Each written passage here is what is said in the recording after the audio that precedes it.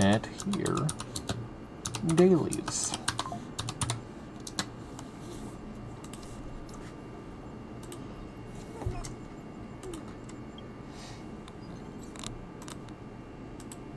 The fuck was that? Oh, I was touching the...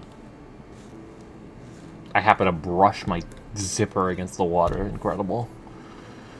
Alright,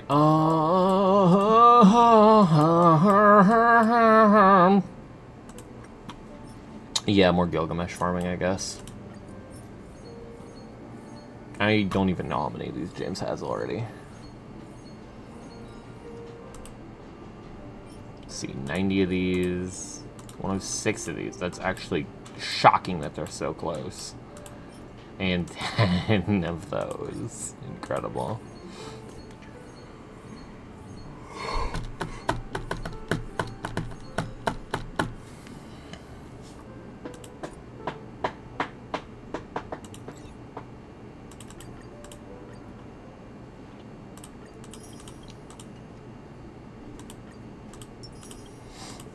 Quick dailies for Jam.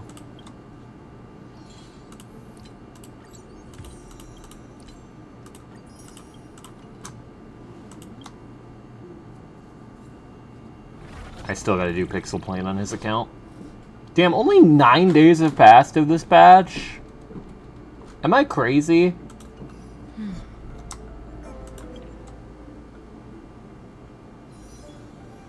What the hell?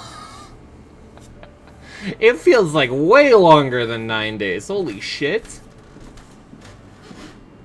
I have no sense of time, huh? Okay. Alright, I guess. Oh. Oh. Okay. Setting up.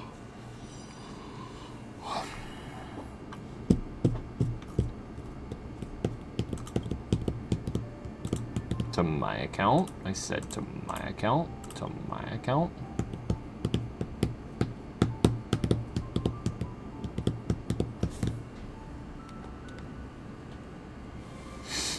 Ugh.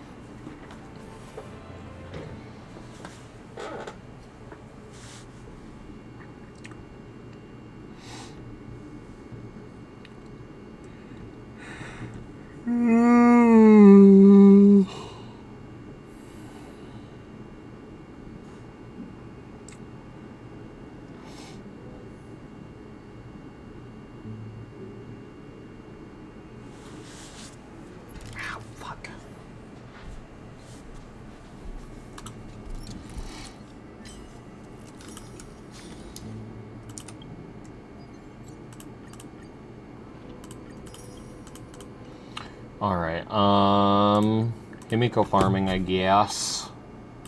I'm still so annoyed that this is considered S rank even though his crit is not there. Still annoys the hell out of me. Okay, whatever.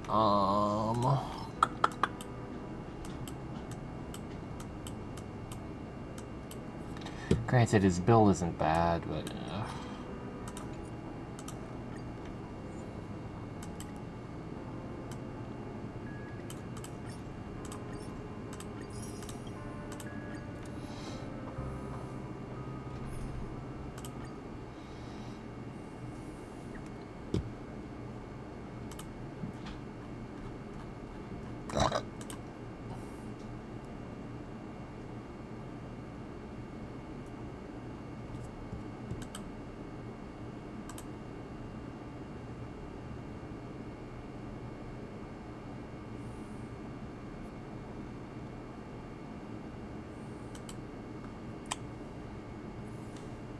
Any day now.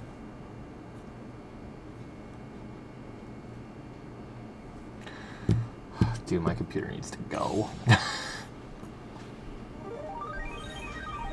to your play. Unlimited firepower. Stars favor us. Fiends or devils. I'll crush them all. Viewers, cut to the end of the world. People always say that the will of heaven can't be overturned. Observe the heavens with my divinations. Best of luck. Explosive sharp. Explosive start.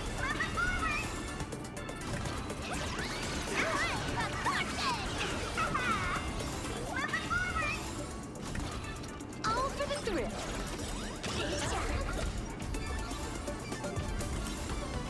This next round, Real gaming. gaming. Bonus round. I don't know what I'm gonna do for dinner. Bonus I'm pretty hungry. bonus round. Stellar Grills.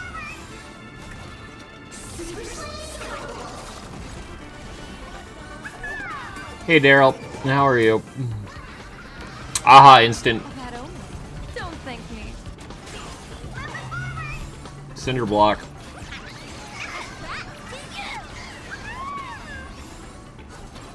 Feast your eyes, Pet the Trubbish. Observe the heavens with my divinations. Yeah, how you doing, Daryl? How no one redeemed that yet?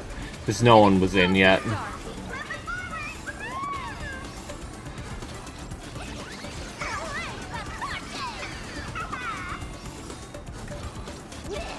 Daryl, you wanna know something funny I realized about Silksong?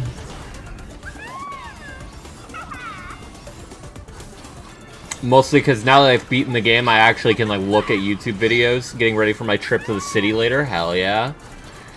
Is it like work related or That only. little just fun trip, or are you doing something important? I don't know why whatever. Feast your eyes, But now that I can actually watch Silksong videos without getting completely spoiled on everything, realized I have been gimping myself like every single boss fight where I could just, you know, go to a bench and change my build, because I had been running the sprint claws and the compass for every single fight since I got them.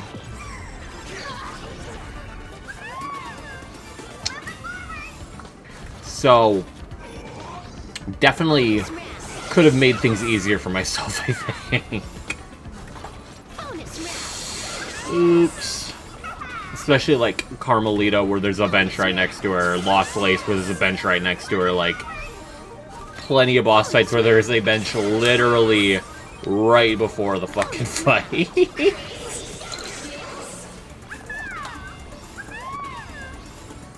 Bit of an oopsie poopsie, I must say. How do I only get 2 of them? Okay, whatever. Whatever, man.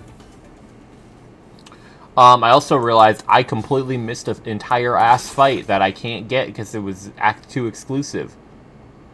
You still beat Skong even though you unknowingly nerfed yourself. I also, like, barely used any of the other crests. There's also, like, a lot of tools I don't have. I didn't know Snare Setter was actually, like, a tool. Since it's literally, I'm like, oh, Snare, it's a key item. I give it in a quest, it's obviously a key item. I can't use it as a tool.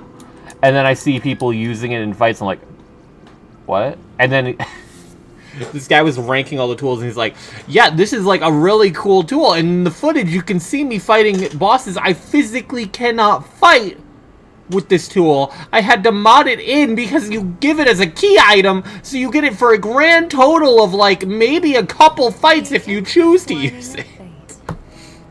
Quite amusing. So hopefully in the DLC they let you like reobtain it, maybe. Maybe in the cradle. Or maybe for the stale shaman corpses. I don't know. But yeah, I'll be waiting with bated breath for that God Home update. Or God Home equivalent, rather. Because I honestly want to try, like, all the fights. But, like, with, like, normalized scaling. Because, like, Phantom, I imagine Phantom's a really fun fight. But I fought an end of Act 1 boss near the end of Act 2. So, like... It would also be nice to have tools and go, yeah, I don't have to worry about shards. I don't have to worry about shards at all. Because, like, that was the main thing going through the whole game, is I fucking barely used tools, because I'm always like, I'm going to run out of shards. I'm going to run out of shards. And then I usually ended up actually running out of shards. Like, I remember fighting Lace and throwing out every single goddamn cogfly that I physically could. Quite amusing.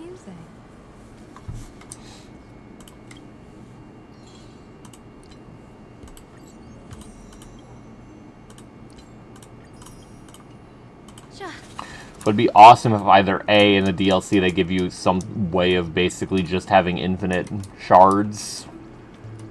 Outside of, like, boss fights. Like, if I run out of tools and I'm not running Architect, I shouldn't be able to get my tools back. Not that way, but, like, Lace fights are rough. They're really good, though. I'll stand by that. I just don't like the somersault. And, like, some of her hitboxes feel a little bit fucked up, but... Again, I also only used Hunter Crest. I never tried, like, anything else, really. And, like, the Shaman Crest seemed really cool. Architect seems really strong. I know Wander's broken as fuck, because you can just spam attack speed with the one, what's it called? Flea Brew. And then also the Flint cap or whatever it is to give yourself fire damage. You could probably do both of those, couldn't you? Yeah, that sounds horrific, actually. Maybe I should shut the fuck up. Because that is an ungodly amount of damage multiplication I'm talking about right now. Holy shit. Assuming you can do both. I don't know if it's like Elden Ring where body buffs can't stack sort of deal.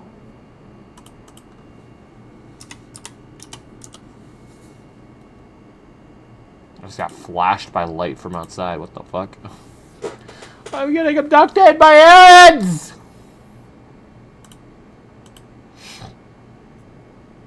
Ugh.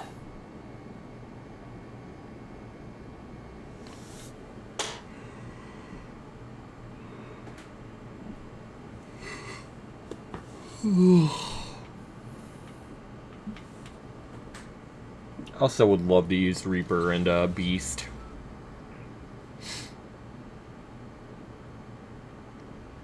But I'm probably not touching the game again until a DLC release date gets announced, because then I'll probably try and Hunter Journal everything.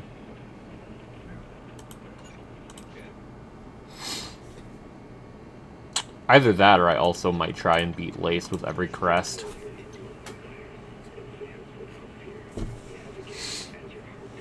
Because they all seem really fucking good. Not even counting Architect being able to just, yeah, I'm gonna overdose.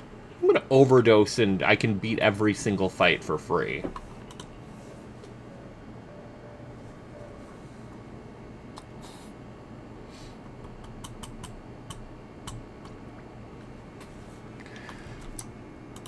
And then, what's it called? Shaman seems like poised to make nuke builds. Oh, just, yeah, I'm gonna deal all my damage in one hit. I'm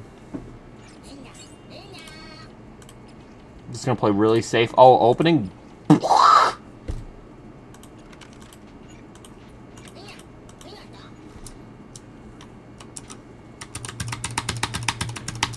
How many days till Valina's out? I don't think it's that long. Yeah, Billy's not out for much longer, bruh. I want Billy. And I want Billy. I want Billy. Oh, I want Billy. Oh, oh, oh. It's fine. It's fine. It's fine. Because I'm sure the next pull I do for the end of stream single tonight will get me Billy. No ifs, no ands, and certainly no buts. Certainly. More XP to jam.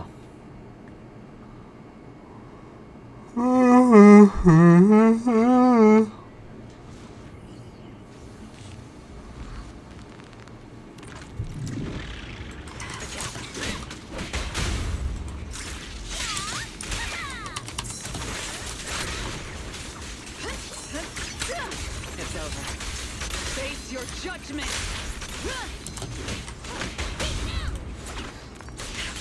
The game is not on screen.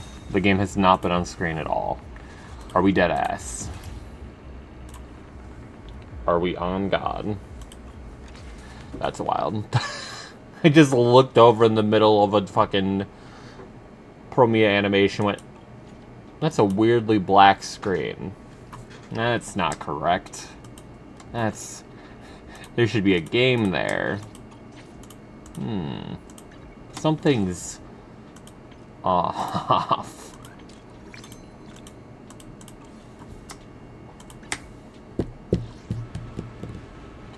Okay, there's a lot.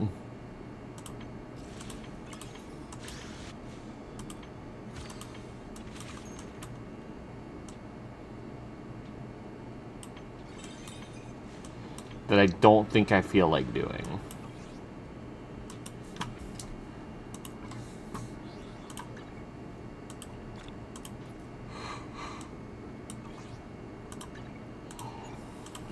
On my account, though, I'll probably do it. At least a little bit. No, I missed the...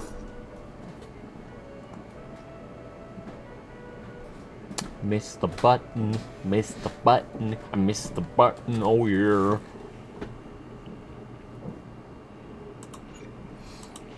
Mostly because my Zoro plush is blocking. Oh, man.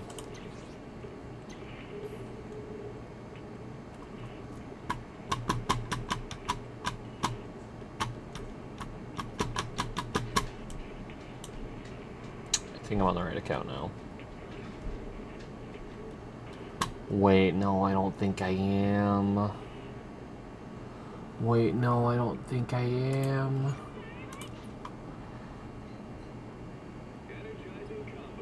Oh, no, I'm just being schizo. My bad.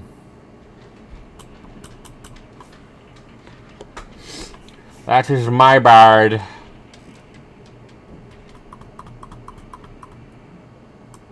Man, I'm hungry. But, like... My paycheck next week's gonna be buns. My paycheck next week is going to be literal scraps, actually.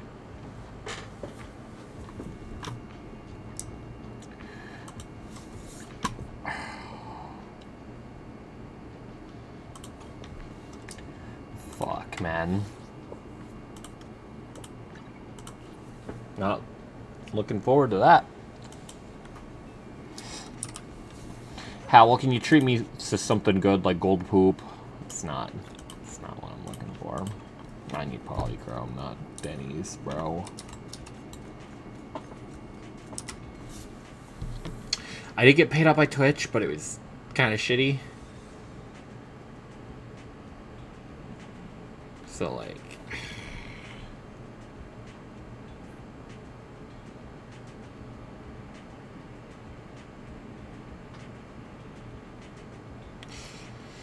Yeah, it's not great. It's not the best.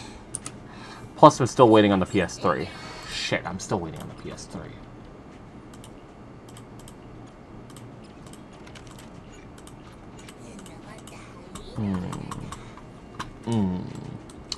It's not looking so hot now. Now that I say that. Now I say that's looking really not hot. Really not fire flames, low-key. Nothing beats caffeine on a lazy afternoon. Want some? I don't think I really have any deals to just get free shit right now. Much like I kinda need. I doubt it, but anything from Pizza Hut.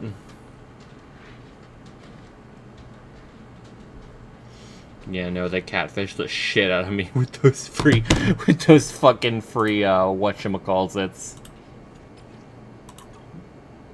Those free cheese sticks. That shit's never coming back. What about DQ? What about disqualification?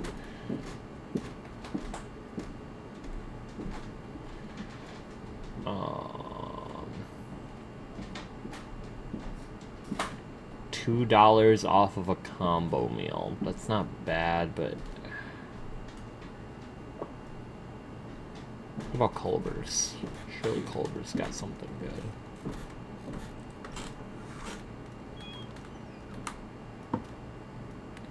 Not really.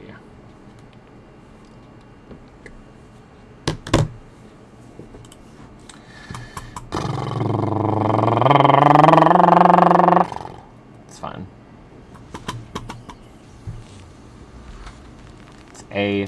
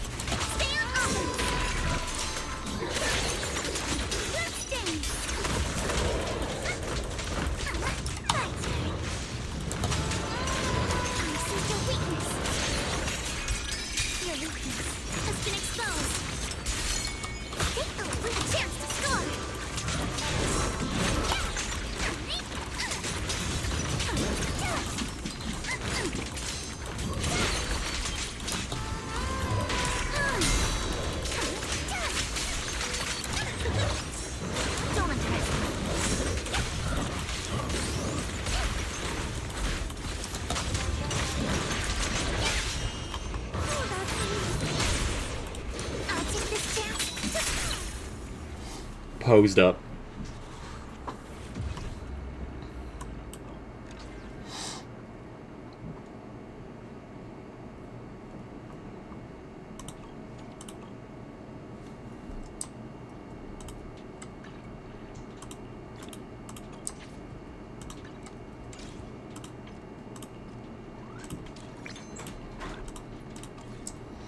So, am I even remotely close to an industry? No. Nope, nope, nope, nope, doubly, doubly, nope. Okay. Let's speedrun some of this then.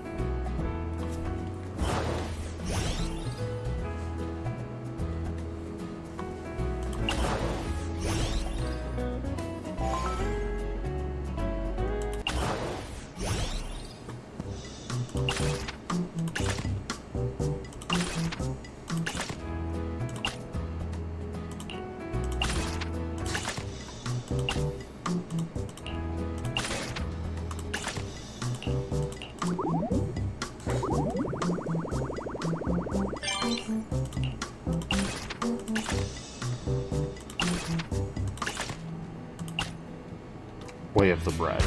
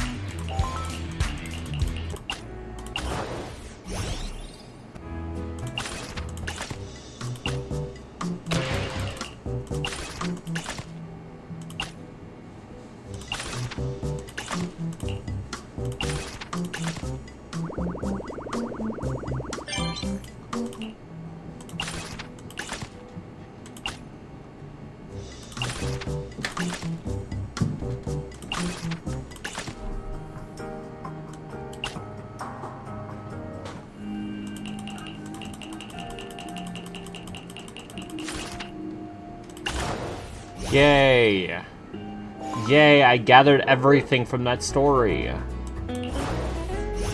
Yes. What? Achieve the Angel's Descent or Fashion Trendsetter ending.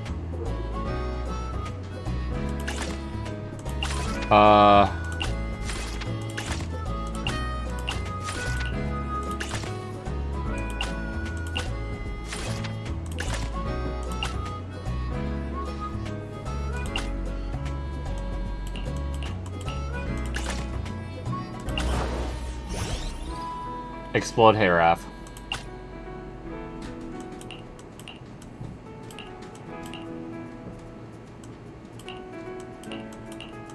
Let's just do the top option every time. But how are ye doing, Peter? Peter? Wrath? Doing Delta replay along? Fair, valid, real.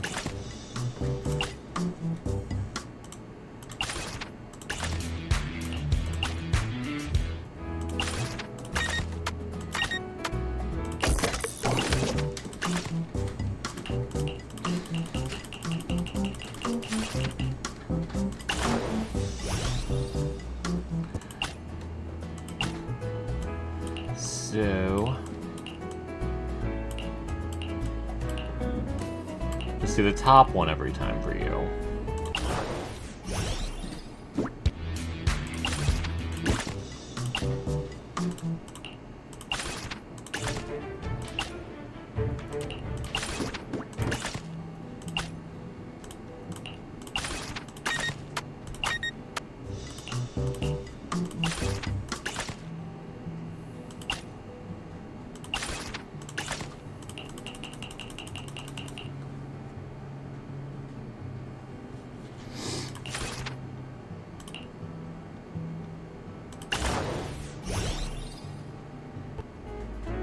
Okay. So, just all the way to the end.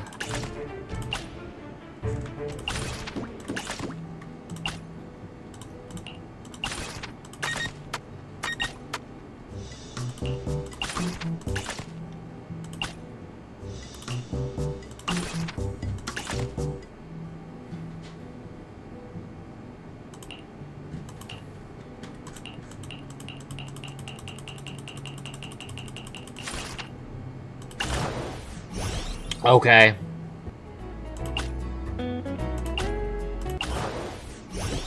We'll do the bottom option here then.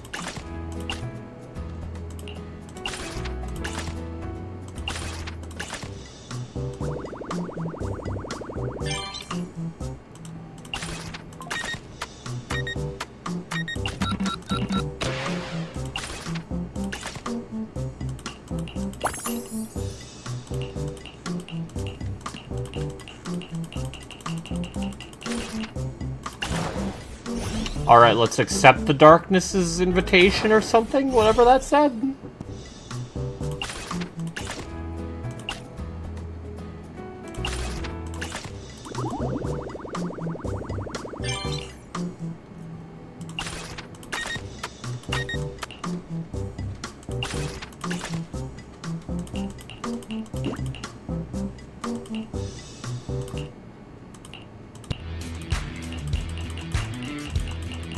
What do you mean the bread boss? Okay. The type of shit that happens when I skip everything.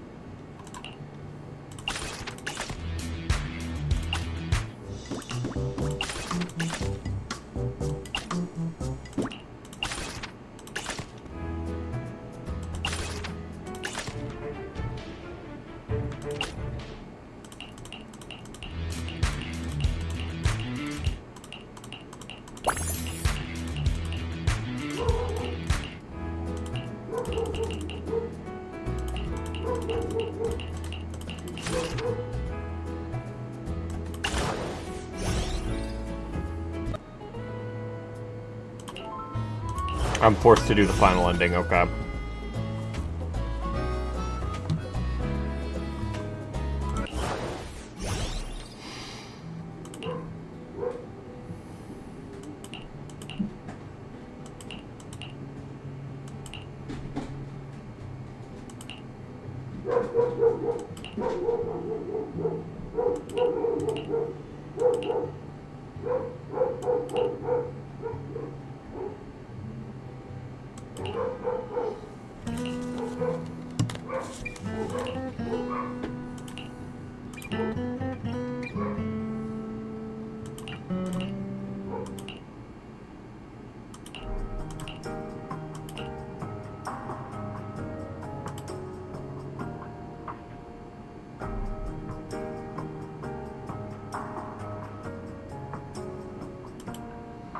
Adorable. I kind of wish I played through it, but I don't at the same time.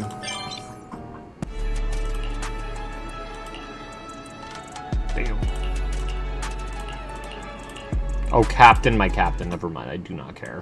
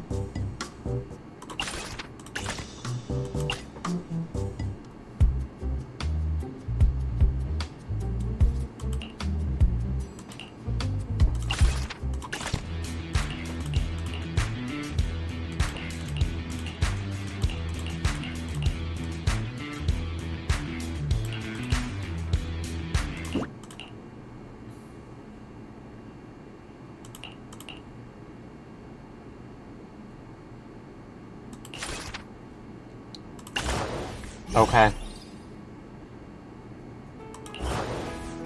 Great, man. Fantastic.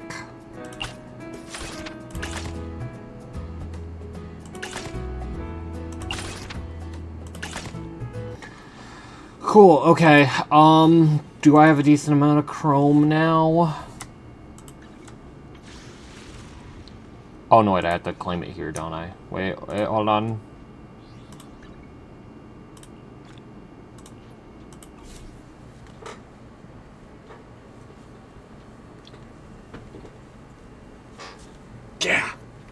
Yeah. Thank God. Okay. Well. That's where the Zenning it ends for now. Until End of Stream Single, that is. Now, I really should get food. Fug. Let's see. Anything on Little Caesars. Because that'd be awesome. That'd be grand. That'd be phenomenal.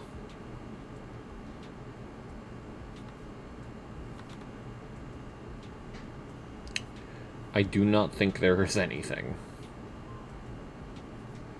Not very phenomenal. Okay, what about McDonald's? Do they have that fucking stupid-ass deal that works out really well in my favor?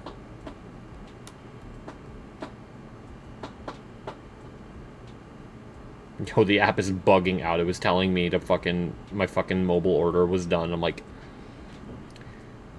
last time I checked, my last mobile order was like last week. So, yeah, I'd hope it's done. 2 Happy Meals for $7. 20% off when you spend more than $10. $9.59 for a 20-piece nugget and 2 large fries. Nah.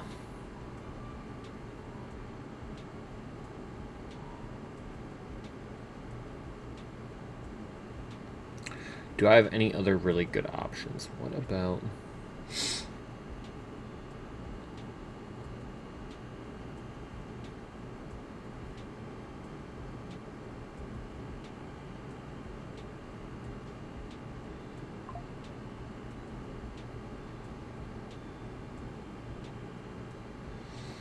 Woe to boot.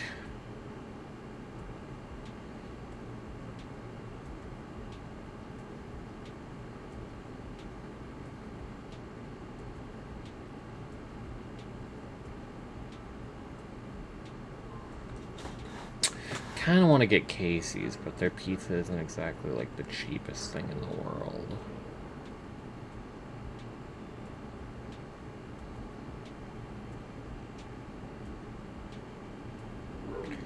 Like, why is it $14, bruh? Why is it $14? 13 for a medium?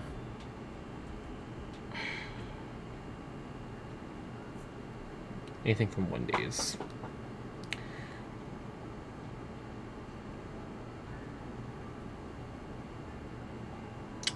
Wendy's has their free Friday.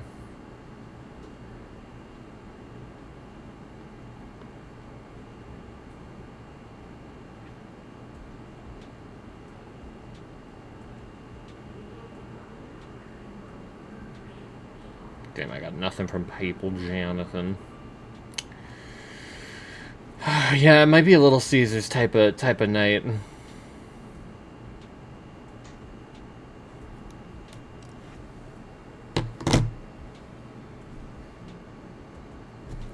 But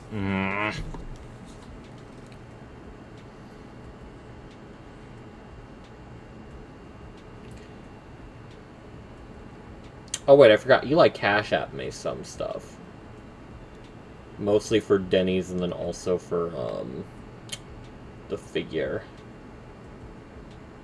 that I got him. So that makes it a bit better.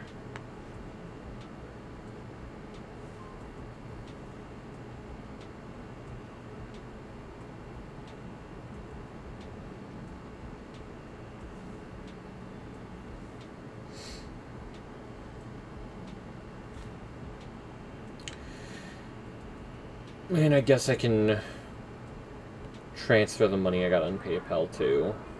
Should probably do that now even, yeah. Yeah, it's stacked up.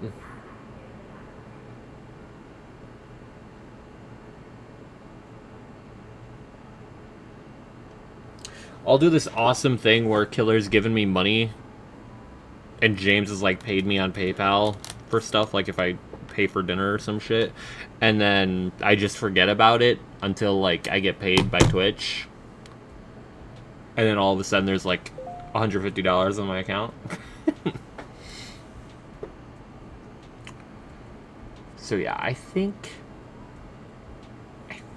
I get Little Caesars. That feels like the play. Alright. Also, Raph, you're reminding me, I still haven't gotten the Weird out of Chapter 4. I really do want to do that.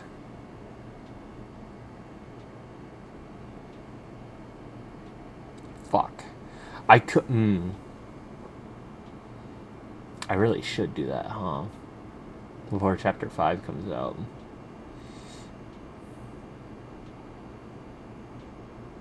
Because somehow, some way, I have not gotten Giga spoiled on it yet. But I also just don't know what happens at all. So it's possible I have gotten spoiled, I just don't know on what. genuinely. Because like I've barely seen anything for it.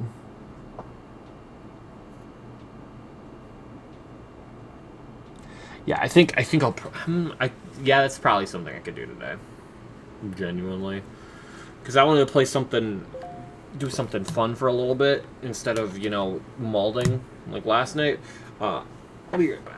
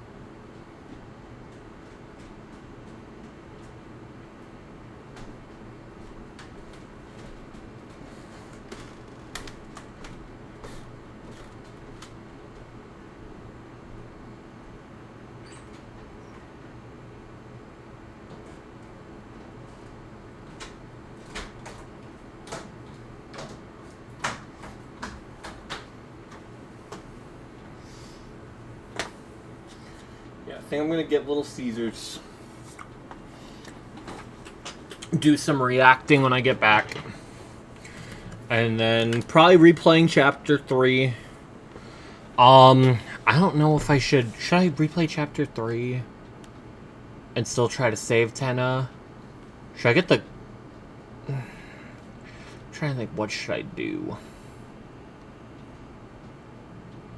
Because I didn't put down a second save at the end of Chapter 3. I think I only... Well, also I want to continue it from my Chapter 2 Weird Route save.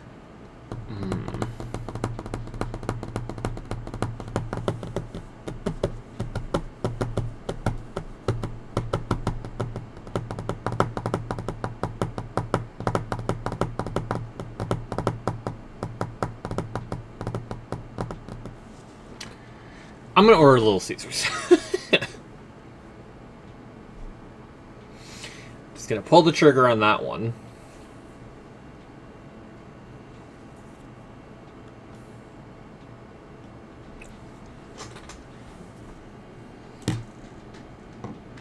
Let me see here.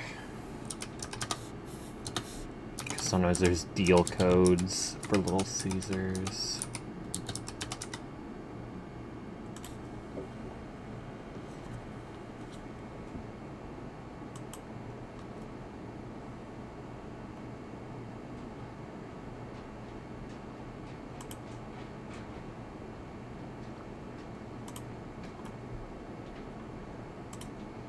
I fucking hate this fuck-ass website, bro. Okay.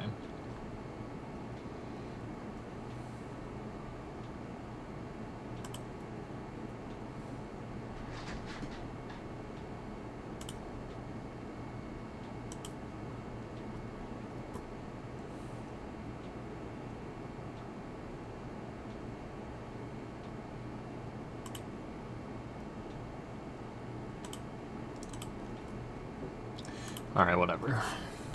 I'll just order it normally. The code. The website I use is so fucking cool.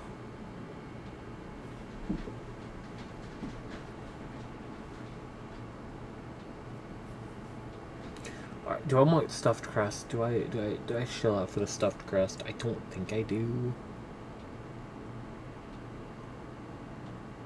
No. I'm feeling just the regular cheese. Get some Italian cheese bread. And some crazy bread. Yeah. Yeah, yeah, yeah, yeah, yeah, yeah, yeah. Although, actually, let me...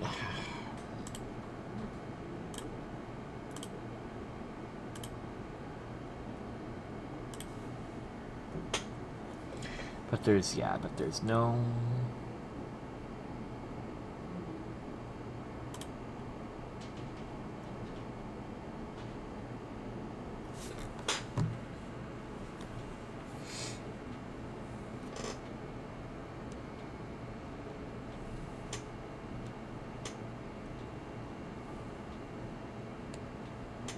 Let's try this.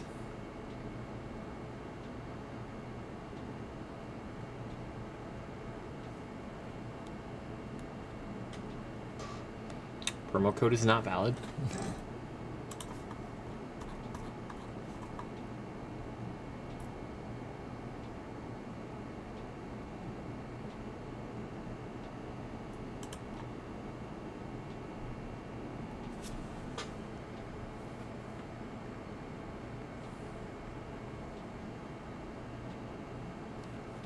Promo code has expired. I will kill myself.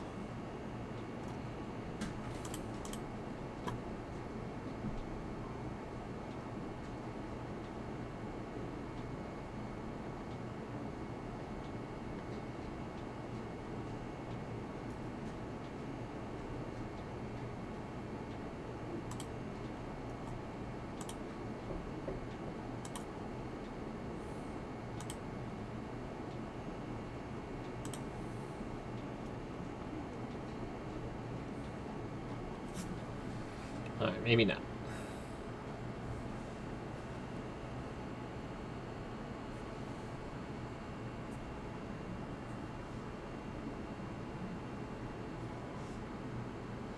Okay, you know what? Let me double check that I can even go. I'll be right back. And if I can, I'll just order upstairs. And then get ready to go.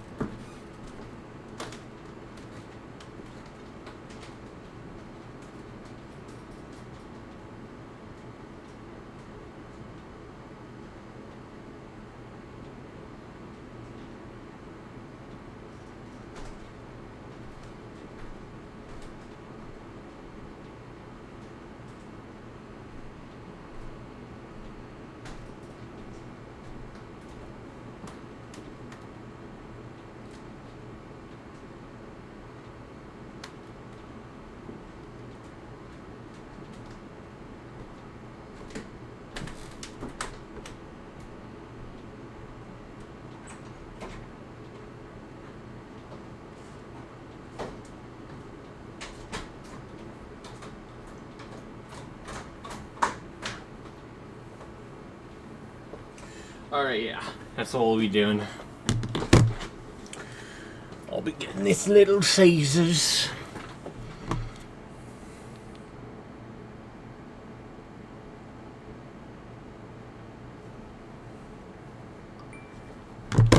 Okay. Great. I'm gonna open YouTube.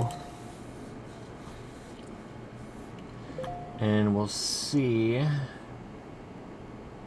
what's a good thing to do here.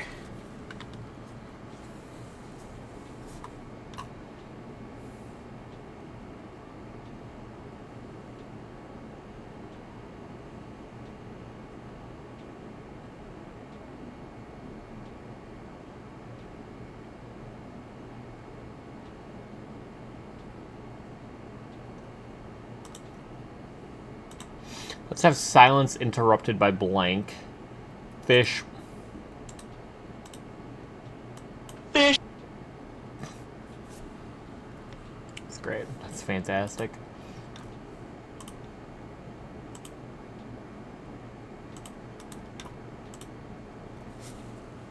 All right. Fish. Great, man. Great. I'm gonna get ready to go. I'll be back. You know what? Let me turn off Zenless.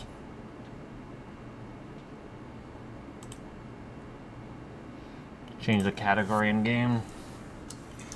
Set game. Just chatting. Set title.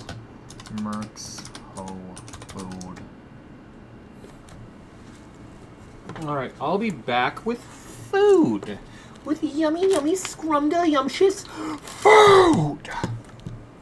Probably. Unless I die. You never know.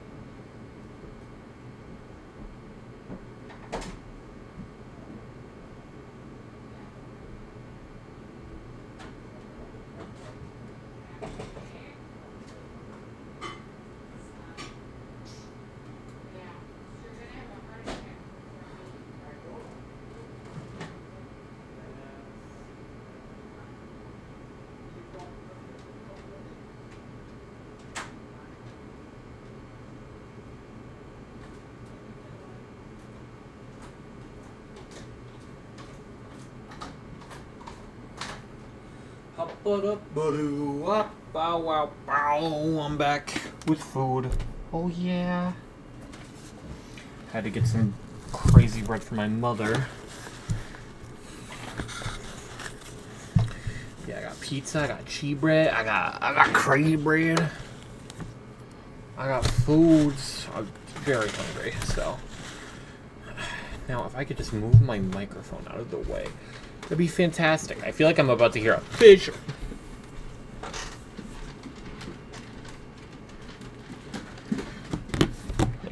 Call me Cray Cray. Fish, fish. Yep. All right, man. All right, let's watch Silk Song Bot. This was 37 minutes ago. And this one? This one is for oysters. I saw that people in my community shit! wanted affordable homes closer to their work. But No. I love Silksong bosses. I love them in the same way a mother loves her 46 children. And what better way to display that love than by ranking each of them to determine their inherent value and whether or not they deserve to exist.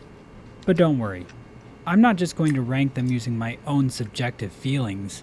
Instead, I'll be using cold, hard data. A few months ago, I shared a poll asking respondents to score every Silksong boss from 1 to 5.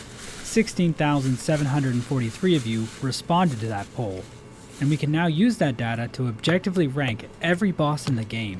So if you disagree with any of the placements on this list, Kill you everyone only you have know. yourself to blame. Now, I did shave off a few hundred submissions. Basically, if a player marked a mandatory boss fight as did not encounter, I discarded their submission. That includes Moss Mother, Bell Beast, Widow, either Last Judge or Phantom, Cogwork Dancers, Trabio, Lace 2, and Grandmother Silk. You might be asking, where's Fourth Chorus? Or Sister Splinter? Or Pablo? Well, the fourth chorus fight can actually be skipped by doing some tricky off-camera movement. Since the fight doesn't lock you in the room, Sister Splinter can be skipped by pogoing off a fascia in one of the rooms leading up to the encounter, and Pablo isn't actually a boss in Hollow Knight Silksong. I know What? most players won't be doing this stuff on their first playthroughs, but these bosses are technically skippable, so I'm just going to count them as optional bosses. After these cuts, we're left with 16,361 submissions. And keep in mind, some bosses have way less total scores, so some scores might be a little skewed. But out of all 46 bosses, only 5 had a did not encounter rate over 10%, so it's probably close enough. Look, I'm not a statistician. All the data from the poll is in the description if you want to look at it yourself, you nerd. For each boss, I'll show off their average score, their median score, and their mode score, as well as how many respondents did not fight a boss. Finally, I calculate each boss's consensus ranking. Basically, the higher their consensus ranking, the more people agreed on what their score should be. I also defeated all the bosses hitless, to make sure I knew the fights intimately, and after dying to Tormented Trabio 140 times, I'd say I know him pretty intimately now, and I would have it any other way. Some of you might be wondering how I can truly call this ranking objective, when the objective metric I'm using is based on people's subjective answers. And that's a good question. At the bottom of the list is Plasmified Zango, the corpse of Alchemist Zalottl's assistant, reanimated by Lifeblood.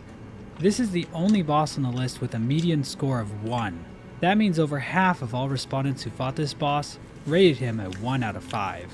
This boss is only accessible in Act 3, tucked away in the far corner of the Wormways, making him the 5th least encountered boss in the game, with a did not fight rate of about 16%. But you didn't miss out on much if you never fought this guy. Zango's primary attack is to fire a barrage of lifeblood masses into the air, with the amount increasing as he gets closer to dying. Zango also has a scuttle move that punishes standing too close between attacks. Not much to write home about. Zango's lore is somewhat interesting, giving us a glimpse into how Lifeblood acts like a parasite on its hosts.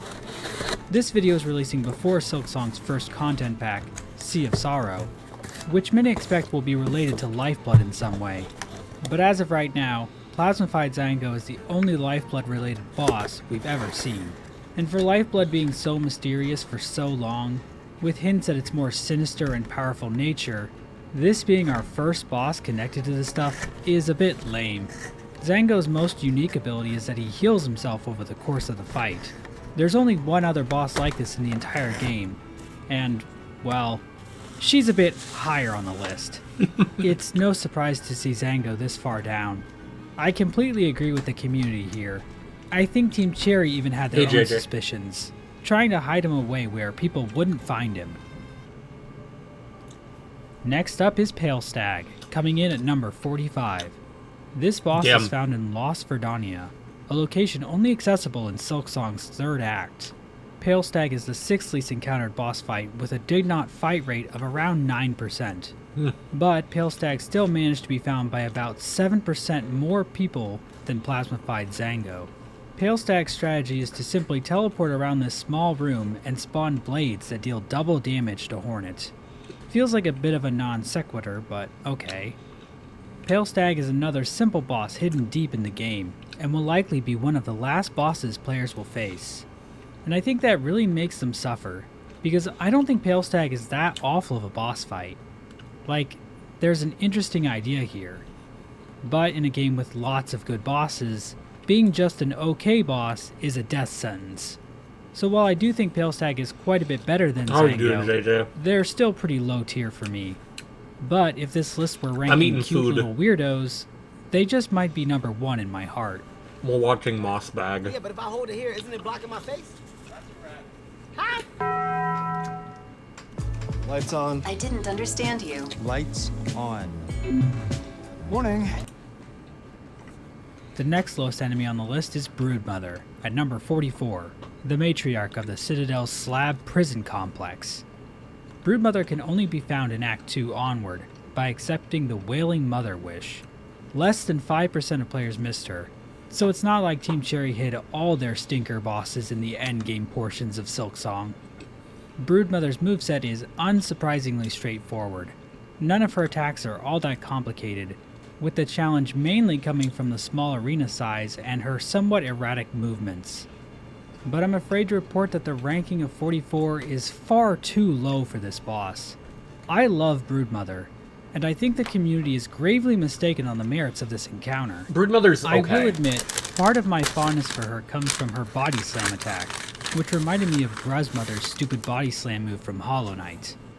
And in my old age, I become quite the sucker for Hollow Knight nostalgia. Hollow Knight really was such a good game.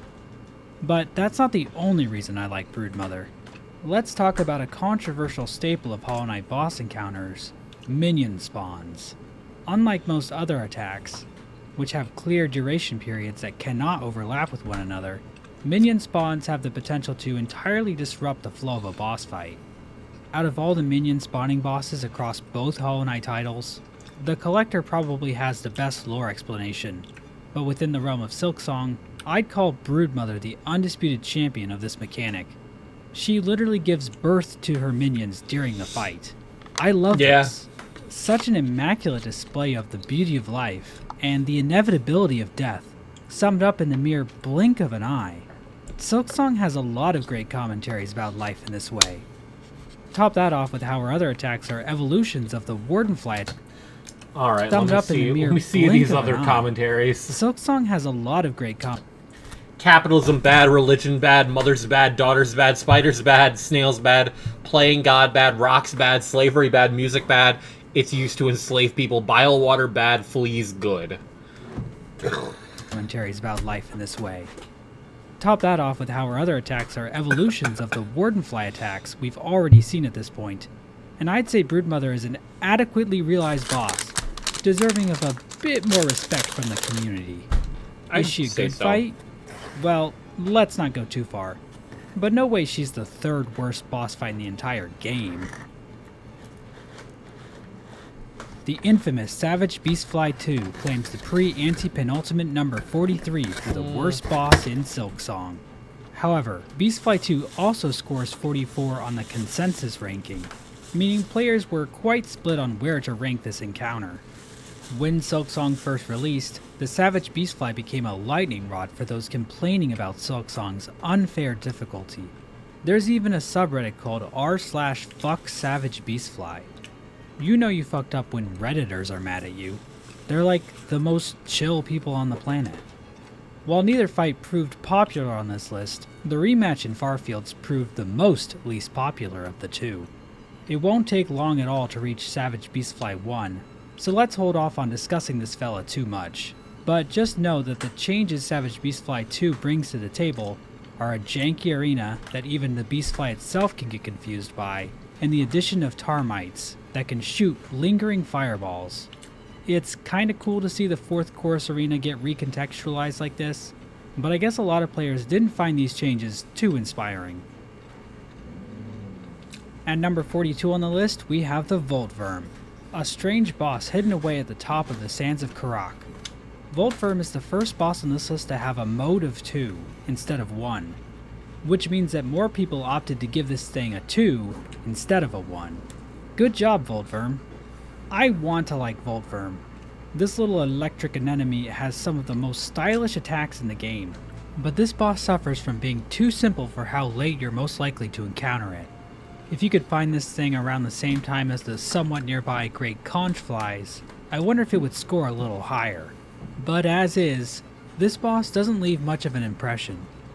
To quote what I wrote in this script I'm reading right now, too little, too late. Not far off from their friend in the Farfields, the Savage Beastfly in the Chapel of the Beast ekes out a slightly higher position at number 41. Much like its kin in the Farfields, this boss proved controversial with players, with a consensus ranking of 43. What makes Savage Beastfly such a controversial boss? Honestly, I think the main reason is that you can wander into this fight fairly underpowered, making it a wall for some players. This was the first boss I struggled with on my initial playthrough, so I certainly understand that. In terms of design, Savage Beastfly can be tricky due to its somewhat unpredictable air movement, an issue that plagues many of Silksong's flying enemies. Another potential reason is the fact that it can spawn vicious Caronids, which are not an easy mob to deal with at all. When looking at Silksong's bosses in totality, Savage Beastfly isn't that difficult, but as it stands in Act 1, the quality of the boss pales in comparison to fights like Lace, 4th Chorus, and even Morwing. So putting aside that this boss became the poster child for Silksong's difficulty, it's not surprising seeing the Savage Beastfly has landed so low on this list. Charging into the list at number 40 is the Skull Tyrant, the Marrow's largest predator Skull Tyrant's definitely and angriest worse. boy. It seems respondents were fairly confident in ranking this boss, with almost half of all respondents giving Skull Tyrant a 2 out of 5. Personally, I think the Skull Tyrant is a great addition to Silksong's boss roster. He has good telegraphs, but the fight still feels intense due to his massive size. I also think the Skull Tyrant has the best quest of any boss in the game. The wishes in Silksong are a mixed bag for me. A lot of them feel uninspired and lacking creativity. Relevant to this video, I think a lot of the boss-related wishes feel this way as well. We've discussed 2 of these bosses already, Broodmother and Savage Beastfly 2. For whatever reason, you won't be able to find Broodmother when first exploring the slab. Her appearance is locked behind a wish in Songclave. Apparently, they find the Broodmother's wailing annoying, but Songclave is all the way on the other side of the Citadel. The wish itself feels entirely disconnected from the boss encounter. Sweet and tantalizing. The custard is fresh and it's creamy and delicious. I'm just gonna add a little bit more toppings. Flavor activation. The wish that triggers the Savage Beastfly in the Farfields is found in Belheart. And while it makes a bit more sense that pilgrims would want this dangerous, raging beast slain, it still feels somewhat arbitrary. The Terrible Tyrant wish is connected to the Skull Tyrant fight, although you can still find him without accepting the wish, unlike every other Grand Hunt wish in the game. And this wish works on so many levels. First of all, the Skull Tyrant is actually in roughly the same region as Bonebottom, where the wish is found. But what really makes the Terrible Tyrant wish special is how it changes the world. Because once Hornet completes the wish, there's a chance for a second Skull Tyrant to attack her in Bonebottom, destroying the bench and possibly killing Pilby the Pilgrim, leading to a funeral procession that is among the greatest sequences in all of media. I just wish real funerals were this funny.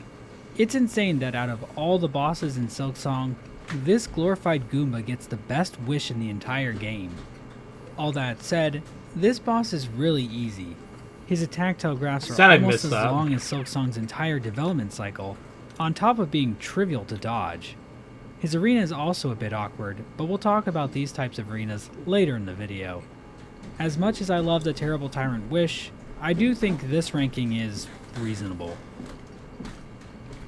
Conjured in at number 39, it's the Summoned Savior. This boss takes the cake for Steel the Soul least fought exclusive. boss in the entire game, with 69% of players having never fought it. That makes Nice. sense, considering this boss is locked behind Steel Soul mode. The Summoned Savior has some cool lore, giving us a glimpse into the Steel Society and the art of void summoning. But it feels like all this is just teasing us for later content packs. I want to fight Steel Assassin Sharp already, not this skid mark. The Summoned Savior fight itself is ass. It uses the same void attacks seen in the void-threaded enemies of Act 3, which are fine enough to deal with. I guess Team Cherry realized this made the boss too easy, because it also has a dash attack that comes out almost instantly, making it near impossible to dodge. On top of that, the boss doesn't give Silk, so there's no conventional healing or Silk skill usage in this fight. Your best bet is to spam tools to defeat it. Alternatively, the dash attack can't go straight up, so you could try pogoing it. But I don't think this method is entirely foolproof, and you probably want a foolproof method for tackling this enemy, considering this is Steel Soul mode we're talking about. Lore-wise, it's a pretty cool boss, but if you didn't fight it, you didn't miss out on much. It barely qualifies as a boss. Yeah. At number 38, it's Moss Mother. It seems respondents were torn on giving this boss a 2 or a 3. Moss Mother's big problem is that she's too easy, but that's kind of the point.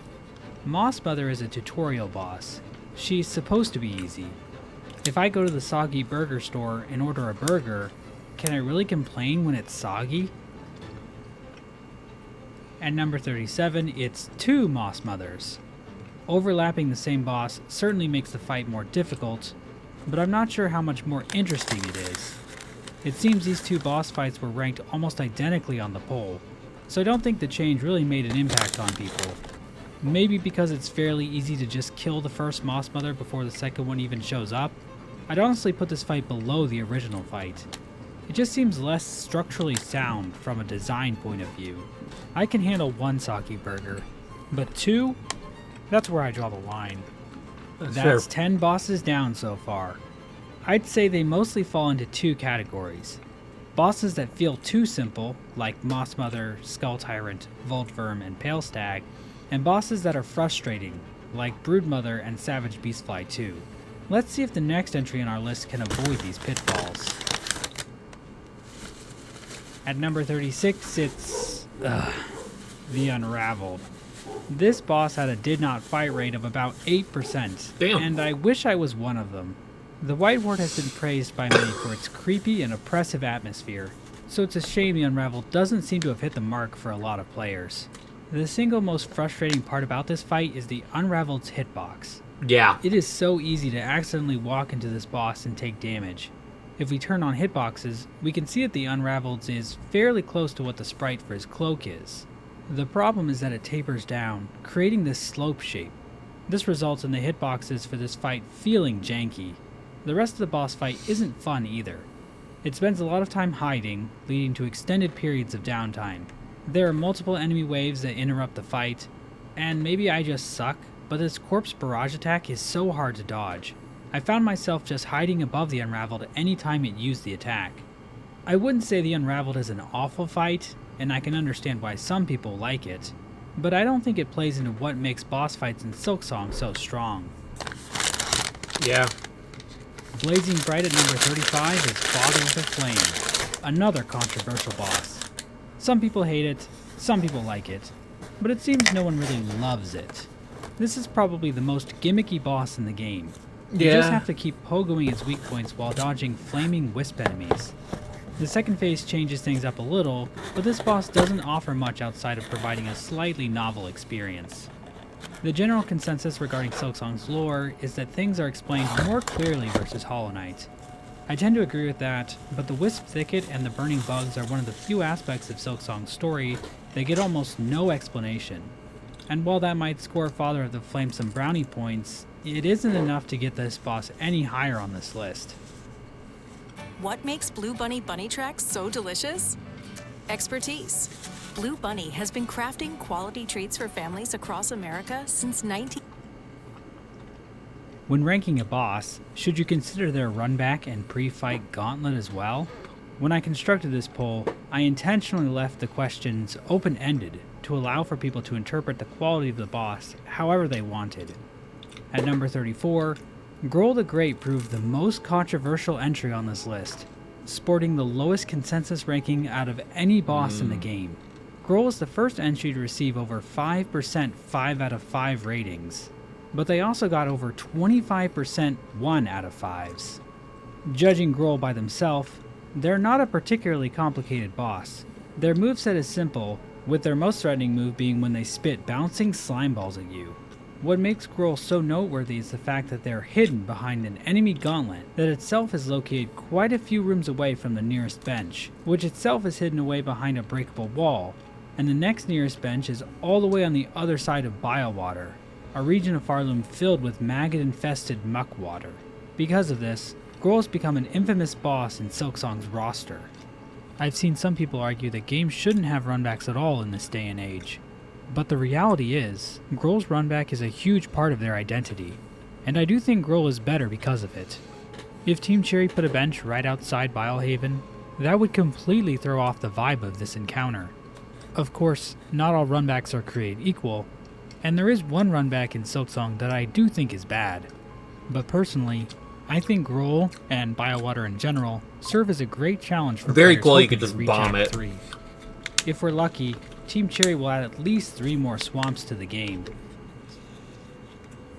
Gur the Outcast sneaks his way to number 33 on the list. It seems respondents confidently placed him somewhere between 2 and 3. Valid. Gur is unique among Silksong bosses in that he actually had a slight update to his moveset a few months after Silksong's release. So it's hard to say if people rating Gur in this poll were going off the old version of the fight or the new version. While the update did improve the fight overall, the core premise remains the same. Gur jumps all over the place and spams the screen with a barrage of tools. Luckily, the traps Gur throws don't immediately trigger, giving Hornet time to reposition. But if you're not careful, you can get caught out by the sea of shit on screen. I think Gur is a frantic and fun boss, but somewhat awkward in his execution. He's also another weird wish boss. This random character Gilly says Gur stole her doll. Who the fuck is Gilly? I've never even heard of this character.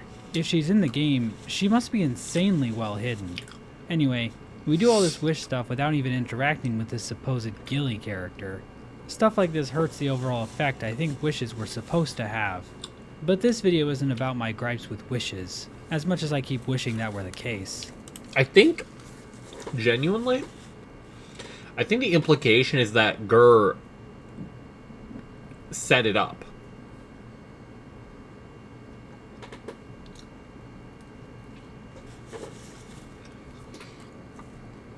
Getting back to Gur, I like him. From here on out, I'd say most of these bosses universally fall into the good category, and we aren't even in the top 30 yet. Cooking up a horrendous meal that will make you vomit your brains out and probably poop your pants at number 32 is disgraced Chef Lugoli. It seems there weren't enough gigantic Fanny fans out there to push this boss any higher on the list, and that's honestly a shame. A lot of aspects of Silksong feel like fleshed out versions of ideas that first appeared in Hollow Knight. Lugoli falls into that camp, further exploring the concept of civilized bugs eating one another, first introduced in a universally beloved character, Poggy Thorax. Lugoli was exiled from the Citadel for culinary crimes, possibly referring to the pickled corpses they keep in their lair. Maybe. The game doesn't confirm either way. Lugoli's disgusting and macabre lore creates a humorous juxtaposition with their cartoonish moveset, attacking Hornet with their monstrous behind, and majestically diving directly into maggot-infested muckwater. However, Lugoli suffers a bit from something a fair number of bosses suffer from in Silksong. I think it's time we discuss some of the jank surrounding flying bosses.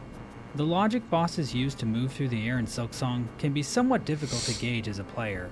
Previously discussed examples of this are Savage Beastfly and Broodmother. I personally think Disgraced Chef Lugoli suffers the most from some whack aerial movement. Two of their attacks in particular bother me. When Disgraced Chef Lugoli wants to use this ground pound move on Hornet, they'll float around awkwardly until they are close, then suddenly snap themselves above Hornet so she'll be in range of the attack. This happens very suddenly and unnaturally, and when I was fighting them, I could usually tell when they were trying to do this, making the fight feel less like a real battle and more like a test in how I can manipulate the game's AI. The other attack is when Lugoli dives into the water. They fly across the screen like a heat-seeking missile when performing this attack, and it just looks weird. I don't think this ruins the fight, but it does add a bit of fuzziness to everything that doesn't quite feel right in a game like Silksong. Edging from their perch at number 31 on the list, it's Watcher at the Edge. Edging from if their we perch? exclude the What? Steel Soul exclusive boss, Summon Savior, and the two missable bosses exclusive to Act 2, Watcher was the most missed boss in the game, with 19% of responders reporting they did not fight them. And that makes sense when we see where Watcher is hidden. You have to Silksoar in this specific section of the Sands of Karak to reach their arena. I have no idea how anyone is supposed to find this on their own. I know New gives you a hint, but it's not a good one. Watcher at the Edge is basically a souped up version of a Karaka enemy found in the Coral Tower. While there isn't much complexity to be found here, the fight itself is hype. Fighting a solitary guardian with a massive sword at the edge of the world will always be cool. Granted, getting killed by Hornet after standing around for potentially hundreds of years is kinda lame, but whatever. I mean, the fact he was gonna keep Burrowing fighting your what his way to body number gave out 30, is so it's fucking the Great awesome. Conch Wow. Flies. Why are all the so-called great bosses so low on this list? The Great Conch Flies are another simple yet solid fight. They are reminiscent of the Oblavels fight from Hollow Knight, a pair of beasts using an identical moveset to surround the player with a barrage of attacks. However, the Great Conch Flies fight has a faster pace, and when the first mate dies, her partner flees, promising to get their revenge on Hornet. This fight, while fairly straightforward, is an engaging moment of gameplay in a region of Farloom that isn't exactly the most fun to traverse. Trust me, I would rather beat up these two than deal with the smaller conches in the Blasted Steppes that love to fly just out of reach while spamming those stupid ricocheting conch cutters. I really hope William got fired for that. If you're thinking of going back to school, you gotta listen to what University of Phoenix has to offer. I do not care! The day you enroll until you graduate, so you always know what to expect. Visit University of Phoenix to explore your options and learn about online degrees. I do not care. I do not care. I do not care. Painful shingles rash can last for weeks and could disrupt. Less of a boss fight and more of a friendly Yeah, I sparring missed match, Garmin entirely, and bro. Zaza So secure sad. spot number 29 on the list. Garmin and Zaza are one of the two missable fights, exclusive to Silksong's second act. 38% of respondents did not encounter this fight, making them the most missed fight after Summoned Savior. I also missed this encounter on my first playthrough, and looking at the requirements for it, I'm not that surprised. Once you unlock the path above the Whispering Vault, the two will appear there offering to battle Hornet. However, once Hornet gets the threefold melody and completes the Fine Pin's wish, Garmin and Zaza will move to Songclave for the rest of the act and no longer offer to duel. It feels so random to me why this happens, but I guess Team Cherry wants the characters' movements around Farloom to feel somewhat organic. But let's shift our attention to the actual fight itself. It's piss easy. It might even be easier than Moss Mother. It's kind of insulting. This fight is locked behind fights like Widow and Last Judge. Is this really the best this guy can muster? That said, I can't stay mad at Garmin. That would be like getting mad at a slug. Well, he's not an actual slug, but you know what I mean. It looks like spot 29 wasn't enough for him, because Garmin is also here to claim spot 28 on the list, this time as Lost Garmin. The fact that Lost Garmin appears right next to Garmin and Zaza on this list implies to me that these bosses aren't really being ranked for their design, but more so for who they are. These two fights also had low consensus rankings, implying people are split on if they even like Garmin as a character. I mean, I like Garmin, but he's no Horned Pilgrim, that's for sure. Lost Garment is the gut punch Thank Team you, Cherry has Beagles. queued up for any players daring to journey through Silksong's third act. In a sense, he is this game's Mila. I got some Little And while I think the Caesars. tragedy of Mila's fate is a bit more effective with how understated it is, Lost Garment certainly hits in its own way, and it certainly works well as a wish. When you see Zaza all alone in the blasted steppes, you know immediately what has happened, and the trek over to the Lost Garment arena just adds to that sense of foreboding. This is more of a story boss than anything. He has the typical void-threaded attacks the player has seen all throughout Act 3, with a couple of lance swings thrown in for good measure. Not a hard fight, but you can't just turn your brain off either. Swooping in at number 27 is Morwing, the flying beast that stalks the fields of Greymore. Despite all the build-up to this boss while traversing Greymore for the first time, it doesn't seem like Morwing made the strongest impression with players. In the earliest Silksong patches, Team Cherry lowered the difficulty in a few places, with Morwing being one of the bosses nerfed. But despite that, they still offer a fair challenge to players attempting to reach Belhart for the first time. The Morwing's attacks are all solid, and finding ways to sneak in hits makes the boss engaging. Overall, an enjoyable fight. Next, back for round 2 is Raging Conchfly, snagging number 26 on the list, putting them 4 spots ahead of the Great Conchfly's fight. While their attacks remain largely the same, Raging Conchfly raises the difficulty with a smaller arena and a litter of baby conches to help them reap their bloodthirsty revenge. But little do they know, Hornet is more bloodthirsty. Also, what better use for your babies than to use them as projectiles against your foes? Bosses like Raging Conchfly and Broodmother really do keep it real. While it is tougher than the Great Conchfly's fight, this rematch isn't too challenging. The only move I really struggled with was when they would spit out one of those stupid conch cutters that bounces all over the room. However, I realized that you can just Thread Storm in this idiot's face to completely neutralize this attack.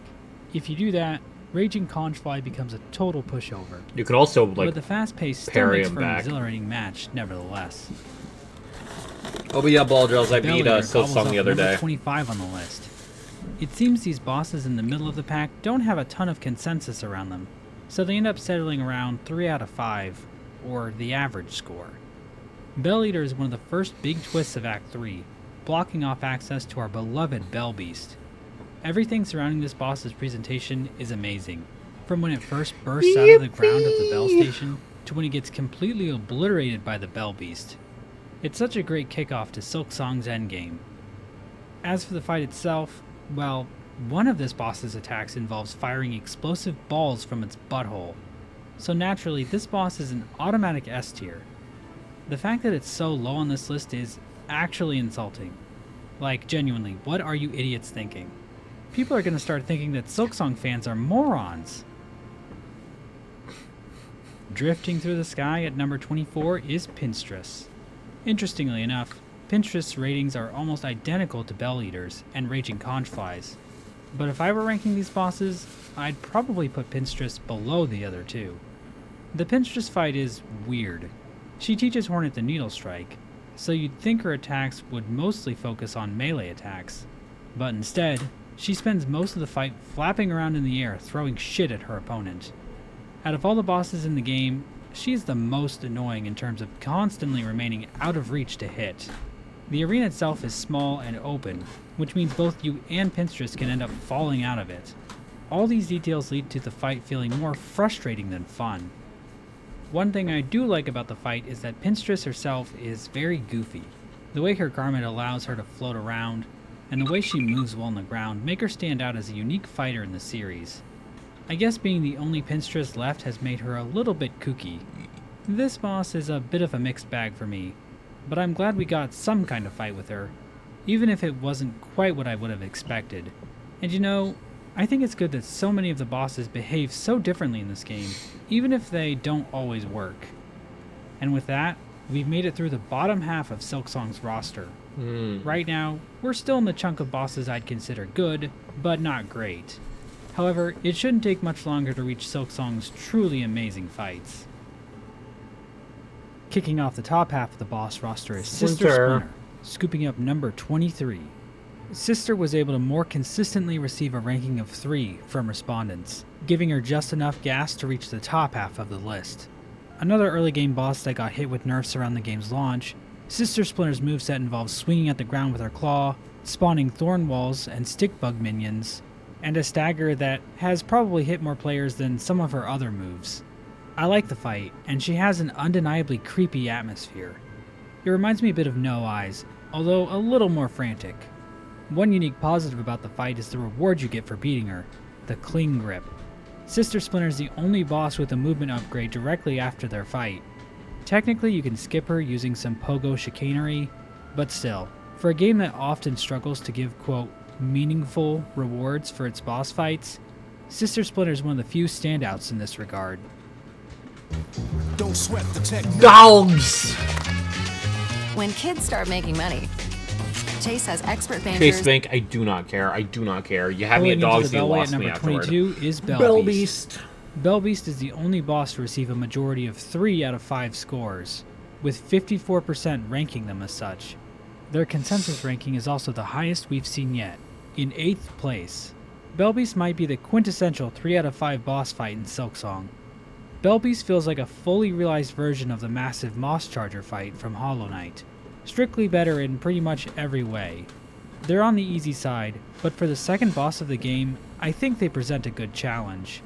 The Bellbeast fight is well designed, and serves as a great introduction to both Hornet's fast travel companion and the wider world of Farloom. Number 21 on the list are 4 brothers Cygnus and Gron, the elder overseers of the Deep Docks. Despite being called 4 brothers, it seems many respondents viewed them as more of a 3. There are 2 types of pair boss fights in Silksong. You have scripted ones like Cogwork Dancers and Great Conch Flies, where the enemy's attacks are synchronized with one another, and you have the ones where the bosses attack separately, without trying to sync up their attacks. We see this with Moss Mother 2 and 4 brothers Cygnus and Gron. Any fight like this can lead to the awkward overlapping of attacks, but the 4 brothers' simplicity in their movesets help mitigate this issue.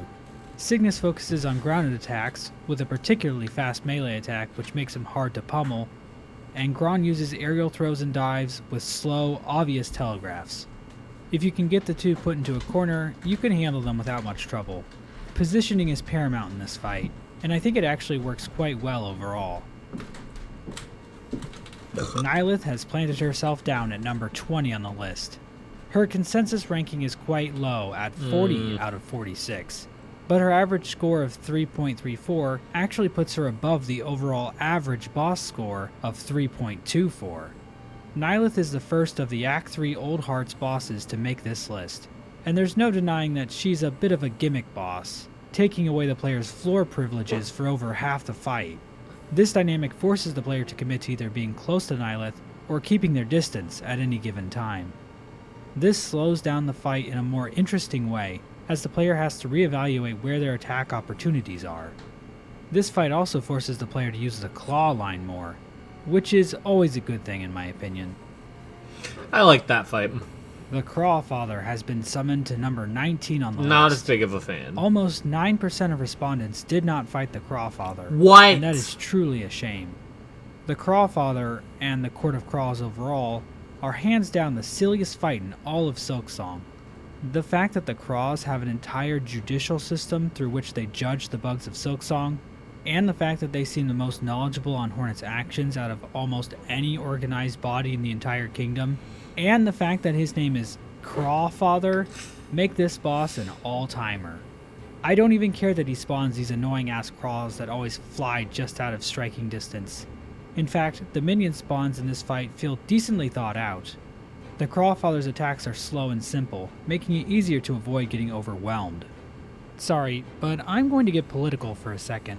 I'm going to ruffle some feathers here, so if you have any young children present, please hide them in the closet Bagels, now. cover your ears. I am against capital punishment, but if a judge is going to sentence you to death, you should at least get a chance to fight your way out of it. Look, Farloom has its problems, but I think this aspect of their society ought to be studied for its potential applications here in the real world. Claiming number 18 on the list is Crust King Khan, 18th? the former ruler of Karak. Khan is the first boss on our list to receive both a median and mode score of 4. One big difference between bosses in I guess he's Silksong given a versus 4. bosses in Hollow Knight is the use of pre-boss fight minions. In all of Hollow Knight, if we ignore the Colosseum bosses, there's only one boss with an enemy gauntlet before their encounter, and that's Traitor Lord, with a total of 4 Mantis Traitors. Silksong has 6 bosses with pre-fight enemy gauntlets. The Unraveled has 3 enemies before their fight, Carmelita has 7, the Crawfather has 10, and both Grohl and Broodmother have 12. But Crust King Khan takes the crown in that regard. Not only do you have to fight 71 enemies across 3 different gauntlets to even reach the top floor of the Coral Tower, you also have to defeat 18 enemies every time you want to challenge Crust King Khan. Despite all this build-up, the Crust King Khan fight itself is nothing too challenging. Bro just points and Coral grows at you. While not difficult, the fight is still a lot of fun, especially when Khan starts speeding up his attacks. It feels more like a victory lap. I really love this fight, I'm not gonna lie. Than a real boss fight. That said, it is a bit sad to see 2 of the 4 old hard boss fights ranked this low on the list. I've heard that Khan used to be a lot harder, I like it more but Team Cherry than decided the to tone other him 2 down fights, before the game honestly. released. I do wonder if a much harder Khan fight would raise his ranking at all, because right now, he does feel a bit like a pushover. I mean, he's no Garmin and Zaza, but given his placement as a late game boss in Act 3, he's surrounded by much more challenging fights. Navigating her way to number 17 on the list is Chakra. You know, actually, warrior, yeah, Chakra's cartographer, build is and pretty Hornet's limited. friend. Chakra is the other missable Act 2 boss fight, although I think she's a tiny bit easier to find than Garmin and Zaza, with only 34% of respondents missing her, as opposed to Garmin and Zaza's 38%. While Chakra's fight might be simple like Garmin and Zaza's, she is still much more challenging. Chakra keeps teleporting all over the place, throwing these damn rings at me. This boss also highlights a problem that plagues a few of Silksong's boss fights: the wide arenas. Bosses like Chakra, Morwing, and Shrine Guardian Seth take place in wide rooms for both the player and the I don't know, boss I to like move the around wide in. arena personally. The problem is this can result in attack telegraphs happening off-screen. That's For fair. example, Chakra likes to spawn on the edge of the screen, where you can clearly see her. But if you're walking while it happens, she can end up appearing off-screen, telegraphing her attack while you're none the wiser. This problem can be mitigated by avoiding moving around while in neutral, but that means you have to awkwardly stand still, where your positioning becomes less about avoiding or punishing the boss, and more about managing your own screen. Hornet is so agile, it makes sense to want to give her space to move around in, and I don't think this boss fight suffers too much from this quirk, but it's an aspect of Chakra and other fights that can lead to player frustration. I don't think this is the best version of a Chakra fight, but it works for what it is. Chakra is easily one of the best NPCs in the game, and I'm glad Team Cherry was able to sneak in a fight with her, even if it is on the simpler side. Kevin Hart here to introduce Taco Bell's new Moss Bag, you have too many ads! Oh, the gong falls! Oh! Oh! The sauce with more main character. Oh no! Living with chronic migraine? 15 or more headache days a month, each The lasting gong. 4 hours or more. Botox. Fourth Chorus takes spot 16 on the list. Fourth Chorus is a really With good Fourth fight. Chorus, I think we've reached the upper echelon of Silksong bosses. These bosses all have fairly high scores and generally decent consensus Crazy rankings. bread. We've entered great boss territory here, and we've still got a third of the bosses left to go. The Fourth Chorus first appeared in Silksong's reveal trailer from 2019, and it always stood out for its massive size compared to the bosses that appeared in Hollow Knight. And even within Silksong's roster, the Fourth Chorus still manages to stand out for its spectacle. Mechanically, the fight is well telegraphed, and while it's one of the easier fights in the game, it's still engaging. Lore-wise, this is Hornet's first hint at what awaits her in the Citadel, and the little storytelling bit Here you with go, the pin Bagels. in their neck Choo-choo. is cute as well. Second Sentinel snags number 15, and is Go. the first boss to have over 20% of respondents give the max score of 5 out of 5. Since starting work on this video, I've come to realize that Second Sentinel is one of the best fights in the game. Their attacks come out at a constant pace, and their moves flow into one another smoothly. Second Sentinel uses moves seen from other bosses such as Lace, Pinstress, and Seth. So it feels a bit like Team Cherry just threw a bunch of already designed attacks together to create this fight, and it somehow works perfectly. The small room also keeps the pressure on. I think it was a good idea to move this fight from the room we originally saw it in the 2019 reveal trailer. Since I'm saying Second Sentinel is a great fight, I think I should address one aspect of their fight that a lot of Silksong boss fights share that has drawn criticism. Basically, Second Sentinel can dash forward into the player suddenly, with practically no time to react. This type of movement is shared by bosses like Carmelita and Crust King Khan. Since these games have contact damage, moves like this are essentially untelegraphed attacks. So how is that fair? Since Hornet's primary weapon is a needle that she swings at close range, she usually needs to be near the opponent to damage them. In theory, you can avoid getting hit by waiting until the boss commits to an attack, punishing them in designated safe windows, and then backing off while in neutral so the boss can't just walk into you. In these types of fights, the player has to take on a more reactive role and wait for the boss to commit to an action first. And since the boss gets to control the tempo of the fight, encounters with bosses like Second Sentinel become more of a dance of attacks and counterattacks from both sides in equal measure. And depending on how aggressively you like to play these fights, that can feel either fun or frustrating. Personally, I think these fights feel exhilarating. They're certainly not flawless, but I think Team Cherry has been able to wrought a lot of good fights through this somewhat punishing design choice. But what do I know? I'm not a game designer. Well, I guess technically I am, but my game doesn't have contact damage, so I don't even have to worry about this kind of stuff. Hornet's rival, Lace, finally makes her appearance at number 14. Lace is the first boss on this list to have less than 1% of respondents rate her 1 out of 5, Holy and shit. less than 5% to rate her 2 out of 5. I honestly don't have much to say about Lace 1. I first fought her back in 2019 at PAX Australia. She took me quite a few tries back then, but I beat her first try on my first playthrough when Silksong launched. She's an all-around solid fight and a great parallel to Hornet 1 from Hollow Knight, but you can make easy work of her as an early game boss. Lace 1 is just a taste of what's to come. Yeah. Waltzing into number 13 on the list is Clover. Clover Dancers. Their high scores are somewhat offset by their middling consensus ranking of 21st place, implying their position on this list isn't quite as settled as the bosses around them. The Clover Dancers are in a weird spot. It seems they're generally considered a good boss fight, but out of all the repeat bosses across both Hollow Knight and Silksong, the Clover Dancers is one of the few fights to feel like a downgrade to its predecessor. I'd It works say all right so. on paper, with one of the dancers being replaced with an invulnerable specter, but it lacks the narrative punch found in the Cogwork Dancers fight. The fight has less phases and just feels less fleshed out than their Act 2 counterpart.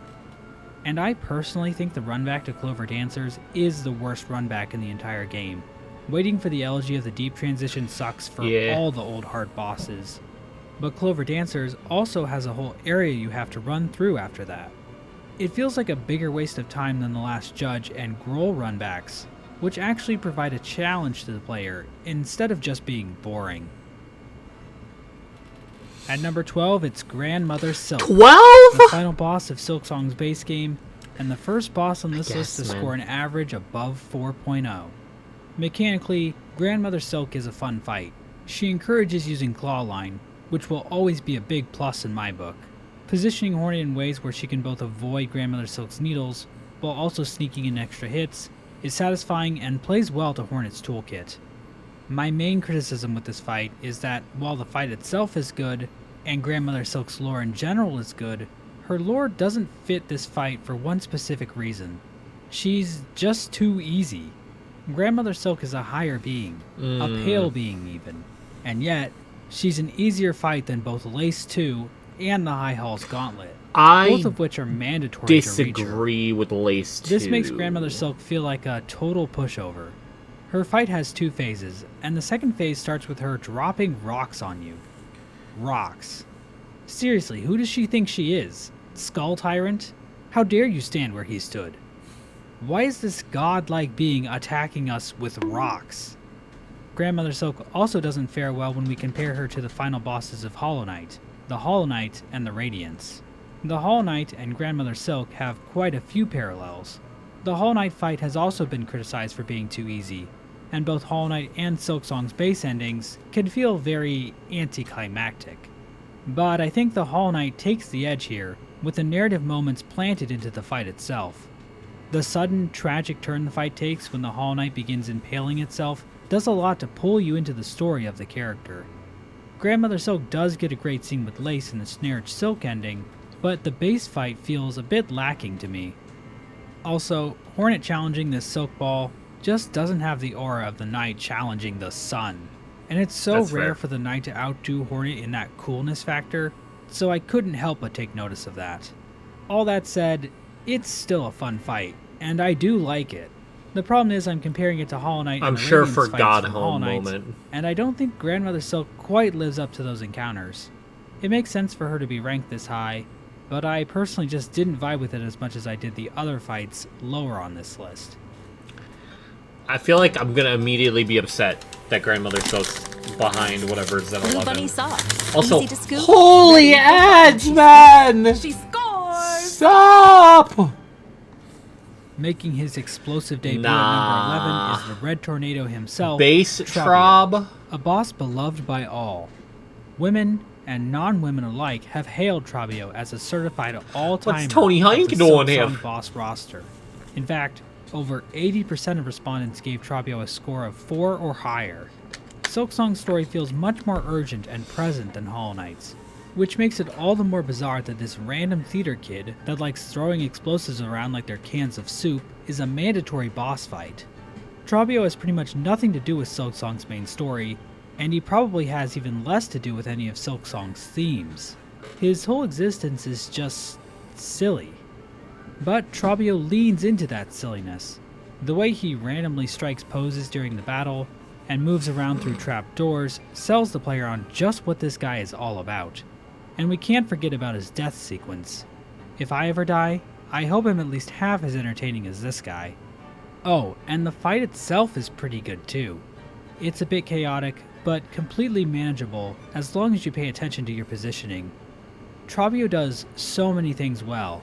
It almost feels criminal for him to be this low on this list, but that's only because the last 10 bosses we're going to talk about are so good, there just wasn't enough room left for I mean, poor one of little them Trabio. includes At Trabio least not in still. his current form. Something tells me that we haven't seen the last of Farloom's final thespian. Kicking off the top 10 is Shrine Guardian Seth.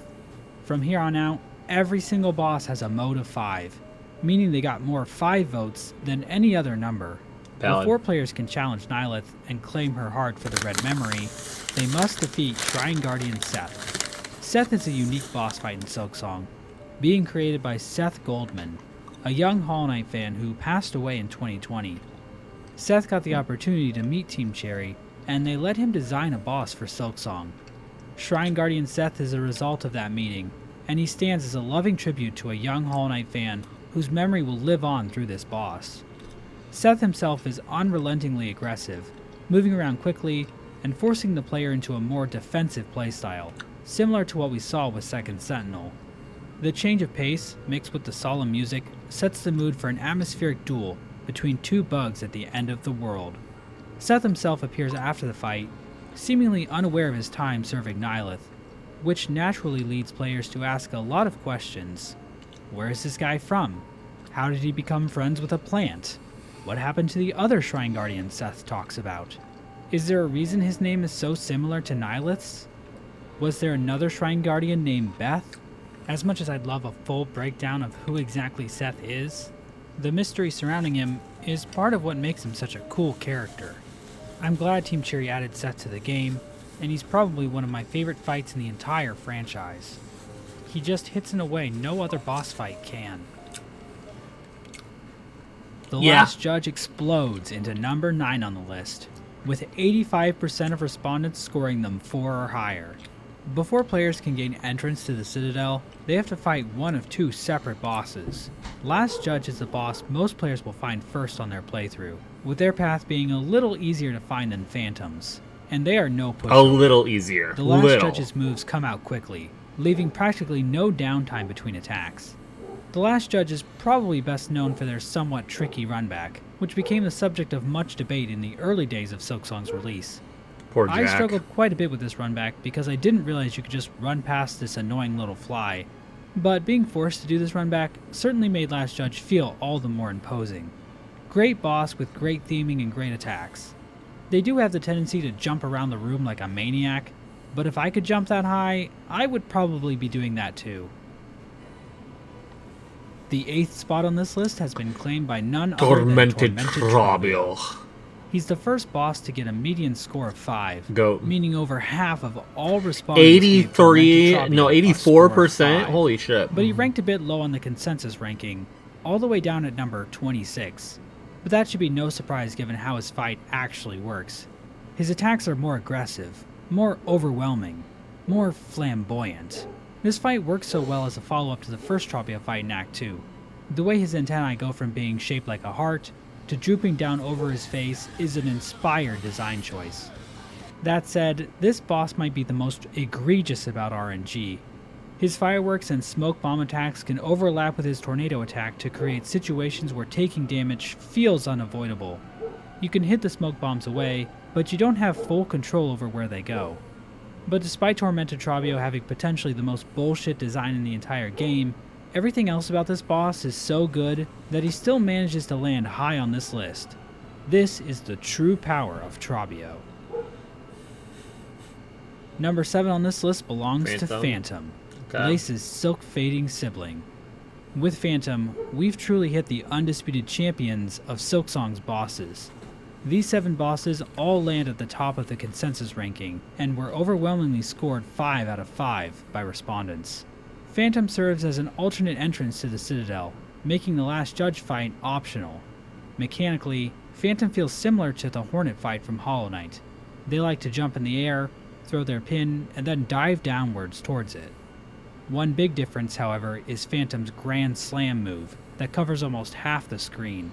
The fight also ends with this wild moment where Hornet counters Phantom's attack, dealing a killing blow that causes them to spew silk like they're in a Kurosawa film. Team Cherry went with this whole Phantom of the Opera theme, giving Phantom a massive organ that actually affects the flow of steam in the Citadel. Defeating them not only turns off the steam in parts of the world. University of Phoenix is built for real life. Like so many ads, Mr. Bag! On courses. We keep it simple. But it also removes the mist from the map entirely. And then there's Phantom's lore.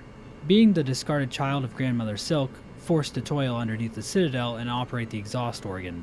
Not only is Phantom fighting against the deterioration of their own body, but they also get treated as undesirable for reasons outside of their own control. So not only is Hornet going after the gays, she's also got it out for the handicapped too. What is this girl's problem? Hornet's a monster. Now, I would be remiss if I didn't mention the issue of Phantom's gender. In my first lore video on Silksong, I exclusively referred to Phantom as female, but I should have made it clear that Phantom's gender is more open-ended than that. I took this thread memory line of, "Why us, sister?" as Lace calling Phantom her sister. But the game doesn't make it explicit who is talking here.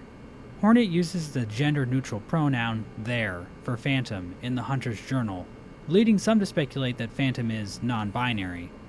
Now, Silksong is a bit weird, in that there are a few instances where Hornet uses different pronouns for characters than the characters themselves use. There's even one instance with Sister Splinter, where the pronouns Hornet uses changes between sentences. But even if that is the case, in instances where it isn't made 100% clear elsewhere, I think it makes sense to default to whatever Hornet says in the Hunter's Journal. Since words like they and their are gender neutral, that leaves room open for a non-binary interpretation of Phantom's character. And of course, this wouldn't be a first for the Hollow Knight franchise, which already featured multiple non-binary characters like the Hollow Knights. When asked directly if they support players reading the Knight as non-binary, Ari Gibson said the following: "Absolutely we support this, and it's fantastic that players could feel empowered in such a way." There's a lot that could be said about Silksong and gender, and how the community interacts with this aspect of the lore. But my main goal right now is to make it clear that Phantom's gender is more open to discussion than my first Silksong lore video implied. My goal with these videos is to invite lore discussion, not close it off. Moving forward, I'll try my best to handle these aspects of the lore more thoughtfully and gracefully. Lace 2 is fucking bussin'. Her spot at number 6 should be no surprise to anyone who finished this game. Valid. We've been seeing this fight in Silksong's marketing since 2019, and it felt so surreal to finally watch the cutscene of Hornet ascending the lift to face off against Lace at the top of Farloom. The setting for this fight is iconic. A field of flowers surrounded by a maze of industrial pipes, spewing steam and air and setting petals into flight. And the fight itself is a strong evolution on Lace's moveset from Act 1. Her attacks are faster, more threatening, but she still leaves plenty of opportunities for Hornet to sneak in additional hits in the middle of her moves. This is also when we finally learn the truth about Lace's nature, that she's a being made of silk, desperate for her mother's approval, and jealous of Hornet for being the object of Grandmother Silk's desire.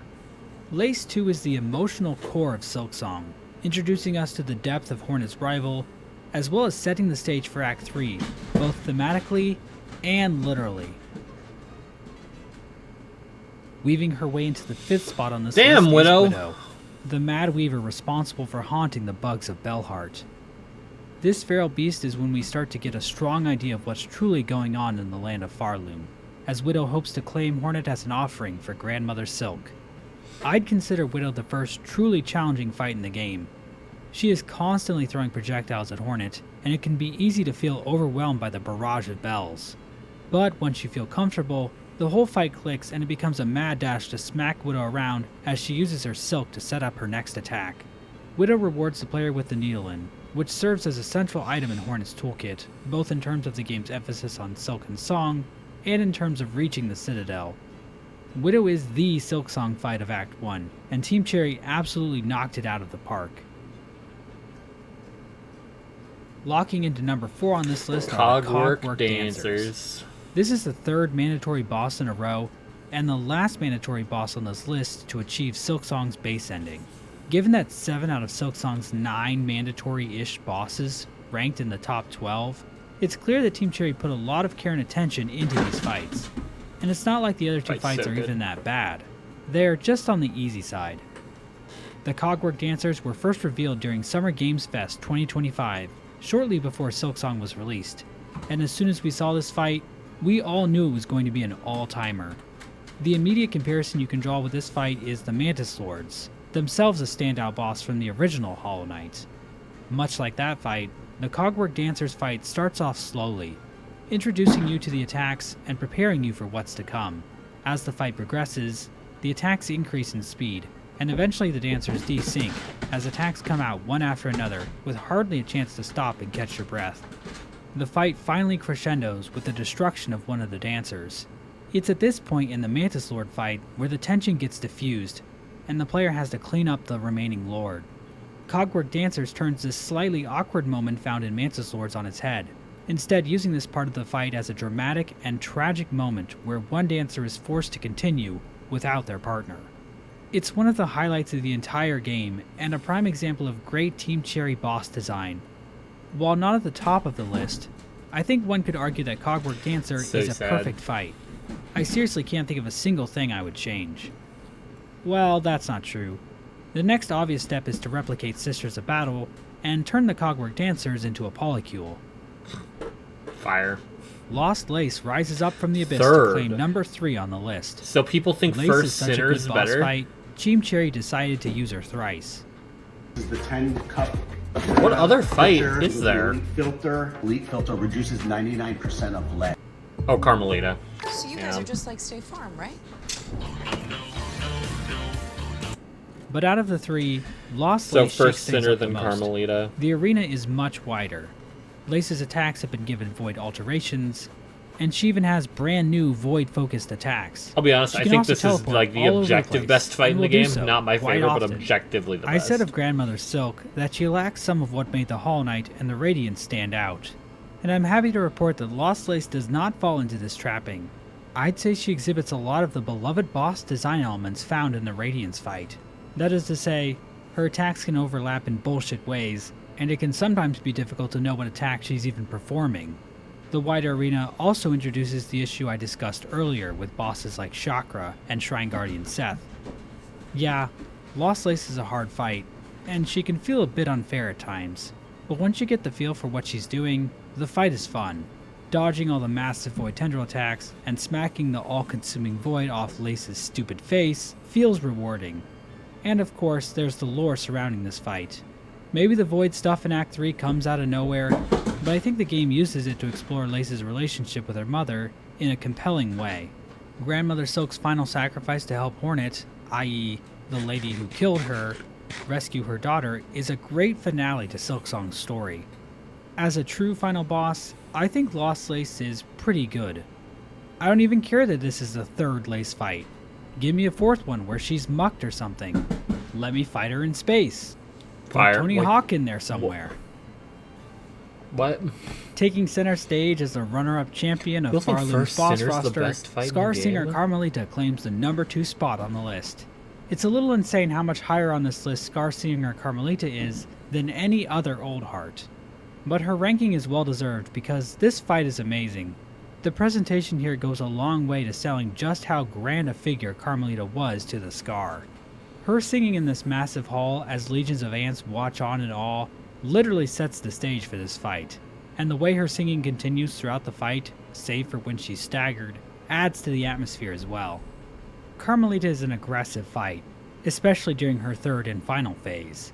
Some of the best fights in these games feel like a dance, and Scar Singer Carmelita is no exception. She's easily the best of the Old Heart bosses, and absolutely worthy of her placement on this list. And beating out 45 other bosses to take the crown as the best fight in the entire base game of Silksong is none other than First Sinner. Out of all the entries on this list, First Sinner has the highest consensus ranking. The simple truth is, everyone knows this fight is the pinnacle of Silksong bosses. It's good, but I think fighting it's just a fully powered Weaver after seeing them hinted and teased at for so long was truly cathartic, and her moveset lives up to the Weaver's supposed strength. I genuinely think it's just a worse and grandmother. Forcing Hornet to position well and react quickly to her onslaught of attacks. But where the fight truly shines is once First Sinner starts spamming her needle weaving attack. It's at this point where you can just let loose and start claw lining her over and over. Split-second reactions and positionings between claw lines become your primary focus, as these two Weavers find themselves caught in a silken dance of death. This is peak Silksong. But the fight is just half of it. First Sinner's lore is also top-notch. Despite Hornet's proclivity to explain the history of Farloom to anyone that will listen, First Sinner's lore still manages to stay shrouded in mystery. She's found caged up in the slab, but it's not exactly clear who is responsible for her imprisoning and why she was even locked up in the first place. But despite there being no single straightforward answer, the game gives us just enough details to construct our own narratives about what happened. That's when the lore of these games is at its best. First Sinner's lore also plays into the fight as well. Remember how I said Plasmified Zango is one of 2 bosses that could heal themselves? First Sinner is the other one, capable of using the same binding ability that Hornet uses.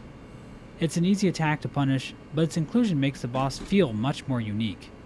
First Sinner plays into everything that makes Silksong a great game, from the fast-paced gameplay to the music and sound, and of course the lore surrounding the fight. First Sinner delivers on all fronts, making her an easy pick for Silksong's greatest boss. And that's all of Silksong's bosses rated by the community. And here's my personal rankings as of right now. Where did he put... Yeah, I probably would think that the Void Savior, whatever it is the worst. Bell Eater in top tier, though? Really? Okay, I'm glad I'm not the only one that looks at Clover Dancers and thinks it's objectively kind of worse than a worse, like, thematic fight than Cogwork.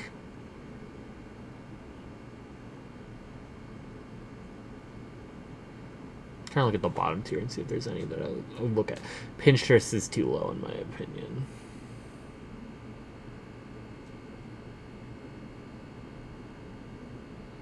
Same with Father of the Flames. I think Father of the Flames is at least interesting.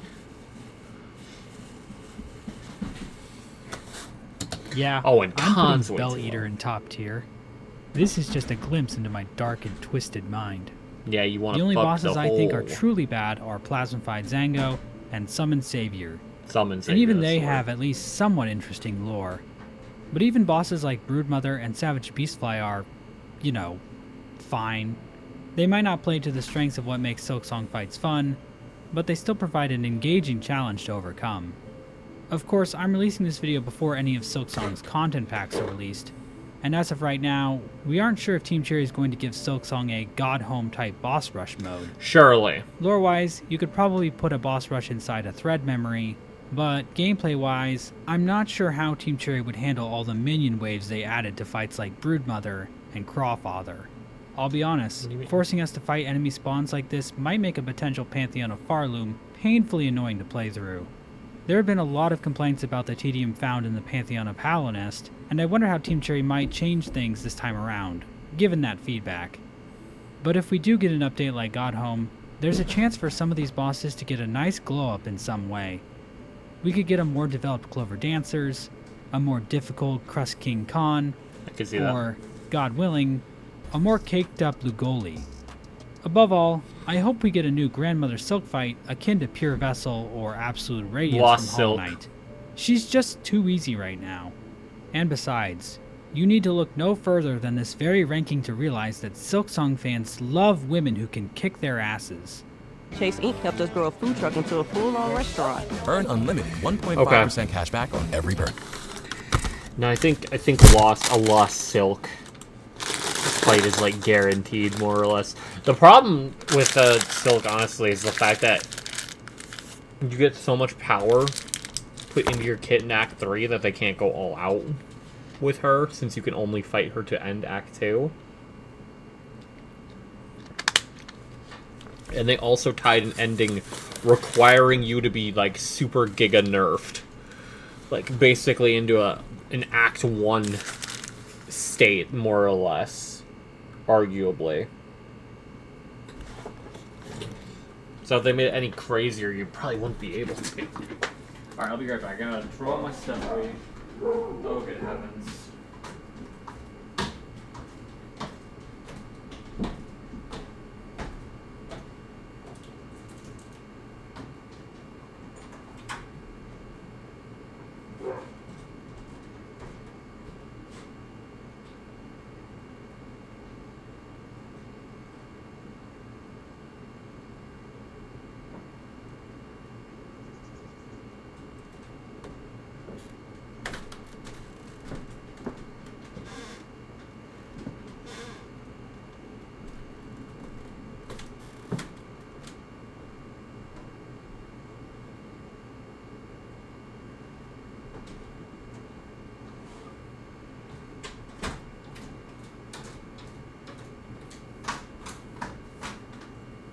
Alright.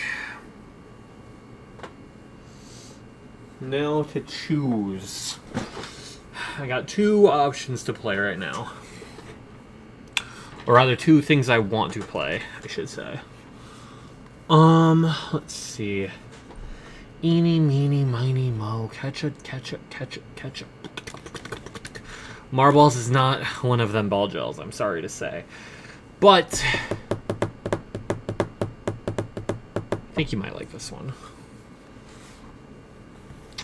I think you might get a kick out of this one.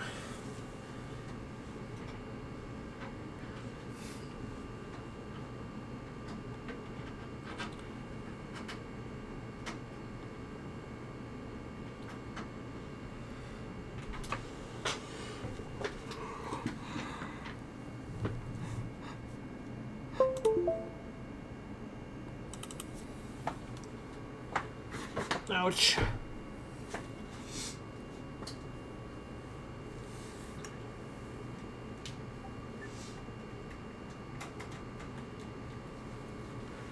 Yes, that is the sound of me turning on the switch. I will not deny it.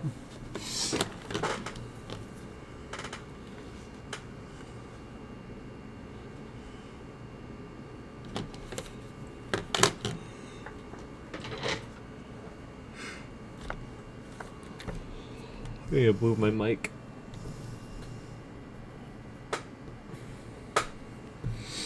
Animal Crossing? No, something far better. I'm definitely not biased because I don't really fuck with Animal Crossing, but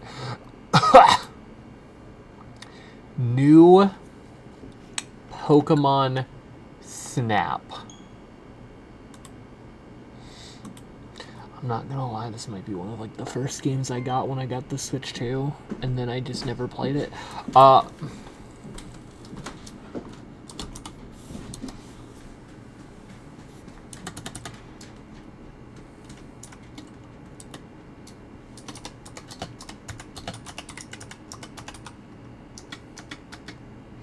Hi, Fiend Waldo. How are you?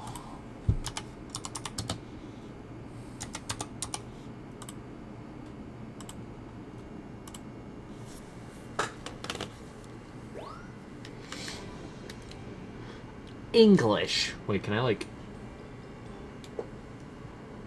Oh, no. Okay, it's just an icon. English. Who am I? I'm this guy.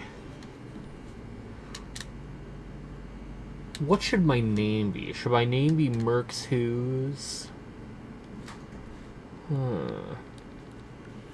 Or should it be...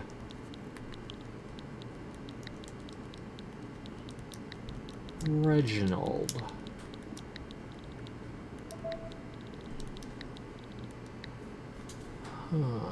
I'll be Max. Phoenix, I'm not watching Cyberpunk. Name Pretzel. My name will be Max for now.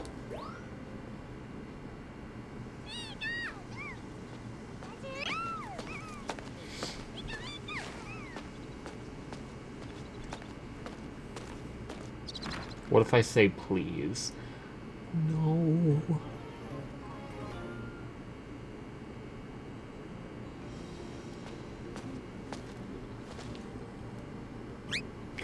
Oh my god, it's Bumblebee! And Cutiefly and Eevee and Pikachu. Oh my god, these are all Pokemon!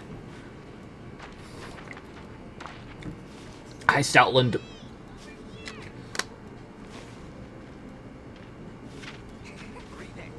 Okay, I'm actually furious. This game gets voice acting?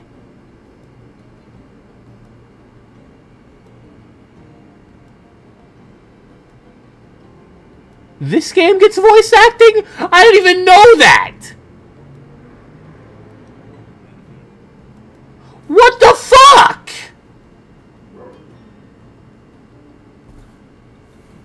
Alright, it's already the best Pokemon game. Just... Hi, Mirror. Here on Florida Island. Balgel said you have to watch at some point. Hi, Rita. The Lentil region. What?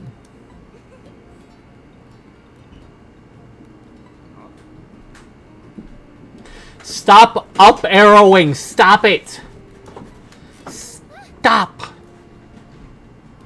Who the fuck is Captain Vince?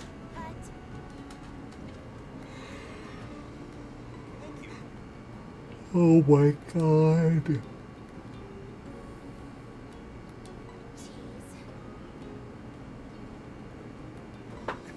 Oh, they're still going.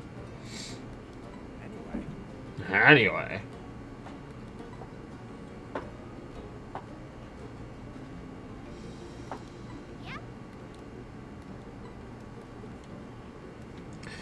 Bro, they're highlighting the up arrows. Audino in the background. Dedenne on the right.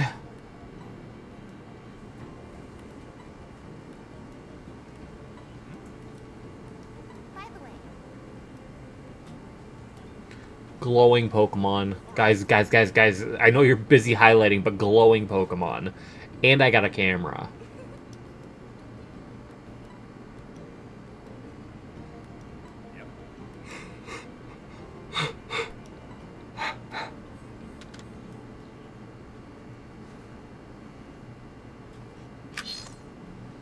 Whoa.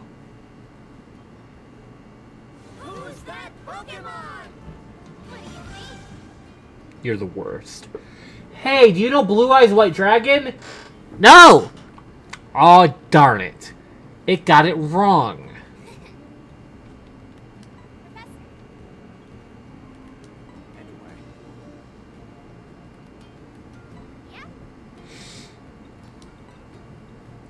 It got it wrong, Phoenix. Tutorials are based on default button layout. You cannot up arrow your D colon. Oh my god, a Vivian.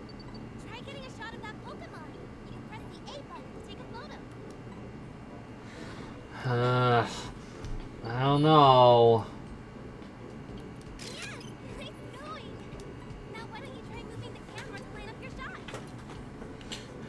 Take the shot.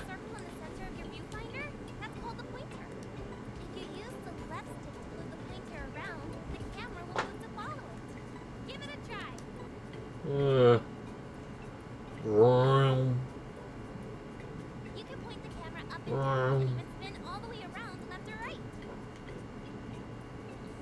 You can use motion controls to aim your camera too. Oh, look! Here comes Pikachu! Try getting a shot of that Pikachu! First, move the pointer so it's lined up with Pikachu.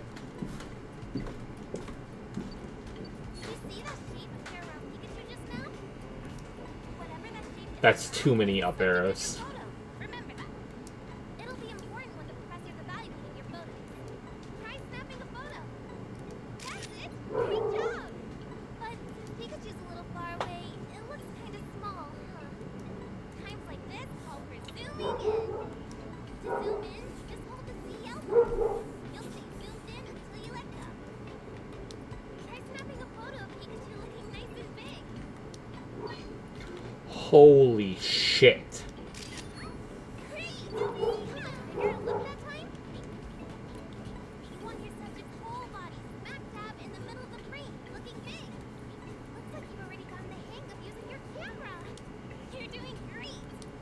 Let me out in the wild. I won't get killed. I don't think I want to use motion controls.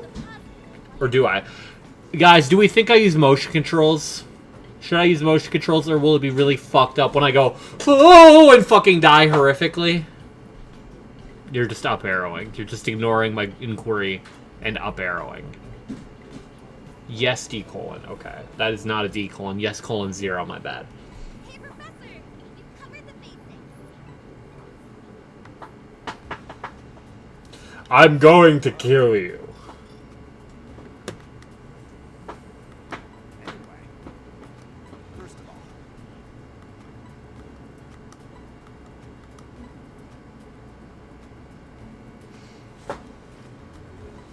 Don't accidentally choose a dick pic. I'll kill you if you do that. Damn you, Phoenix. I already have the hat on. Damn you. A big Pikachu. This one.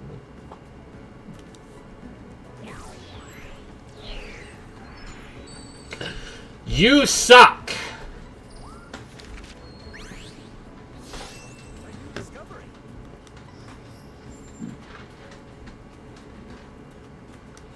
You get the prize of a job well done, Phoenix.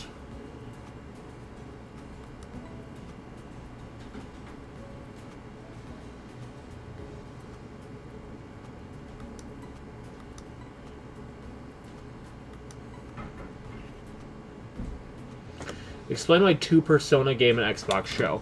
So, Phoenix, Persona 4 Revival is a remake.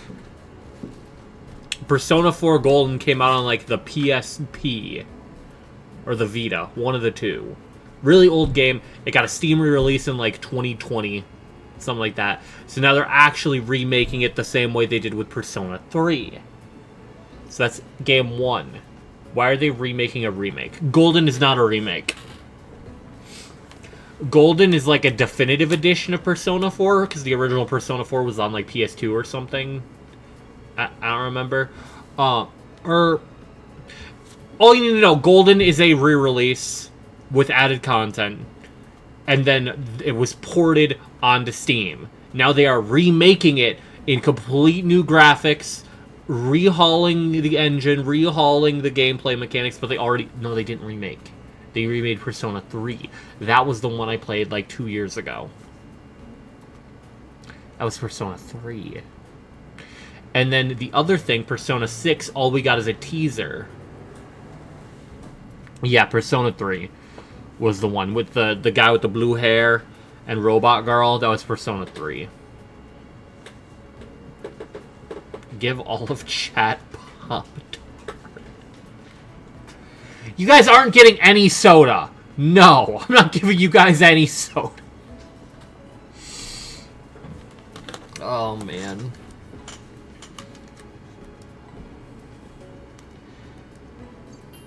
Why remake is Persona 4 already modern enough? Not really. Out of like the main 3 Persona games, which is a lot, why do you hate Pancake? Out of the main 3 Persona games, the 3, 4, and 5, no one talks about 1 or 2. They should get a remake anytime now because they're really fucking old. 4 is easily like the most what's the word I'm looking for? Aged. It's the most aged. Because 3 got its remake. 3 was easily the most aged. And people played it mostly for the story. Like, most people didn't really like how the gameplay was. In some ways. In some ways they did like it. It was very different. But now 3 and 5 are pretty akin to one another. How old? It dropped in like 2012, Phoenix.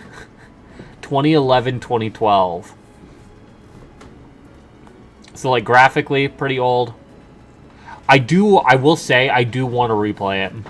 I do want to get a replay of it before the remake comes out. Like, unironically, fucking love that game. Not old enough. Phoenix, can you tell Sony that? Because they like to remaster The Last of Us 2, like, 2 years after it came out. So, like, you're getting angry at the wrong ones. It's still your generation. Why are they remaking it? Because they can. Now, Phoenix, I know you are just rage baiting. Alright, and you're dead.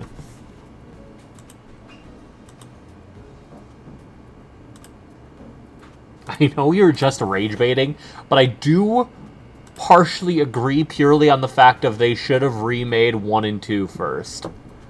Because those games actually desperately need remakes. I don't think they're even accessible currently. Also, how are you, Killer?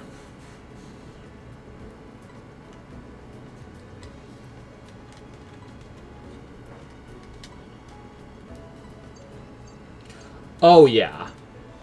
Oh, yeah. 1 and 2 aren't real. The series started at 3. That's the exact reason why we need 1 and 2 remade.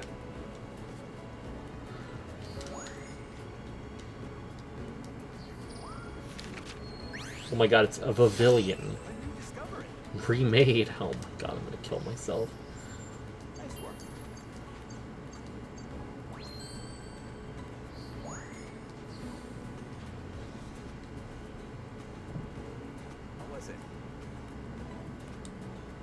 Killer, just because you killed Phoenix doesn't mean you have to join him in rage baiting. You don't have to.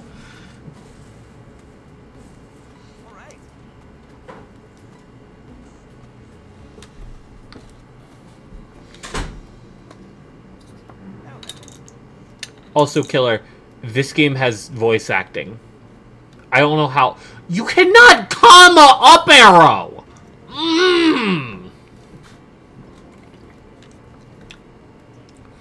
Oh, yeah. Oh, yeah. I got the Virgin Mobile. Yes. It's called the Neo 1. Why can't it teleport? Okay.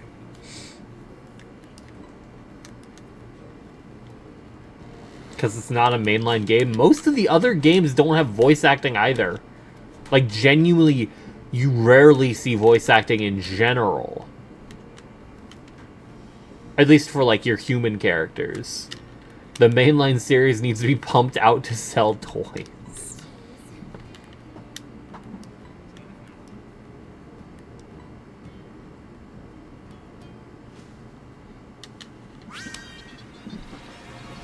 Whoa!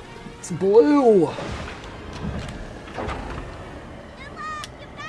Like actual dead ass voice acting for cutscenes. Not even like, huh? Fucking goddamn it, man.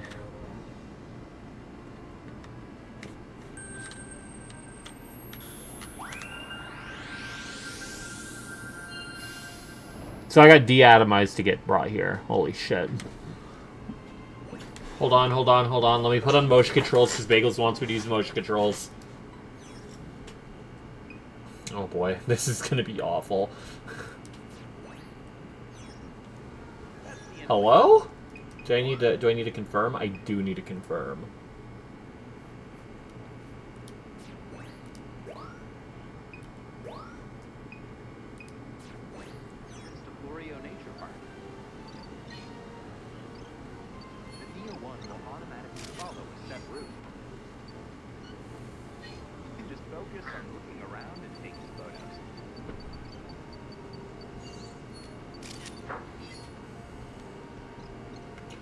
Okay, I can't. It's so bad. It's like, I feel like, oh, you know what it is probably? You know what it probably is actually? Hold on.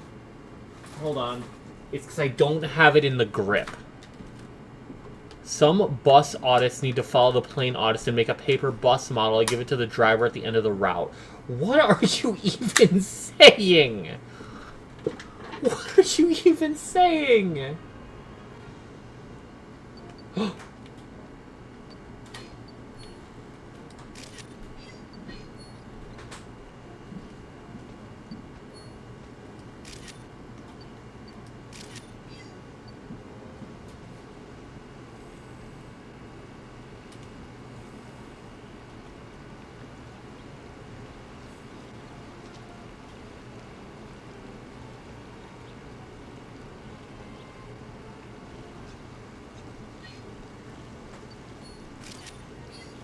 Okay.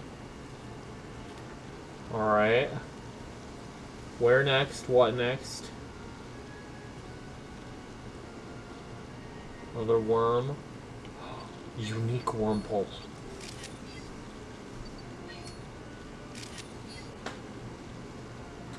And then not even a Pokemon that time.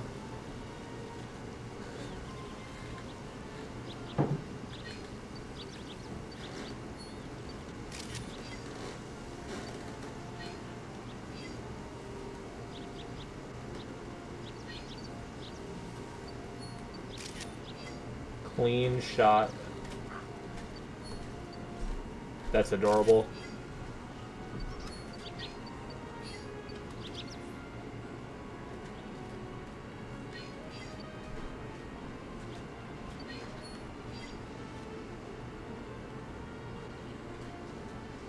Can you read chat? Not particularly right now.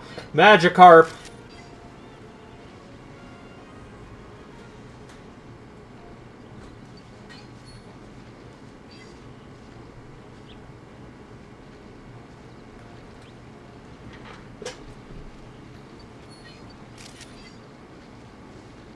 Whoa, what was that? Oh.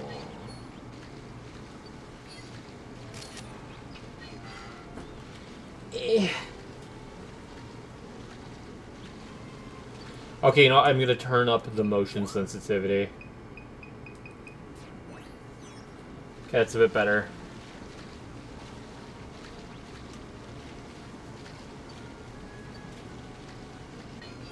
A meeting of the minds.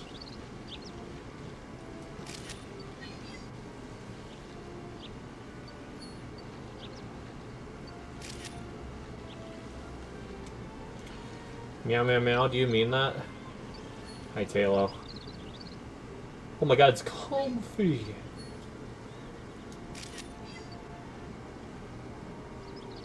Is that Florges? It is.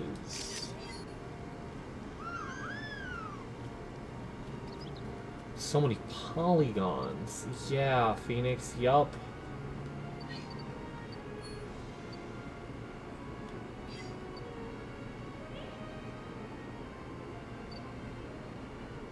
That symbol marks the spot where you'll teleport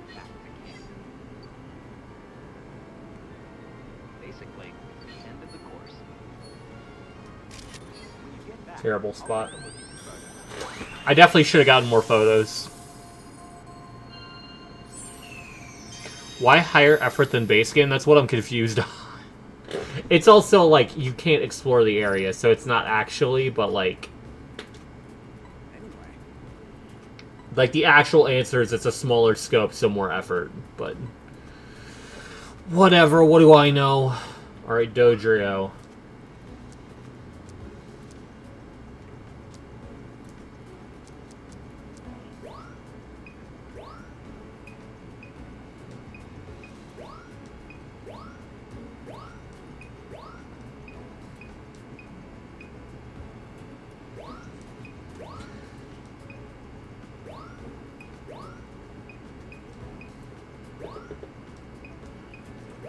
These are some shitty pictures. I gotta go with the meeting of the minds here. But yeah, Phoenix, you did mention that.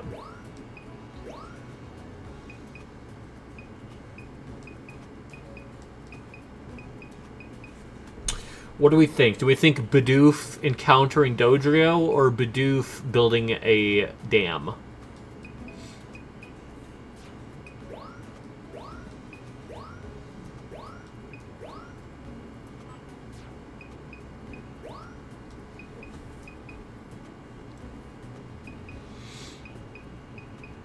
First one? Okay. I should have gotten a closer picture then. Always evaluating. Alright. Oh!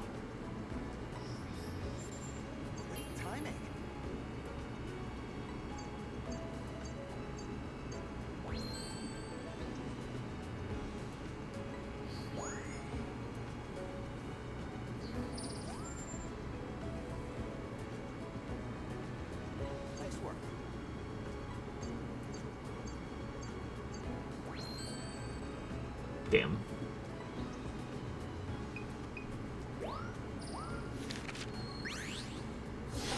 A new discovery. Nice work.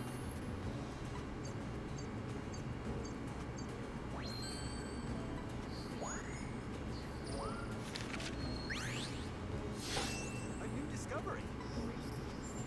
Nice work.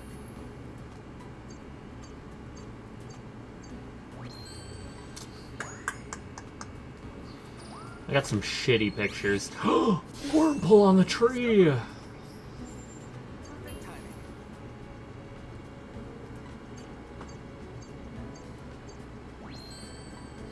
Just short of a silver.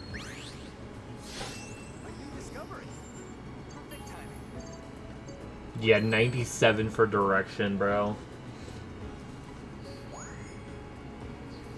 That was a 4K though, what the fuck?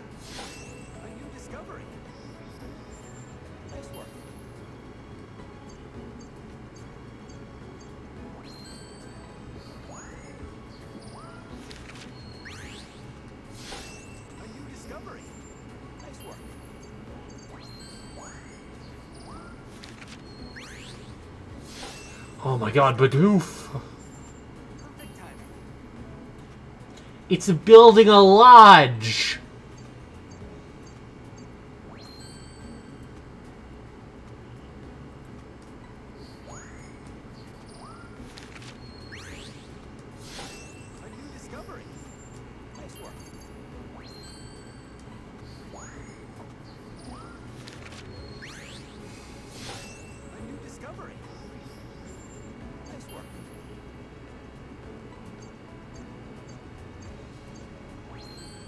How'd I get that high of a score?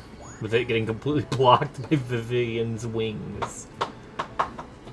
You fucking suck! Pussy Paradise. Mercs no agony.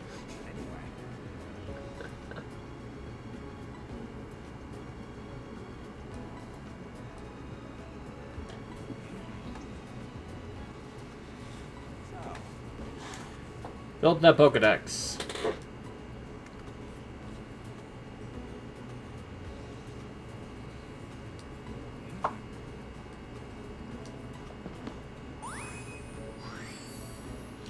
I'm a photo program newbie. Yeah.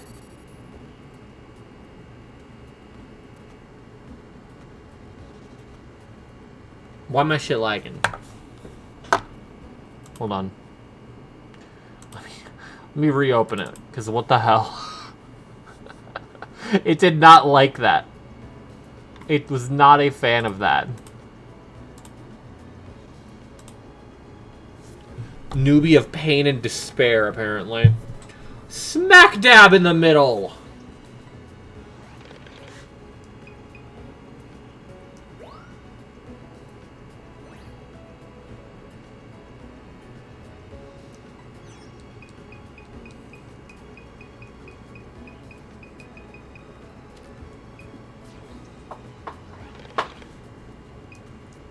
Return to camp.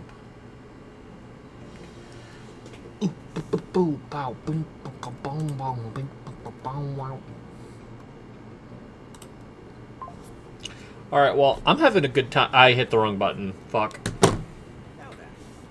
The wrong button isn't any button. I didn't mean to hit a button. Oops. This one.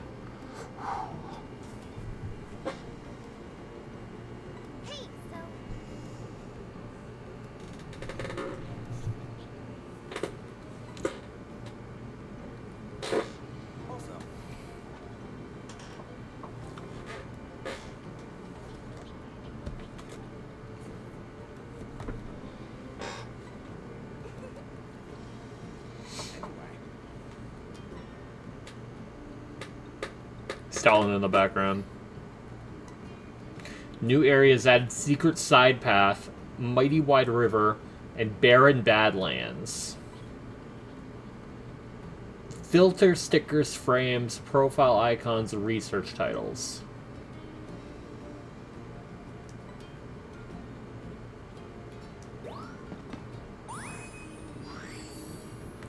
Oh, I got a cool filter. Oh, I got heart stickers. Oh, I got accessory sticker. Oh, I got a ribbon sticker. Oh, I got a frame. Oh, Bagels, I think you weren't here for this, but they added more stickers, and I think they've done some horrible affronts to God, personally. Would you like to see these affronts to God? Balloons. So, like, not really balloons, but, This is fine. they I'm made okay with the super events that are stickers. unfolding currently. They're just stickers that cover, like, the majority of the screen.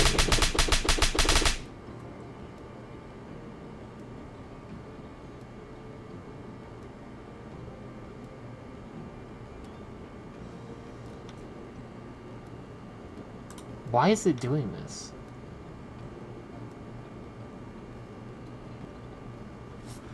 Hold on. Try this. I don't know why it's doing that. Is it just because I'm alt-tabbing?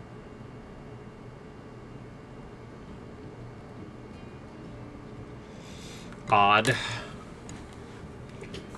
Cheese. Yeah, so there's cheese.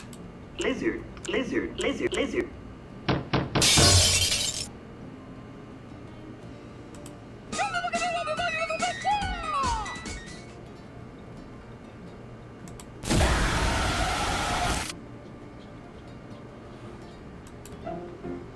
I got a fucking jump scare from this. Because this is Waveman's outro.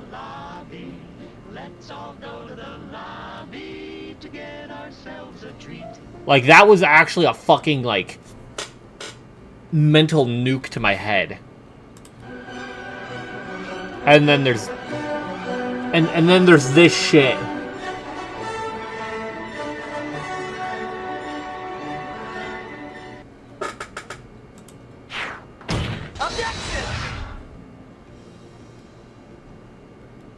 Now here's the thing, Bagels. I physically can't make them free. Release the hounds.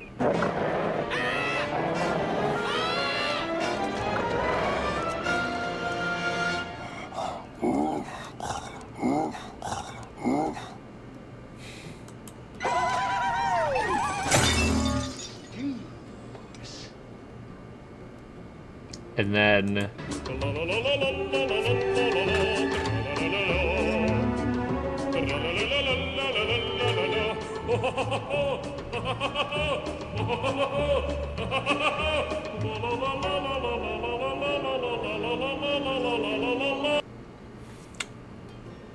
Yeah, it's the same way that I can't adjust, say, I don't think I can make throwables free. Right? Oh, I can make throwables free. I forgot. This is a new one. Incoming lizard. I don't remember being able to make these guys free.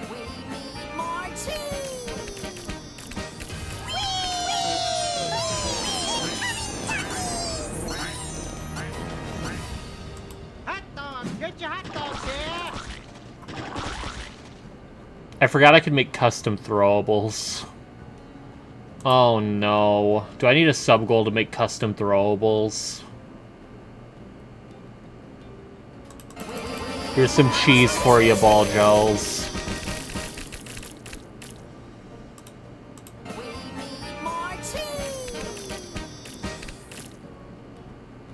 I'm gonna reduce the global throwables to 10 bits, because that's... Having them at 100 bits is kind of much. Wait, this is fitting.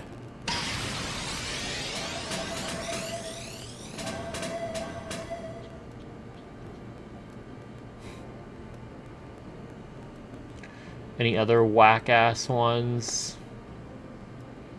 I'm getting tomatoes thrown at me.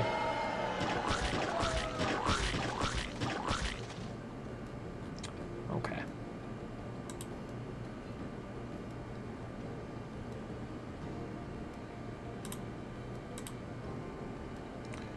I forget, can I adjust? Oh, fuck. Are you kidding? I can lower the fucking, Mercs Ho TTS to 1 bit. I don't think I want to do that, though. I think I'm gonna prefer not to do that, though. Although... What's like... that, an AI TTS voice? I guess you can make it say whatever you want. I was really hoping it would let me put something in. Okay, cool, man. I still remember the low-tier God Mercs Ho thing.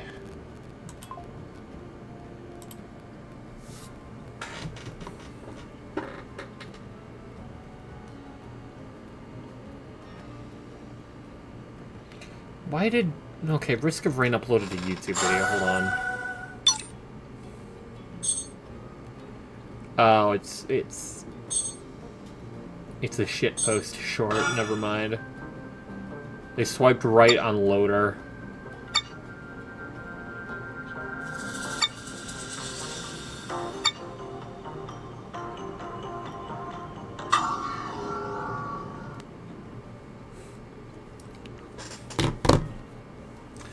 Alright, let's see. Let's go to the lab. Oh no! Back to the lab again. We messed up. Back to the lab again. Whoa, no. Back to the lab again. Alright. Excuse me. First. My photo decks. Then.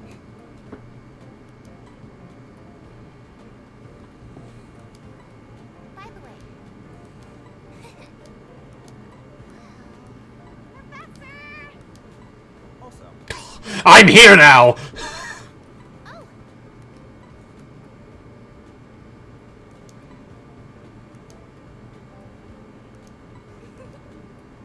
Sweet metals. Can I eat them? Could I perhaps eat them? Munch, munch, munch. Chew, chew, chew. Snuffle, slurp. Alright. Crunch, munch, chew, chew. Snuffle, slurp. If you will. Eat them. Research title. Research title. Hold on. Hold on. Hold on. Hold on. Hold on. Hold on. Hold on. Hold on. Smack dab in the middle, baby. Smack dab in the middle. Oh, I can't, like, equip it? Okay, my bad. My bad, cuz.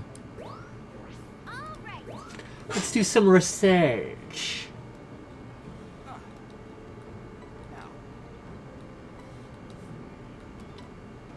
I can run a scan. Oh, indubitably so, okay.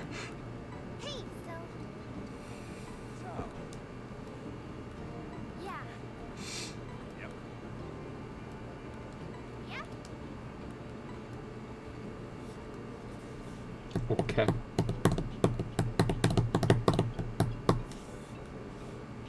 Running a scan is easy. All you gotta do is press the X button. Try it out. Oh, I don't know. You saw that Pokemon's name pop up, right? And did you also notice that question mark? That tells you there's something you can take a closer look at. First, move the pointer over the question mark. Did you see the pointer change shape? That's your cue to press and hold the X button to analyze whatever's there. Give it a try. There! Now you should see the results.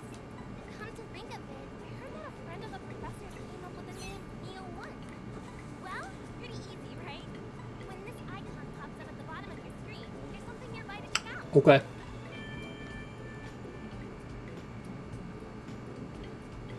When you see that, try running a scan. And careful look around.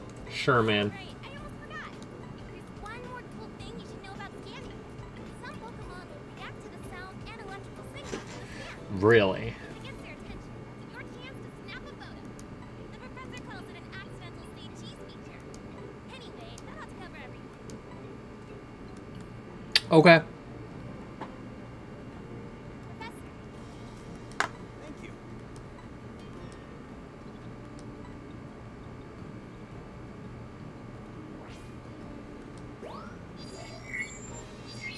Then let's get going.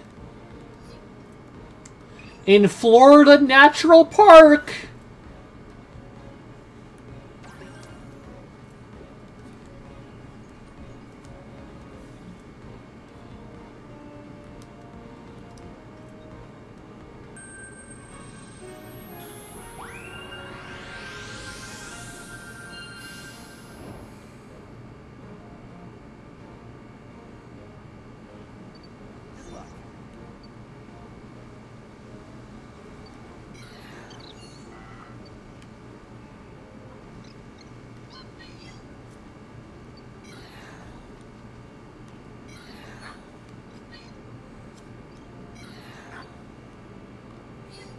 Damn.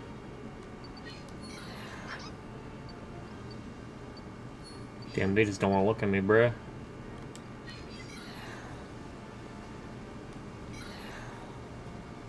Like, this seems important, bruh.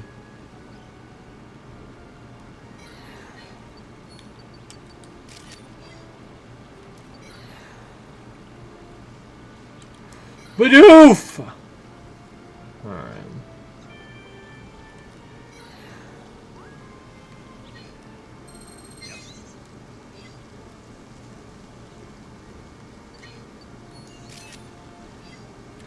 My goat right there.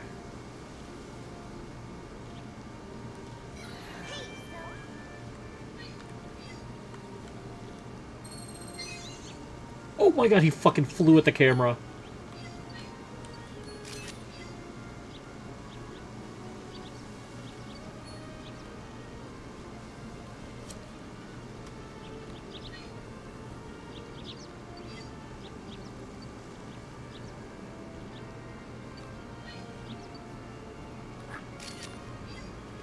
Drive by Tailo. My bad. My bad, failures.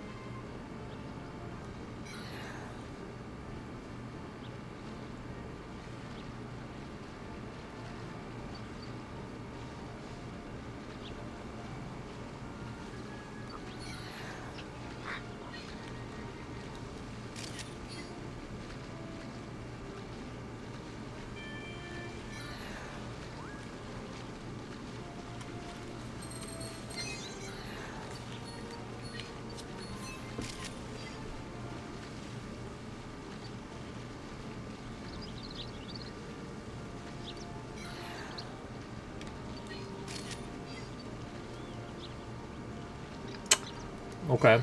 Whoa. That motherfucker just hit a backflip!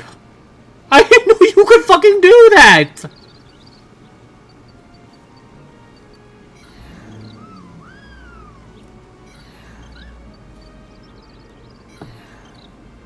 And there it goes.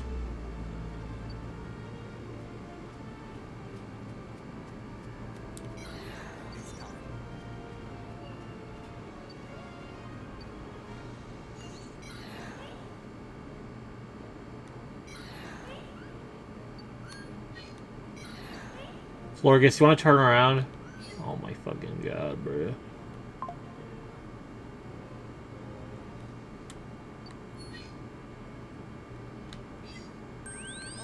That was terrible. That was so much worse than last time. Mostly because I was trying to fish for improvements on the old photos and failed miserably.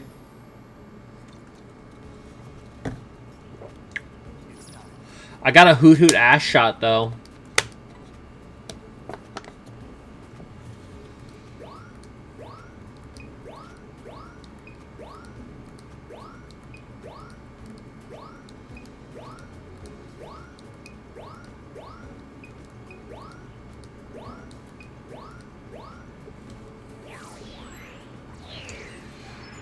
Alright, show me the sauce!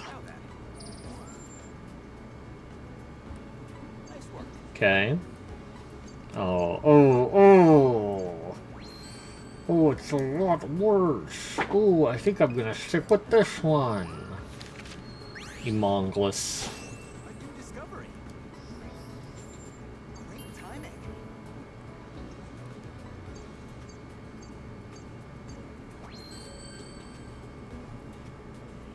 Oh yeah. Oh yes. A 2-star Mongol.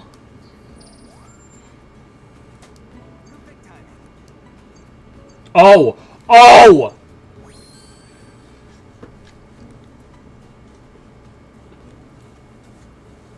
Yeah! Yeah! Yeah! Yeah! Yes!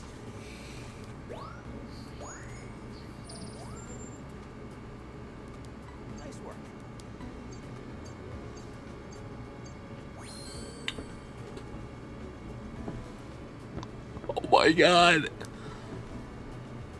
Yeah, I'll keep the new photo. More pointings. Oh, come on. Oh, come on, come on. It seems to be swimming. Are you kidding? Oh, yeah. Oh, yeah. Oh, yeah. No.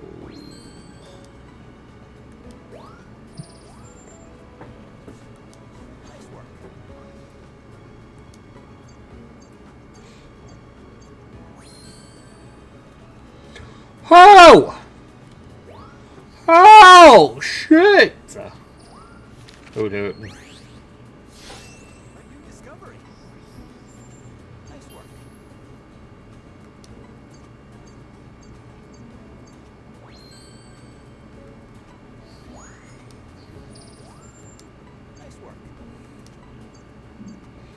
Oh, the size is a fucking generational improvement. Holy fuck.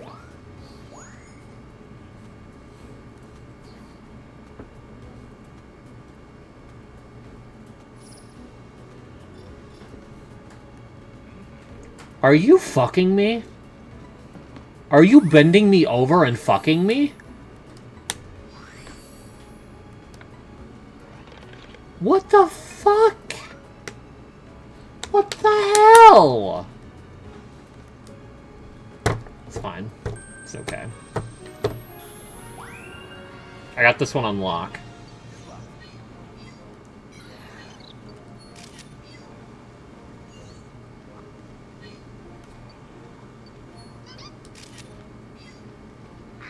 Adorable.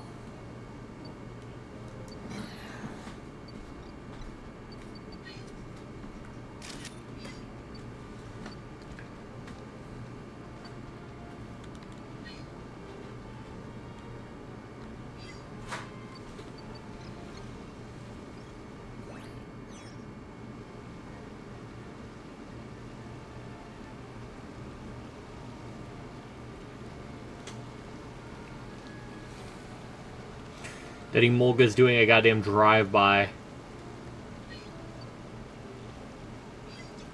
Hi, Devin.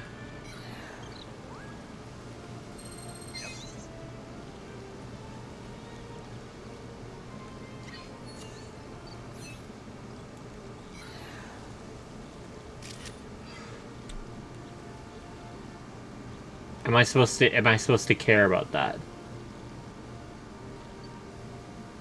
Oh my god, I keep missing the drive-by emolgas. What do you mean? What do you mean, what do you mean?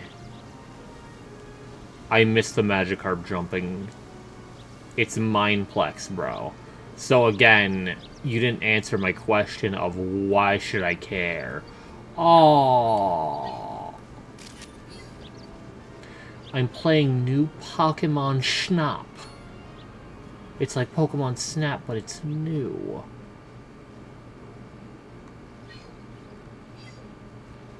I don't see anything behind me.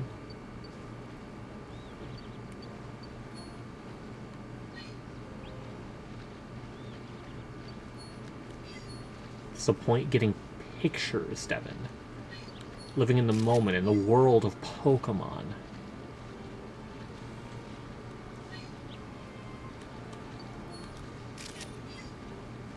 Oh, that looks to be a keeper. I don't want to get the same picture of that guy again. Come on, Magikarp, do something cool.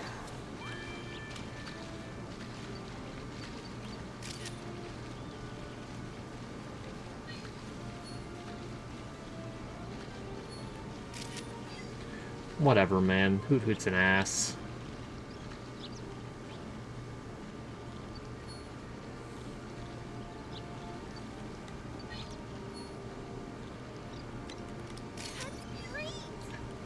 So, you literally... both shots you could not see that it was doing a fucking cool flip. I'm so pissed. Oh my god. A Crystal Bloom. In the wild. Oh, they're fleeing in terror after what I did. That might be my bad.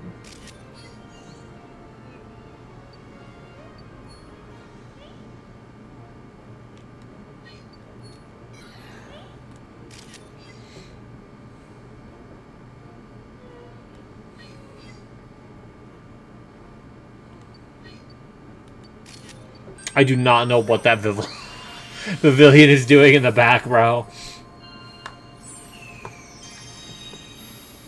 Okay, fire, surely.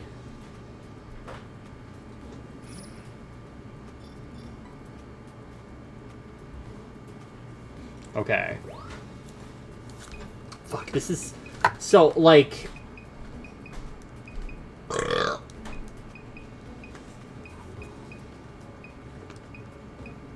Like, it hit a backflip here, so I think I gotta go with it.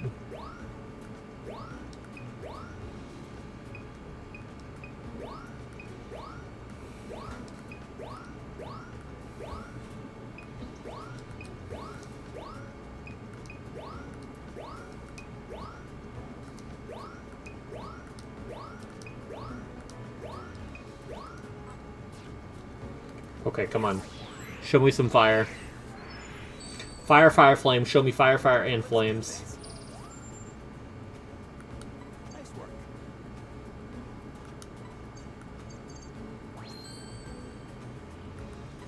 Terrible.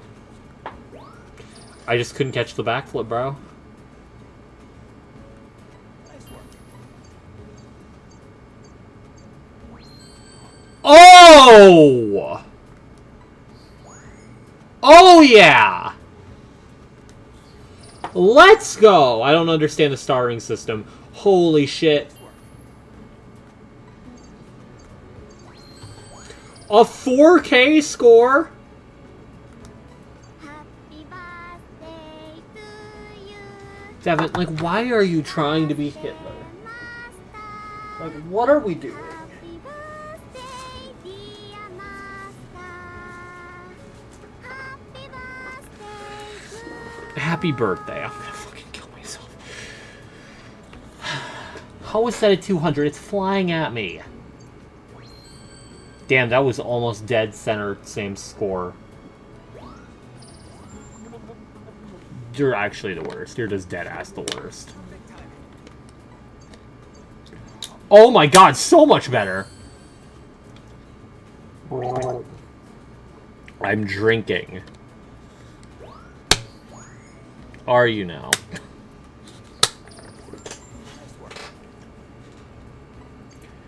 It is not better at all. Oh yeah, not better at all. It's not better at all. Oh. What the fuck?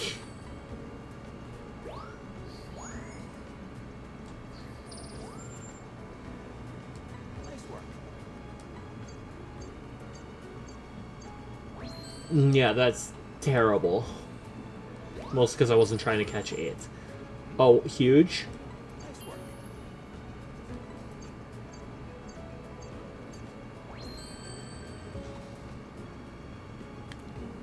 Oh, wow.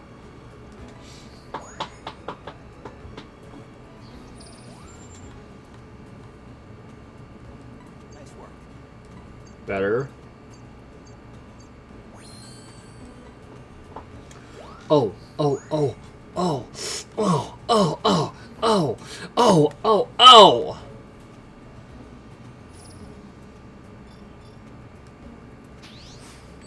I'm level 2.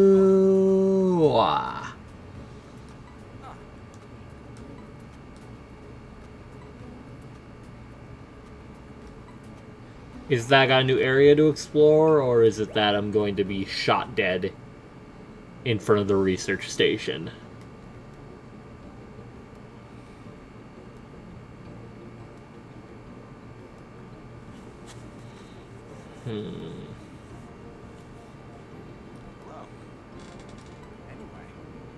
Nighttime!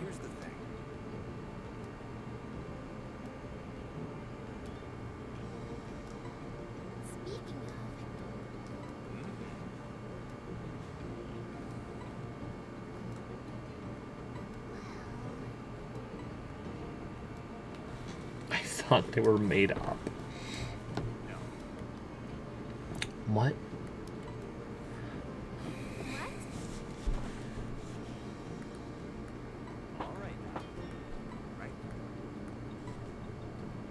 Okay. Alright. Time to go at night. It's nighttime.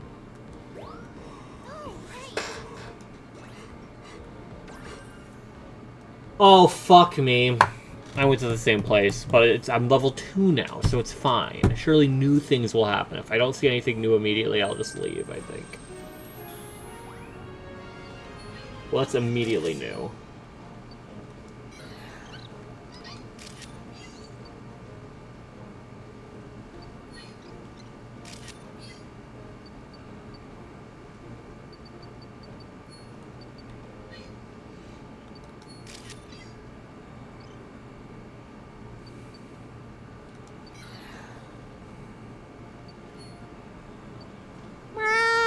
Oh my god. Oh my god. Thank you, James. No, thank you, bro. No thanks, dude. He's got a stick. Oh my god, he's in the water.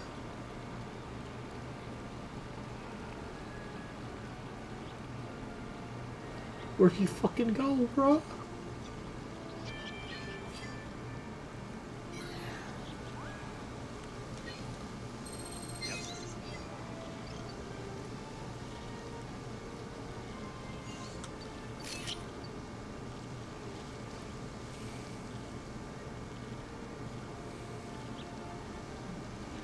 Oh my god.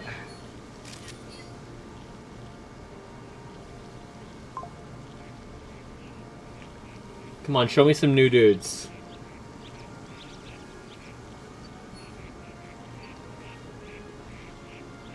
Ducklet! Fire.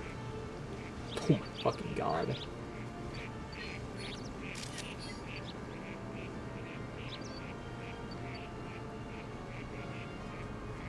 Ducks. Ducks indeed. Seems to be basically the same thing going on.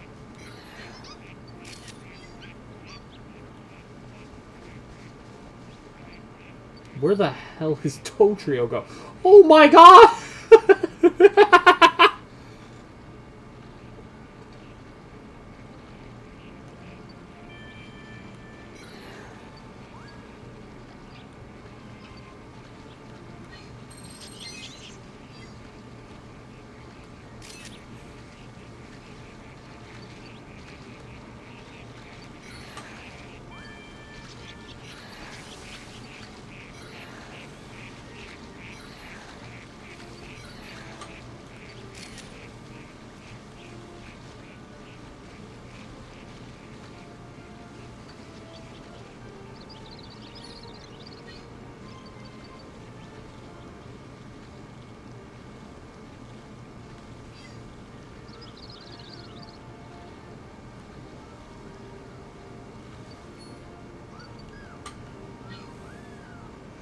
Come on, do another flip.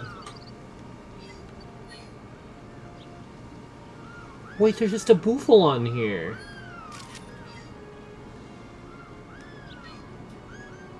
They gave it a wreath. That's so cute.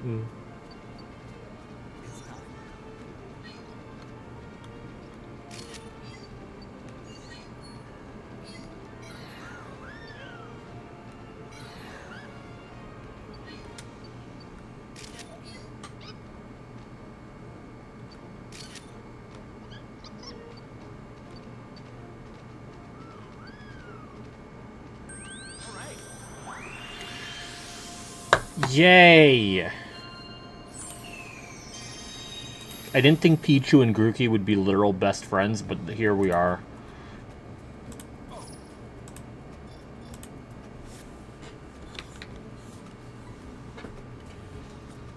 Did I get any new Pokemon?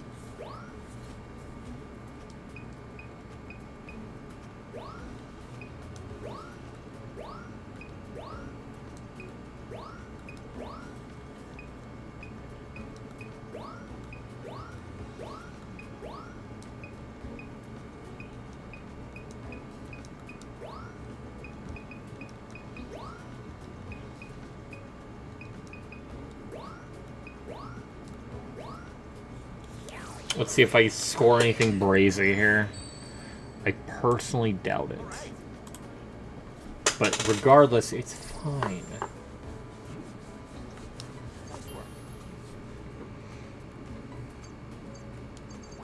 Yeah! Yeah! Yeah! Oh yeah!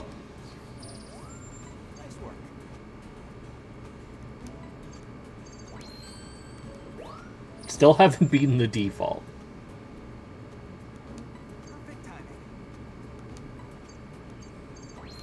Terrible.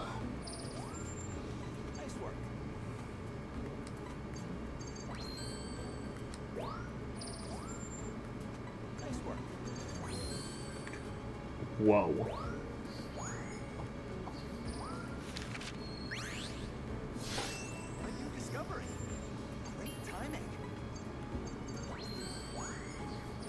Oh yeah, I'm cooking. A Grook.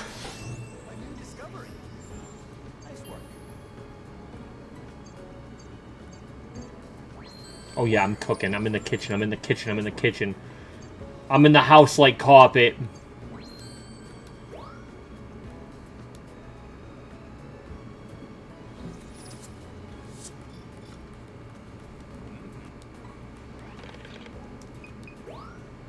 Okay. So.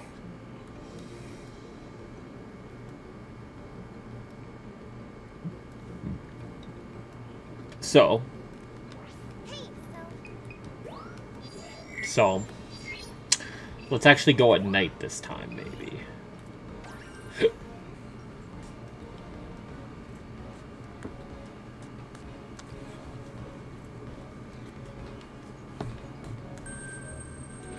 Whoa! It's dark out and shit! Do I got a flashlight? Oh shit, Scorb!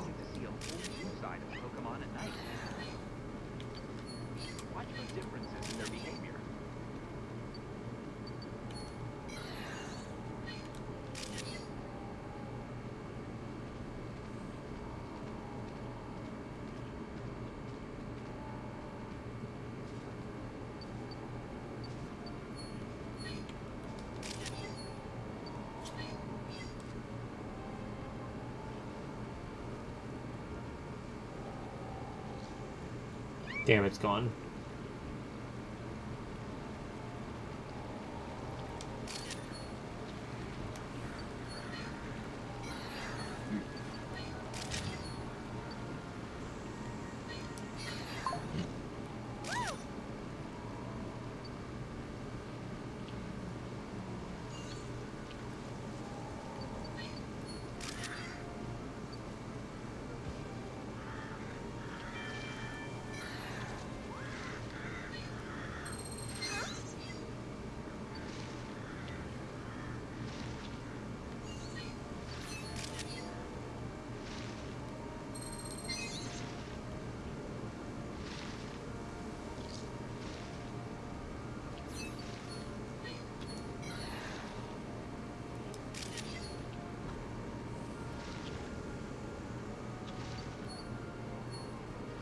We're going headfirst into the Torterra! Oh, never mind, we're chilling.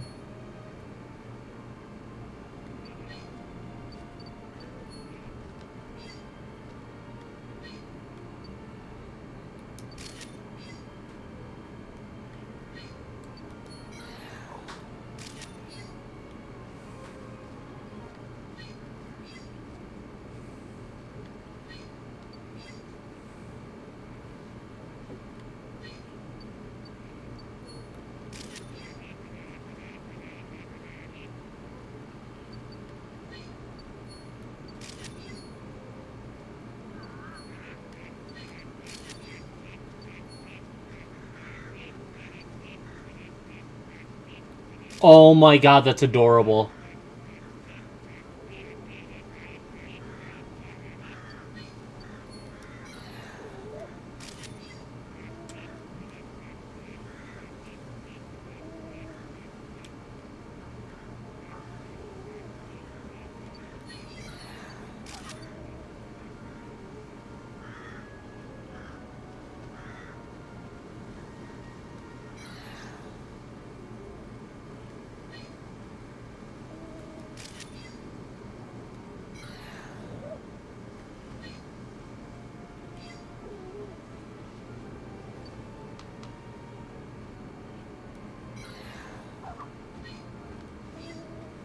Hmm.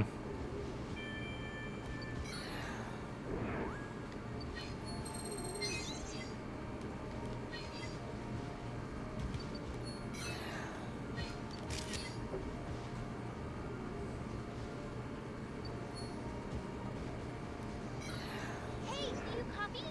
We just picked up a huge energy reading near you. The professor's busy trying to make sense of the data. Let's ask him about it when you get back. Okay, well, I missed something in the background, maybe.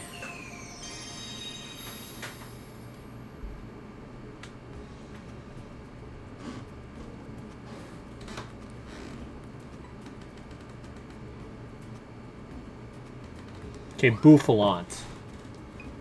That is not Bouffalant. That's a good Bouffalant.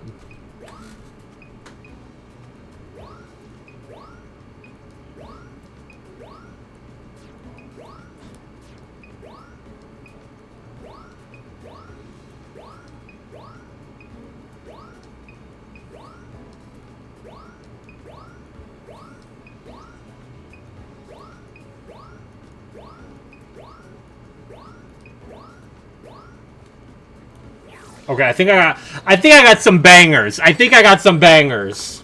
We might see over 5K on one of these.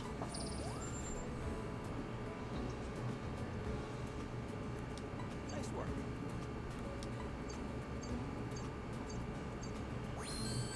Okay. Alright, already an improvement.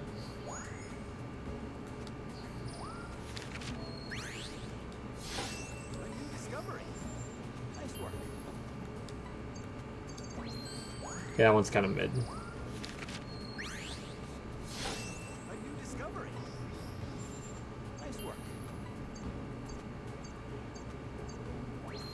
Okay, not bad. Basic picture, but he's in the center.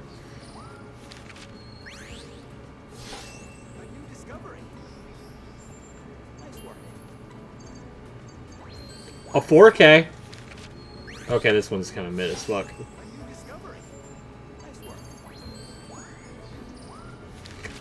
This one is the big one. This is the big one. This attack decides it.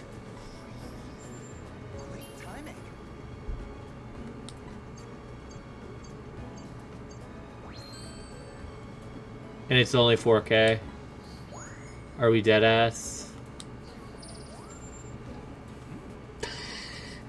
3-star photo.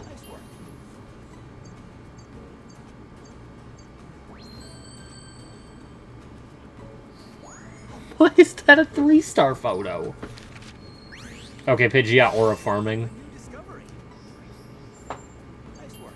It's a 2-star photo.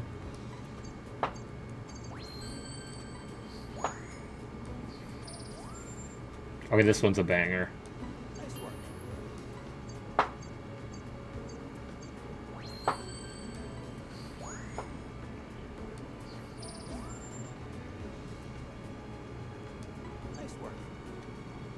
Why is that not a unique one?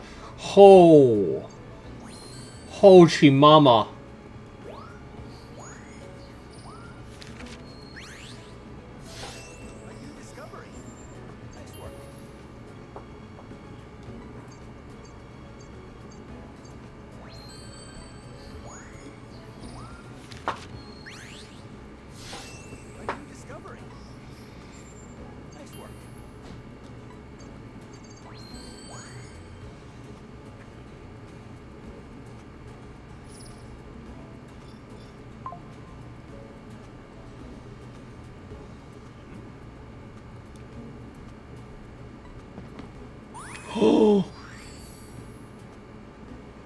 Whoa.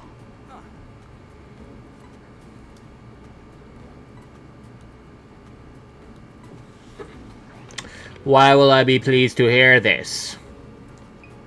Why will I be pleased to hear this? What's gonna happen to me? Do I know too much? Phoenix, I think you've missed Devin. Oh God! They're building a municipality in the fucking island! Something incredible has happened. Here, take a look at this. And why do you say that, Fienwaldo? Here's the thing. At the Dene. Also, Why? Why? But like, why?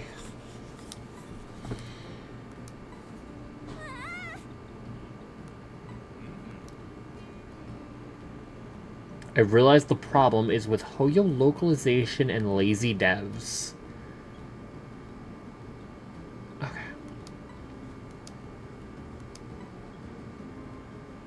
Because they sound good in other projects. Like Lucy.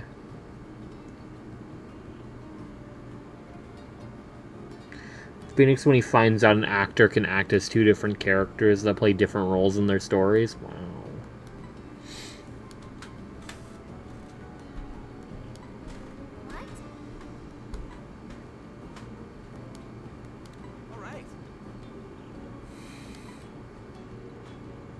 I can't hear.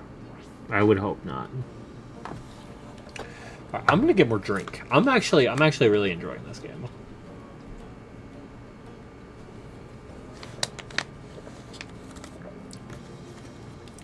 I genuinely needed some just goofy, lackadaisical, just fun, chill shit after, you know, fighting my way through Silksong and then also getting fucked in Mystery Dungeon, then fucked in Night Rain. I need a little bit of chill. Okay, I'm back. I said, and I quote Phoenix, Phoenix, when he finds out one VA can act as multiple characters in multiple games where they play completely different roles and thus you see different results. Wow. Alright, anyway. I'll be right back. I need to get more drink. I'm probably also going to need a bowel. Probably also going to need a bowel.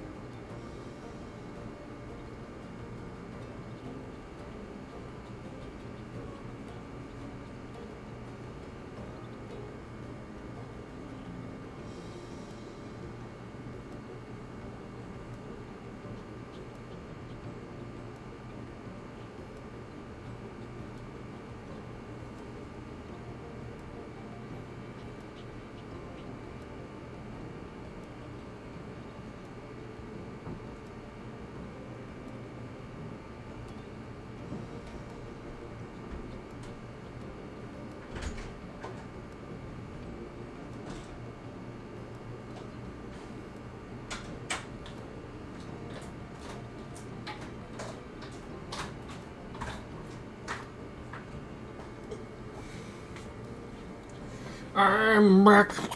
I'm back.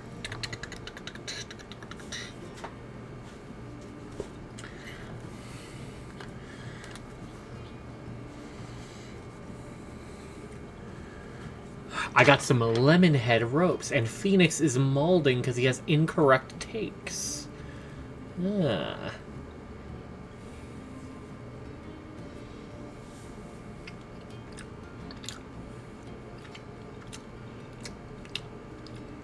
These are really nummy.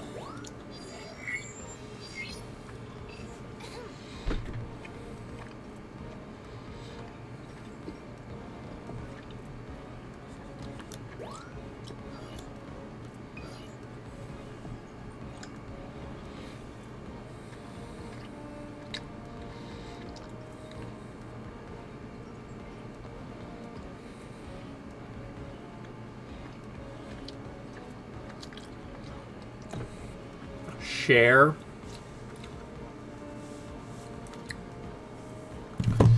I don't know. I don't want to share. Choo choo!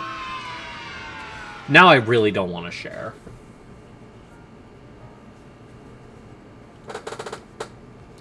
Now I really, really don't want to share.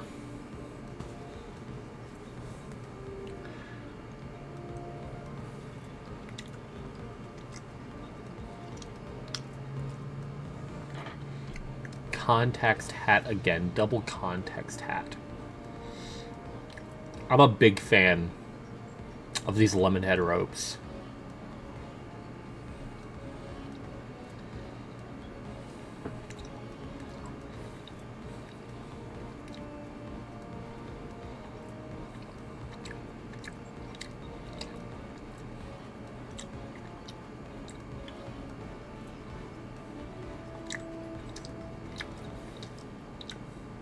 It's very yummy. And it is definitely entirely sugar, so I'm probably going to die in my sleep tonight, but like, it's very nummy.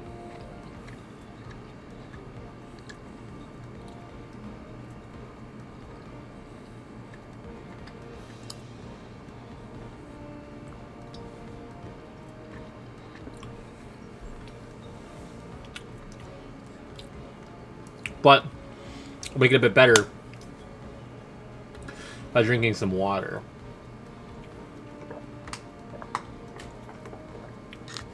Water it down a little bit.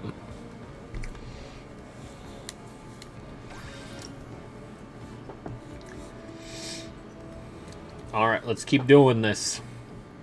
Let's keep her going. It's only almost 9 o'clock. Well, that's definitely where the reading was coming from.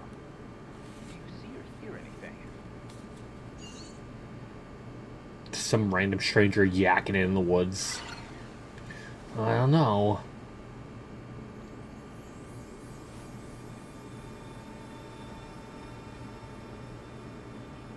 Oh. Alright. No. No way. Don't say it ain't so. Meganium! It's so glowy! It's gonna eat me!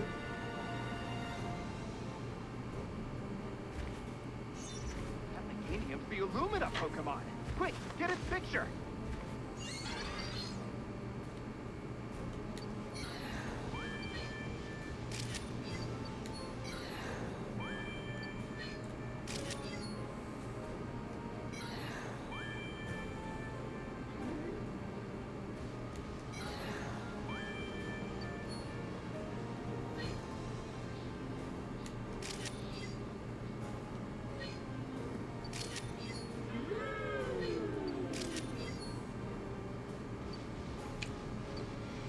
So glowy.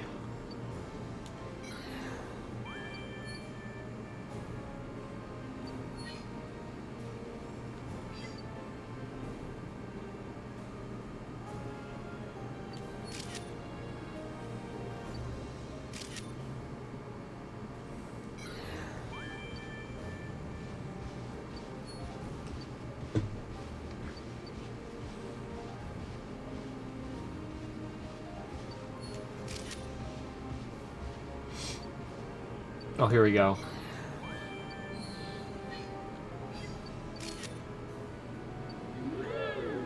Oh, that's the money shot right there. That's the money shot. Holy shit, it looks so cool.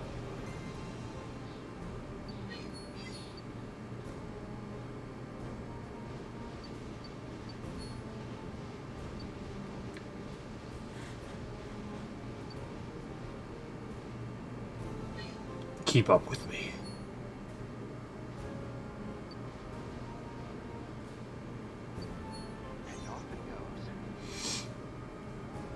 That was awesome. The energy reading is gone too. Let's chat when we get back. So it's definitely linked to the crystals if there was any doubt.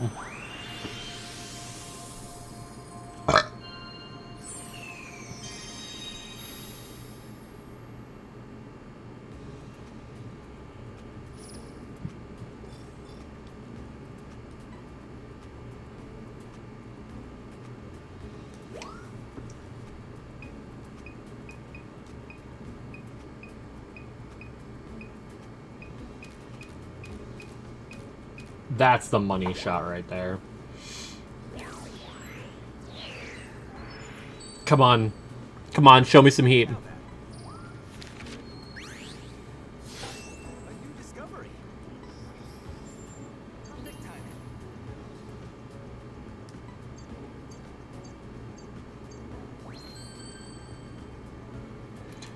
Fuck you mean the direction could be better?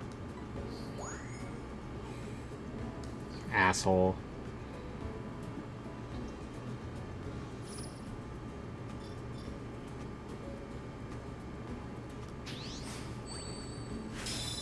Oh yeah.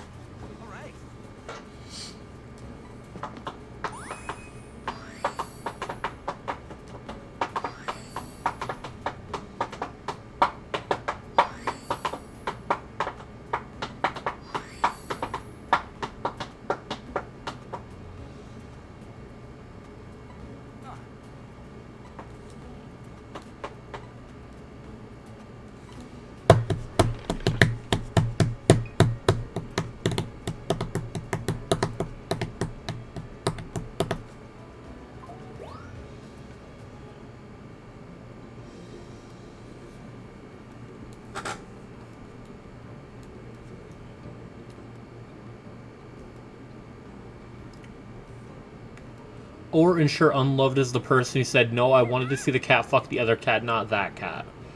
What even was possibly the context?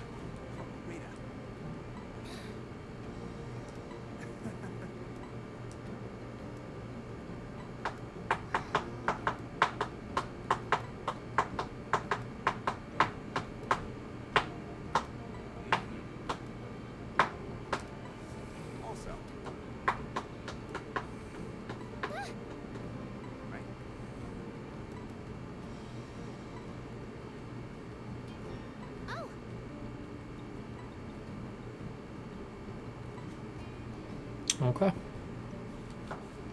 Okere dokere. Okie doodle doo.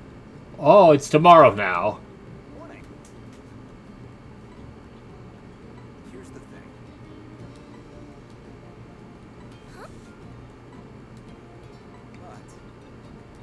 Really? Jeez. But... Right.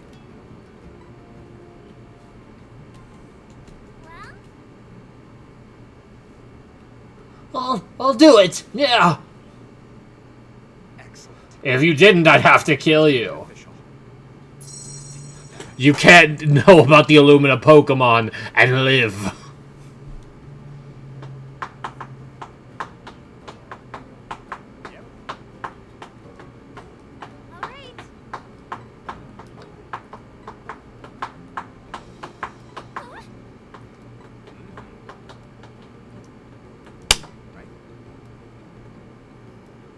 Is that my water that popped? The fuck?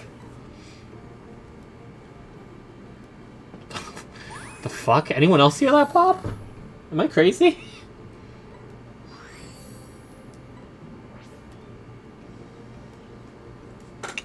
Oh, you know what? You know what I'm being reminded of? I should genuinely, I don't think I've counted it out. I need to know how bad my Switch backlog is right now, because I know, I'm well aware that it's definitely bad.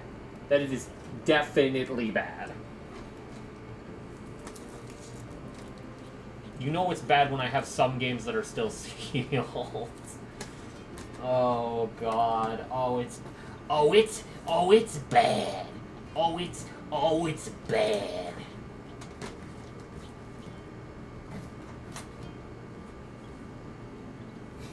So this is a lot of Switch games. Let me see which ones are not backlog. So Smash. I'm gonna say Pokemon Legends ZA is not backlog, because I'm probably not doing the DLC. Just because I've heard it's grindy as all shit. In like a not fun way. Shocker, I know. Is this Pokken? Yeah, it's Pokken, so that's not it. What's this one? Okay, new Pokemon Snap I'm actively playing. So cool. Okay. Start with some of these. start with some of these. Okay. Yakuza 0. Tales of Vesperia. SpongeBob Battle for Bikini Bottom Rehydrated. Xenoverse 2. I remember I got it specifically because there were some other games I wanted to get, and it was part of a sale, so it was literally cheaper for me to get it alongside it. Sonic Colors Ultimate. New Pokemon Snap, technically. So, and then... where is it? Sonic Colors, Precisely Killer. Precisely. Xenoblade Chronicles 1, 2, and 3. Oh boy. SpongeBob Titans of the Tide, because it was on sale at one point. Resident Evil. Biohazard Village and Requiem. Although I need to play 3 and 4 first. And probably Code Veronica is going to be out by that time. Final Fantasy VII Remake Intergrade.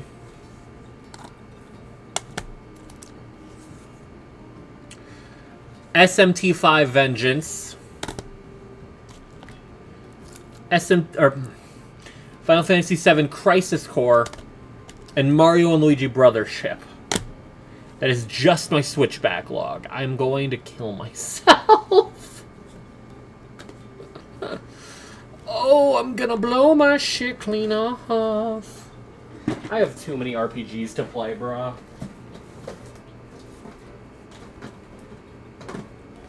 If we lived in a civilized society, I already would have been shot and killed, just so that my backlog may not be thought of. And it sucks, because every time, do a subathon to play all. Bagels, I'm going to be honest, I don't think any subathon I could do would put a scratch on most of those games. Like, maybe, like, Battle for Bikini Bottom subathon, or Sonic Colors. Like, those, maybe, I could put a dent on them, / maybe even finish. But, Xenoblade, Final Fantasy... Mario and Luigi, I'm not putting a dent on any of those in a subathon duration. And that would be assuming, A, I could set up a time to do a subathon, and B, the subathon would, like, actually be hit. Like, to a reasonable extent where I go for, like, 24 hours. So, probably not. I believe. Plus, I do need to play Clair Obscur.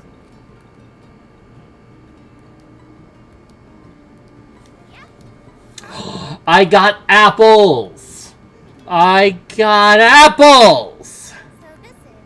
Sorry, a fluff fruit.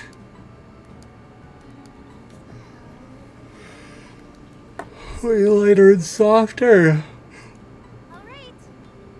Let's get you some practice. What if I hit a Pokemon on the head with an apple?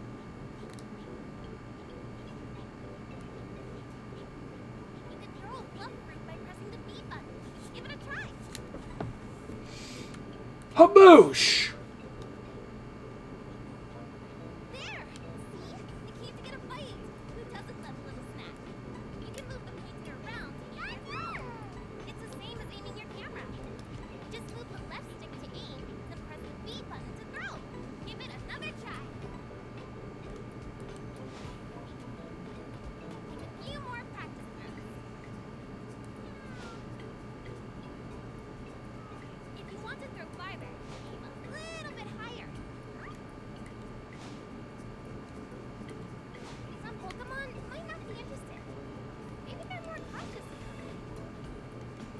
I'm trying to hit Pikachu in the head. No!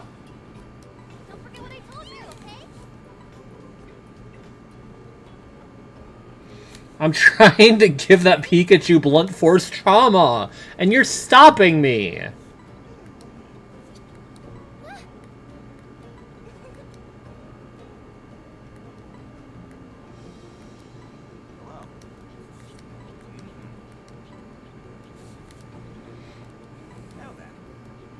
Lentalk.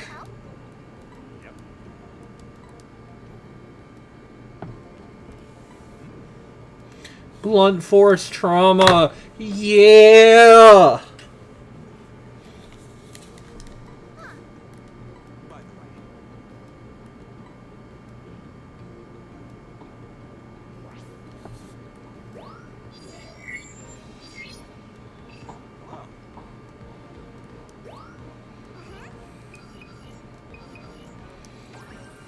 Let's go back to the Illumina spot! To the Illumina spot!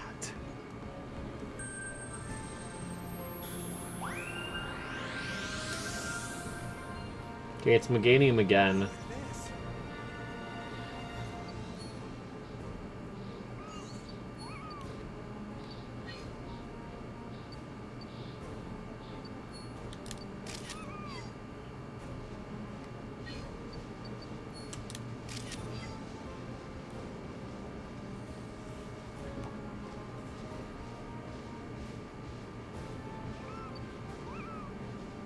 Eevee is so excited to play with a dinosaur. Low-key moving like James.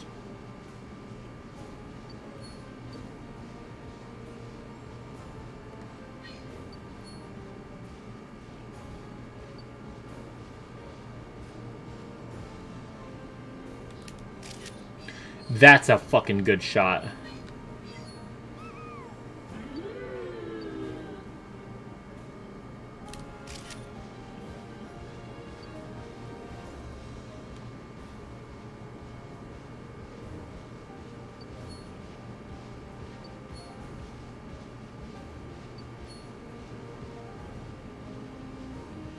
Where the hell did Eevee go?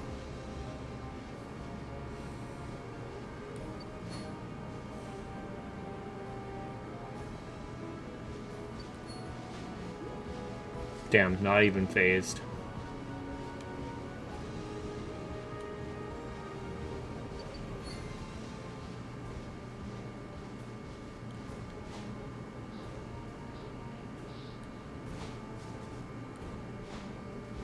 Do I have a limited amount of apples?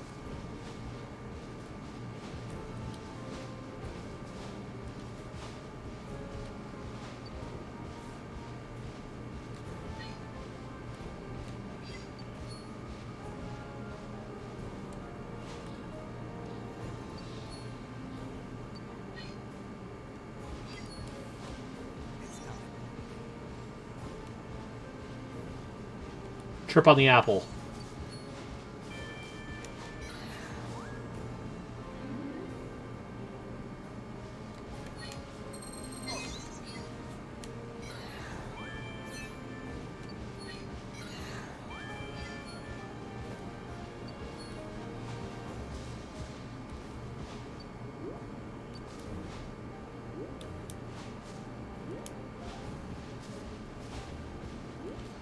Notice me! Grand Meganium, notice me! Okay.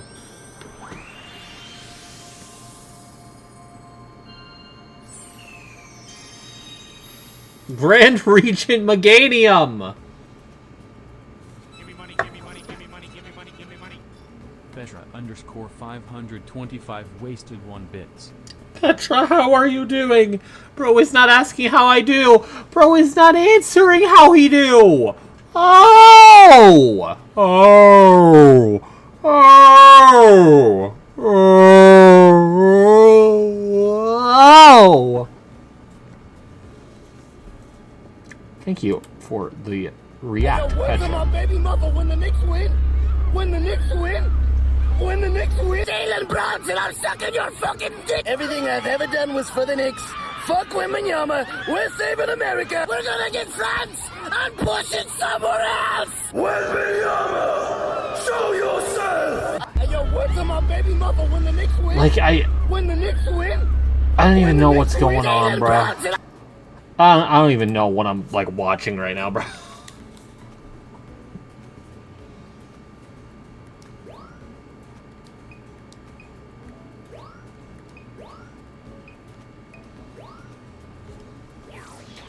Show me the money! Are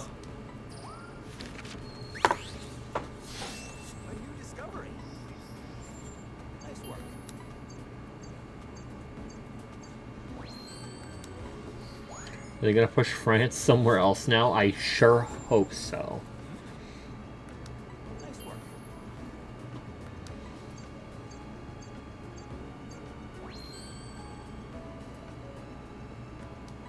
Damn. Damn, Daniel.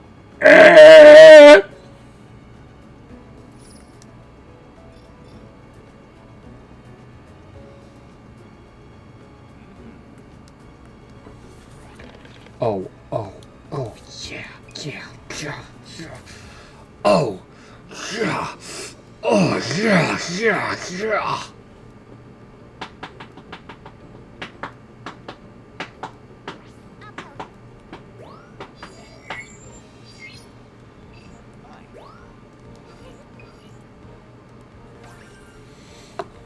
But yeah, Patch, right now we're taking pictures of Pokemon. Taking delightful pictures of Pokemon. Why? But like, why are you the way that you are? Why are you the way that you are? Why are you the way that you are, you bitch?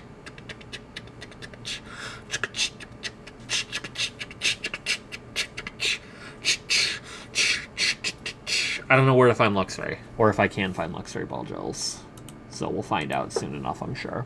Fuck, dude, he's dead. Oh my god, I'm so I'm literally gonna throw up. What do we do? This is awesome. What do we do, man? How was I supposed to know there'd be a school zone here? I didn't even think anyone actually lived in Montana. How are we gonna hide his body, dude? I don't know. Let me just ask him. Hey, dead body, where do you want to go, dude? Oh, I do not know. I think we should chop me up and put me in the river. Wow, that's a great idea, dead body. Anyone else got any other ideas? Stop right there.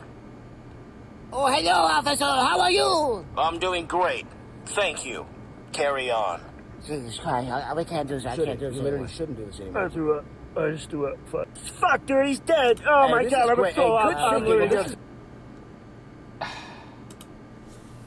More like you have good progress in Lords of the Fallen. Oh!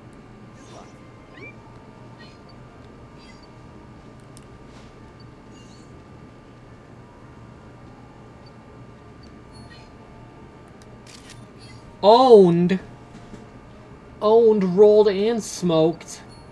Put on a brisket.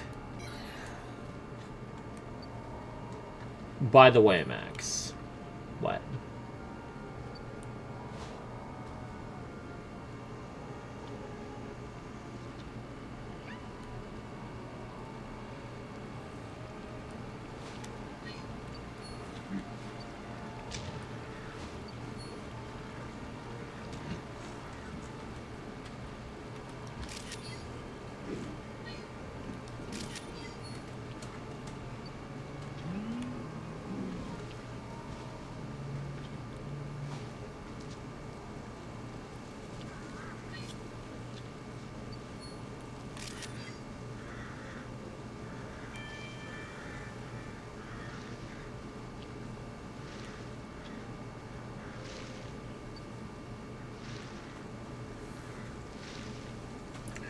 And 2 or Final Fantasy 16. I do not know. I've heard good things about both. But I have not played either, so find the opinion of someone who's played both. Like, genuinely, because I do want to play both at some point.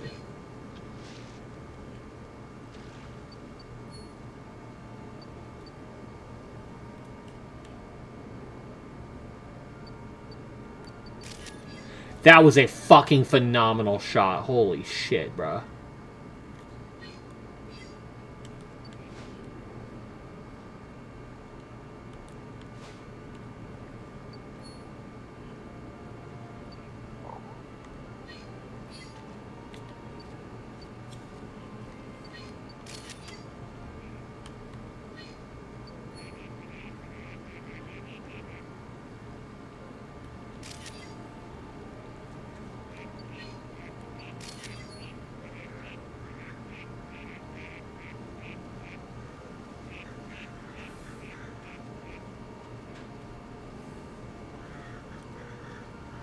Squirrel!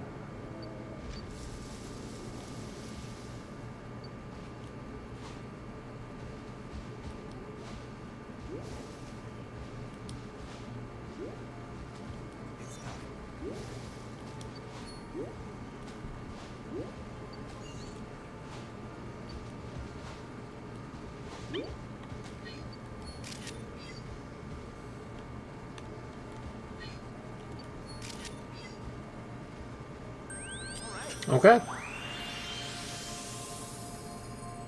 Alright, okay. Okay, alright. Alright, okay.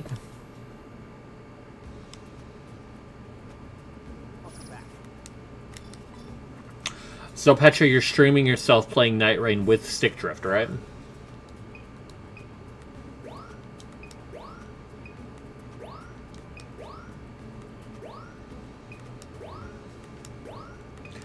Right, because you're streaming us playing Night Rain with your Stick Drift. Wow. Just wow, Petra, wow! Wow! Wow! Wow! Holy shit! Oh my god!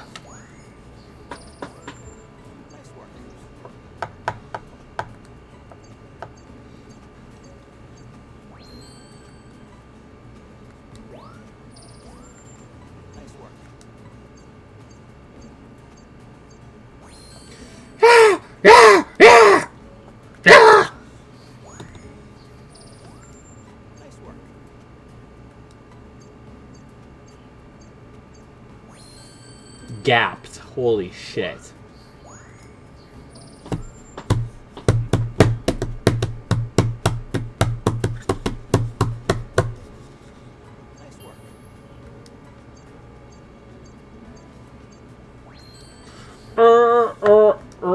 Yeah. Oh, yeah. How generous of Petra to give me 50,000 subs today specifically. How generous of him.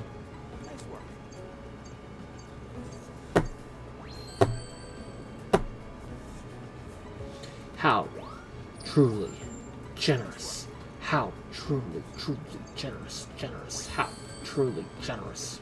Oh, oh, oh, oh, oh, oh, oh, oh, oh, oh, oh, oh, oh, oh, oh, how generous, generous, how generous, generous, how generous, generous. How generous, generous, how generous, generous, how generous, generous, how generous, how generous, oh, how generous, generous, oh, how generous, oh, how generous, oh, how generous, oh.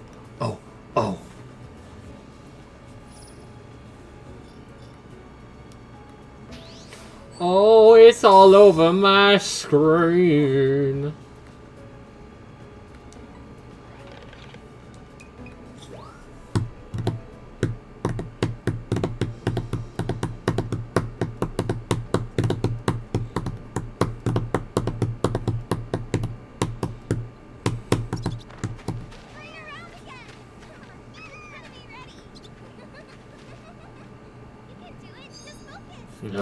Oh God, you guys gotta see this on Twitter! Well, look who it is. It's the National Guard. Oh, hey, Todd. Hey, Professor. It's been a while.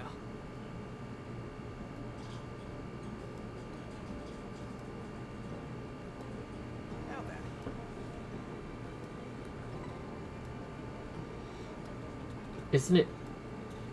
Isn't Todd from the first Pokemon Snap?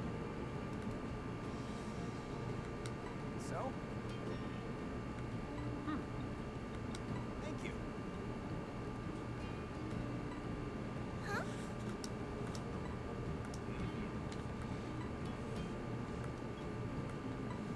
Huh. Whoa. Okay. Wow, you've really got an eye for this. Hey! Back off, kid. Get your own mentor. What the fuck are you, bro? Am I about to kill a child? Hi, Phil. Okay now. Well,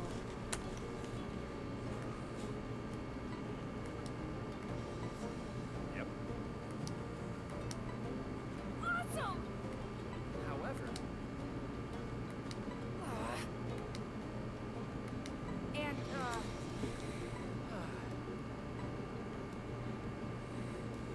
We're killing Phil with a gun, I think. Okay. Now that you're all here, we can get started. Listen up, team. I'm going to give you a breakdown of the survey. What? Do we have to explore an entire new region? Now then.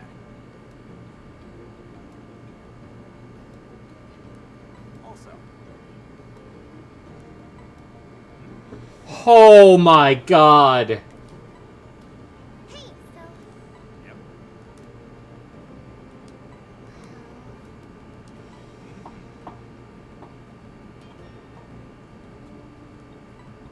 Come on. Agreed. Anyway. Oh boy. We're traveling away from Florida Island. Oh my God. Thanks.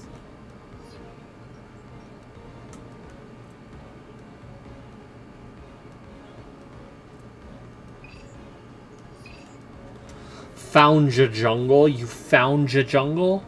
No way you found ya jungle. Oh, right. Alrighty then. Arthrighty then. Petra, you ready for me to throw apples at wildlife? I don't know if you're ready. I just saw Bounce Speed fly by at supersonic speeds. What the fuck? Oh, I love taking pictures. Enjoy your first time on Belisova Island. It really is a jungle out there. Keep your eyes peeled and your camera ready for Pokemon. Good luck.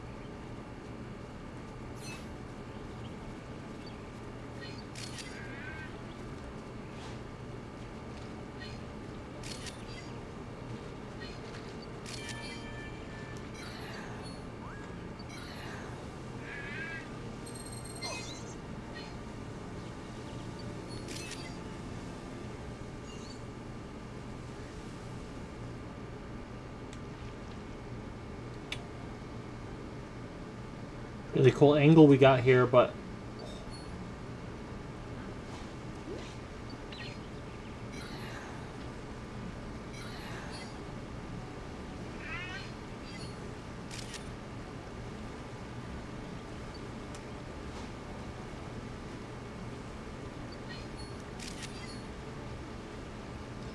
bye Lipard.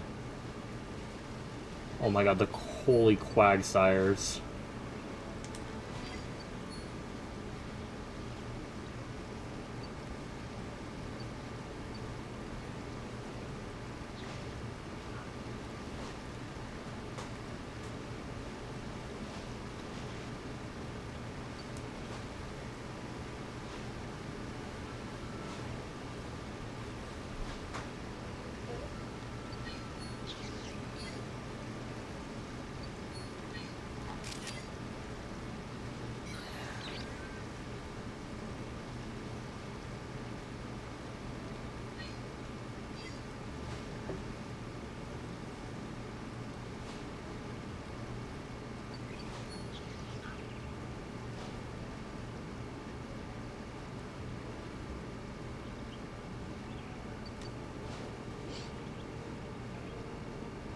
I kind of feel bad.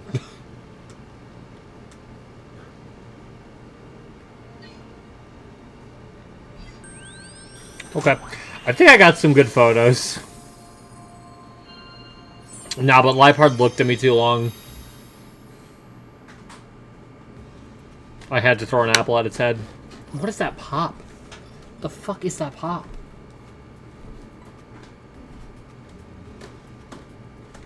Okay, Bounce Suite. It's this one. Picky Peck. It's definitely this one. Apom, it's for sure this one. Beautifly, it's gotta be this one. Slaking, we don't have much choice. Quagmire.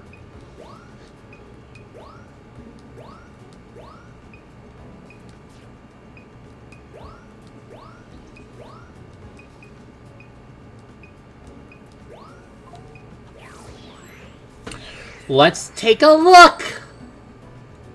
How did I do?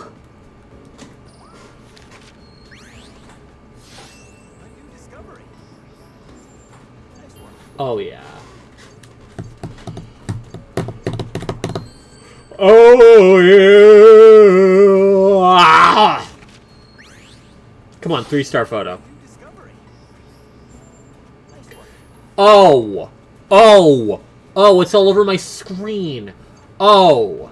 Oh.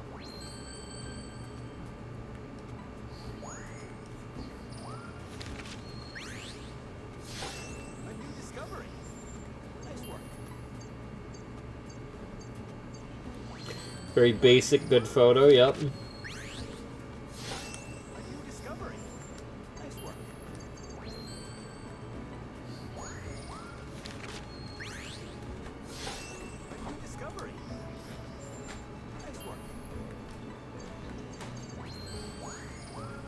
Quagsire. Dope behavior.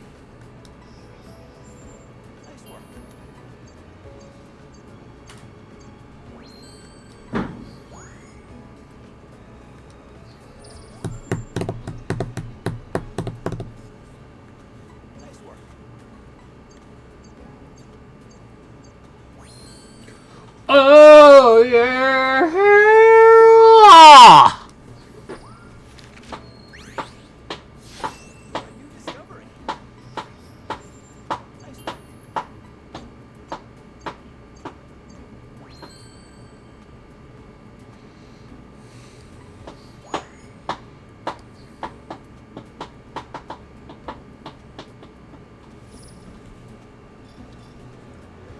Cooking with gas right now. Cooking with gas. Cooking with ass. Cooking with grass.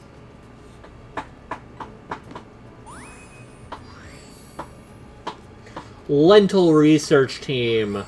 Fluff fruit. Normal type. I remember.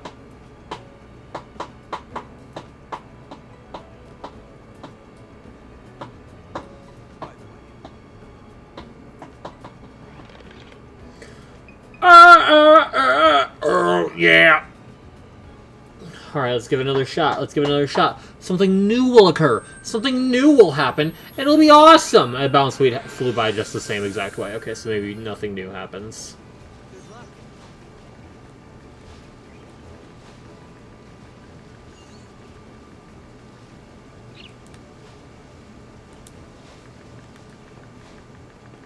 I was hoping I'd kill one of those Apom.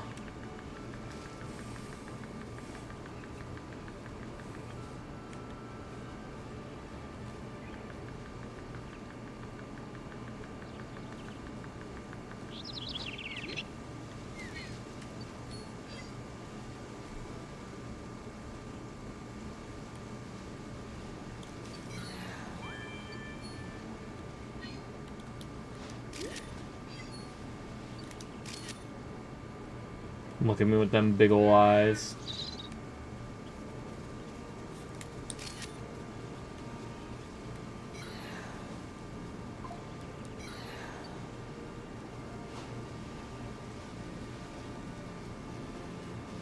Kobe.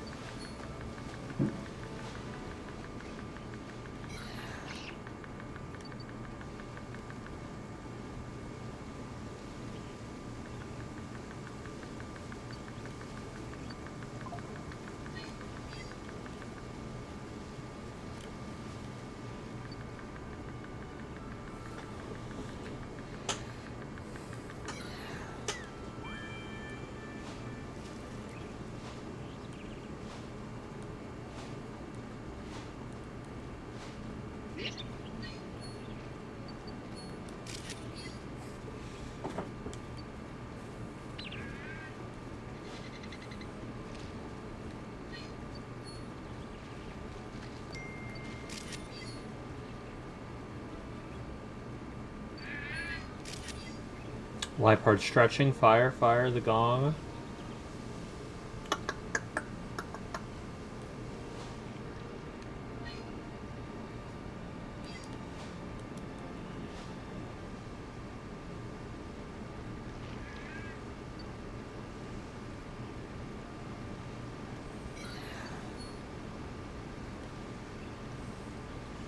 Bonk.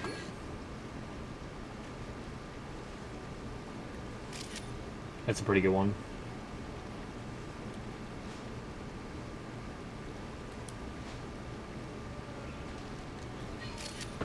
That was a fire shot!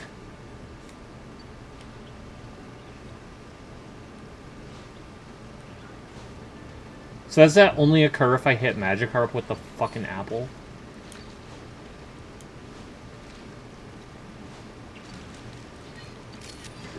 Oh, yeah, okay. Fire, fire, the gong. How's he gonna get a job now?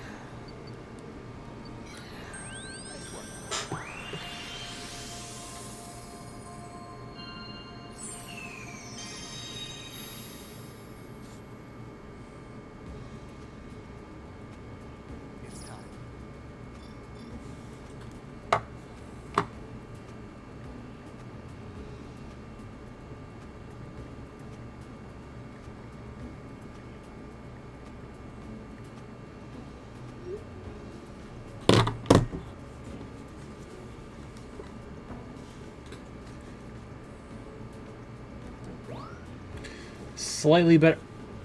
That is not a picture of Slate King. In what universe is this a picture of Slate King?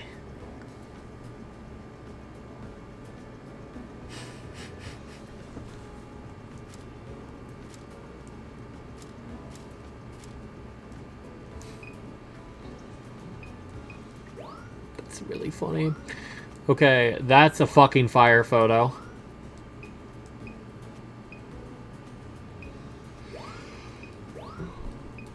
Perfect. Phenomenal.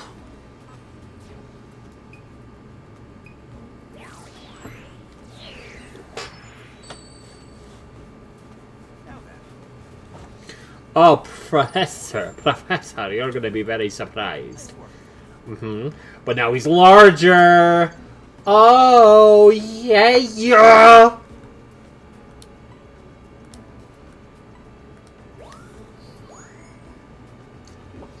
Yeah. It's a 1-star Picky Peck? How?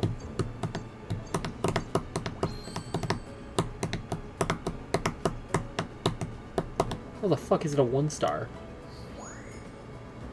Like, I guess, man.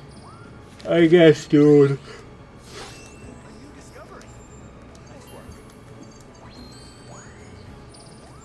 Oh, here we go.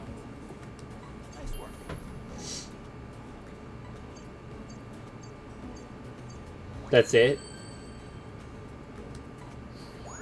Are we dead ass? Nice work.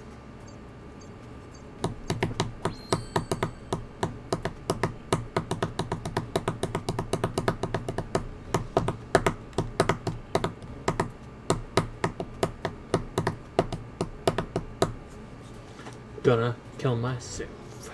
Gonna kill myself. I'm gonna kill myself. I'm gonna kill myself. I'm gonna build a shelf. Boom, boom, boom, boom.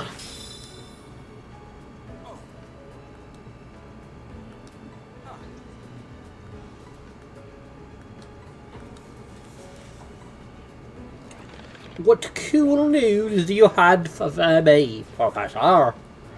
What cool, awesome news do you have for me?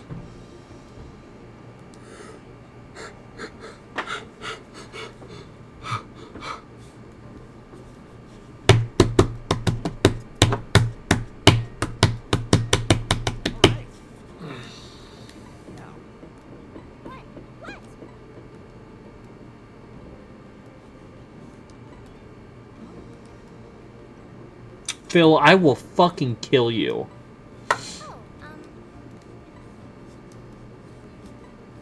Yeah.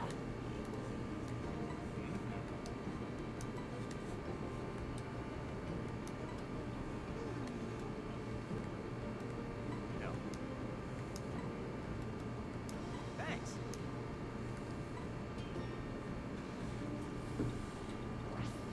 Oh, I will enjoy the nighttime jungle. Oh, I will.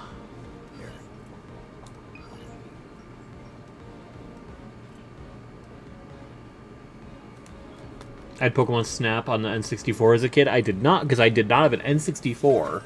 So I'm rather cheesed to play this. But how are you doing, Unrelenting? Also, I was bringing this up with Daryl earlier. I just realized earlier today, I made like 90% of the fights in Silksong harder by having the compass equipped every time, by having the sprint shoes equipped every time.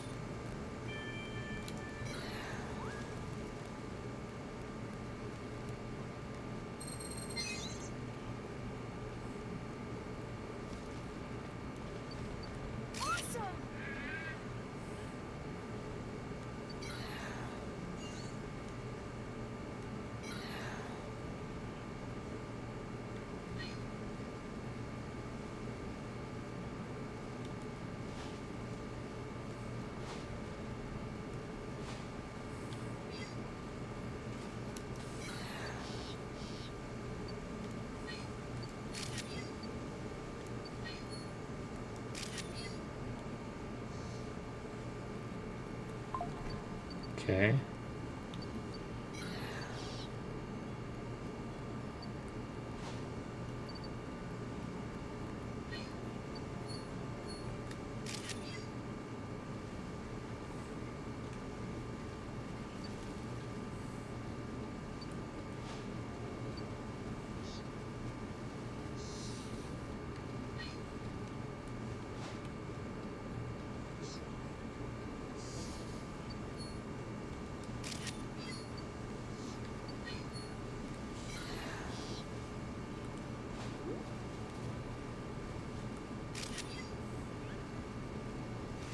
Bro think he's slick.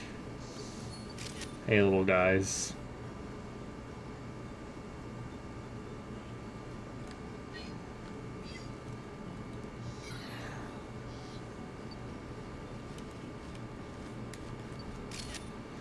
I barely caught that.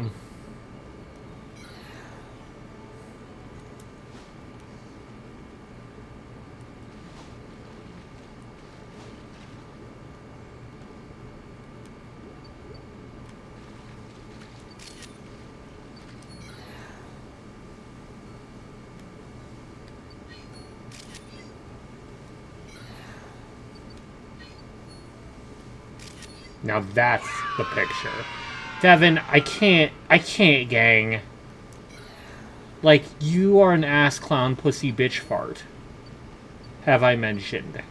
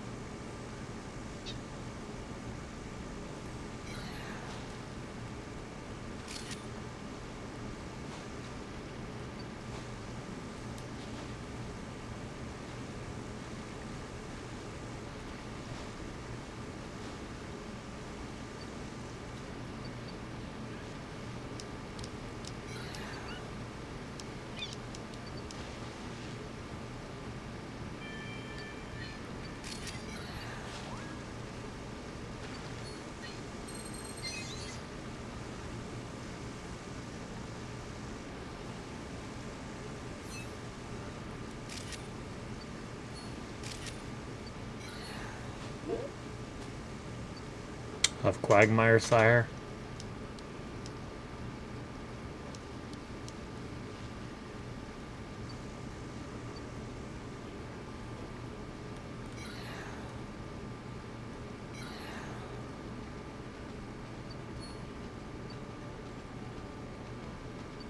I know this game could make me like Morlul, but something about them marching around is very funny. Sprint shoes are kind of goated even in boss fights. You dodge faster before the Lost Slaves fight, but I thought, nah, if he doesn't notice, he didn't notice. I don't know, even, like, it felt like it sped up, like, after the initial dodge, obviously, because you go into a sprint, but, like, the dash itself, I wasn't really feeling it.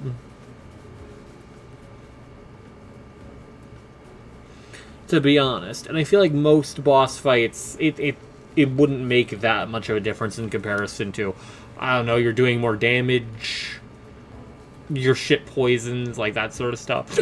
Granted, how much is it even competing with in the category it's in? I actually have no idea what specifically it's competing with. Yeah, we go with this one.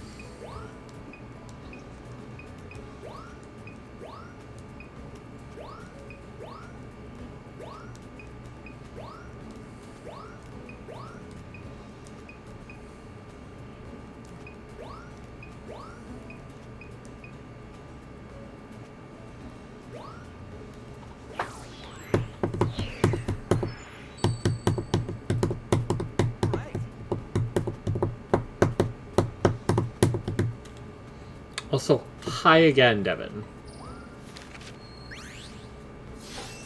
A new Pokemon! Alright, that's kind of buzz. Nice work. Okay, a lot better of a photo. So there's that. Come on, 2-star at least. 2-star at least. Are you fuck?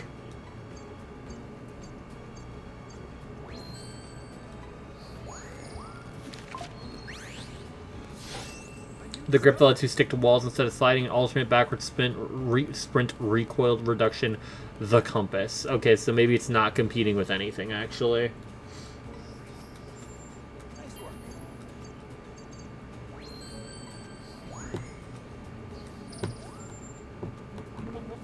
Like, you fucking sicken me. You fucking sicken me. You fucking sicken me. Bum bum. You fucking sicken me. You fucking sicken me. You're a bitch.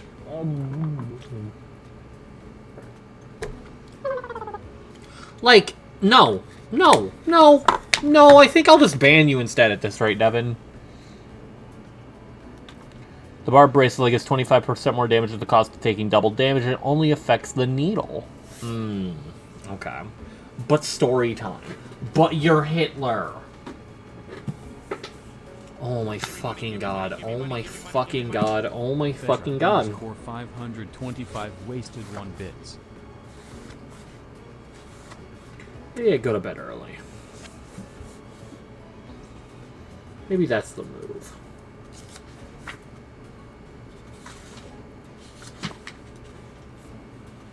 At the start, the western wall had lain some 20 feet up a precipitous lawn from the roadway, but a widening of the street at about the time of the Revolution sheared off most of the intervening space, exposing the foundations so that a brick basement wall had to be made, giving the deep cellar a street frontage, with the door and 2 windows above ground, close to the new line of public travel. When the sidewalk was laid out a century ago, the last of the intervening space was removed, and Poe and his walks must have seen only a sheer ascent of dull gray brick, flush with the sidewalk and surmounted at a height of 10 feet by the antique shingled bulk of the house proper. Tool that vacuums in loose rosaries. Yes, I guess like my compass choice doesn't really matter all that much, honestly, but... Thank you, good night, Maxi. Devin, I need you to get, like, a drill put through your skull. So a couple of years ago, my family and I moved into this house, and right next door was an empty lot. Nothing going on at first, just grass and dirt. Then out of nowhere, a construction crew showed up and started building a house. And of course, my 5-year-old daughter was immediately invested, like it was her full-time job. Every day she was out there watching them, asking questions, basically supervising like she was the boss. But after a while, the workers started loving her. They would let her hang around during breaks, talk with them, and even gave her little jobs, so she felt important. And by the end of the first week, they gave her a pay envelope with $10 in it. She came home so proud after she got her first check, and I told her she should go to the bank and start saving it. So we go to the bank, and the teller is so impressed, she started smiling at my daughter, and then she said, "Oh wow, you earned this all by yourself?" My daughter sounded so proud of herself. She said, "Last week I worked with a real construction crew, and I helped build the new house right next door to us." The teller said, "Oh really? Are you going back to work this week?" And my daughter didn't even hesitate. She said, "I will, if those assholes at Lowe's ever deliver the drywall." Okay, that is a good punchline. Fun fact, the dice says that one hidden function beyond preventing damage. If you're on Wanderer, you have a slightly increased critical hit chance. Fair, makes sense. If we get a God Home update, there was a punchline. Did you miss the part at the end? Okay.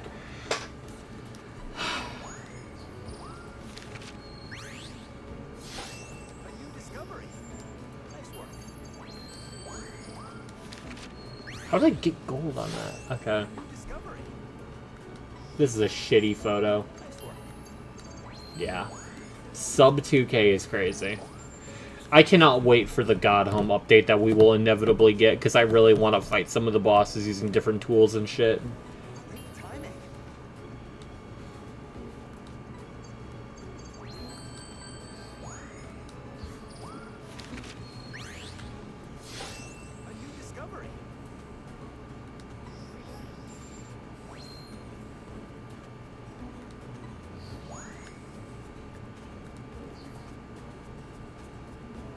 Wanderer Crest is probably the OP one, because 35% increased attack speed translates to 35% increased damage, and 35% increased silk production. No, I literally saw a video titled "The Worst Crest in the Game," and they're like, yeah, Wanderer's Crest is so broken that it just makes the people that play it so fucking stupid and entitled, because they will literally just face tank the boss and heal more than they're taking damage because they're hitting so much and building so much silk and also doing so much damage that it just doesn't matter.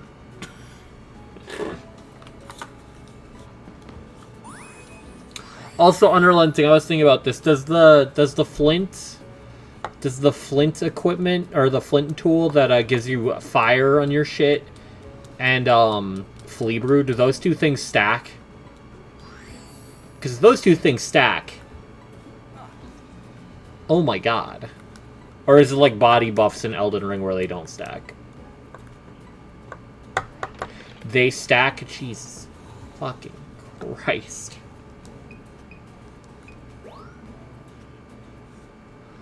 Why?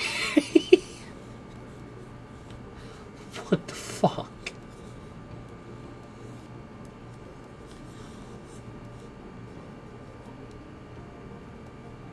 Flea Brew also stacks with the sprint shoes. I think I remember seeing that.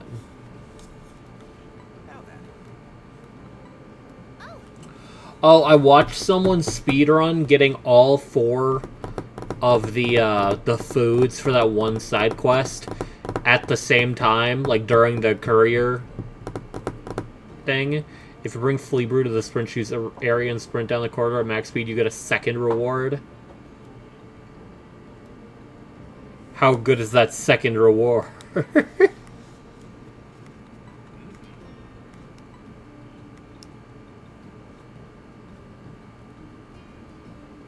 Relic that sells for money. Ah.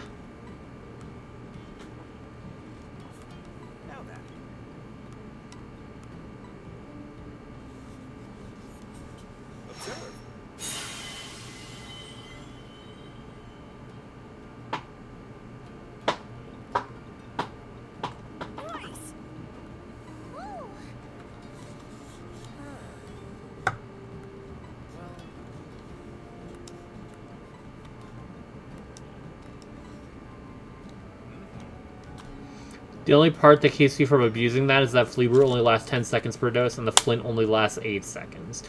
But I mean, if you finish a fight in 8 seconds, holy shit.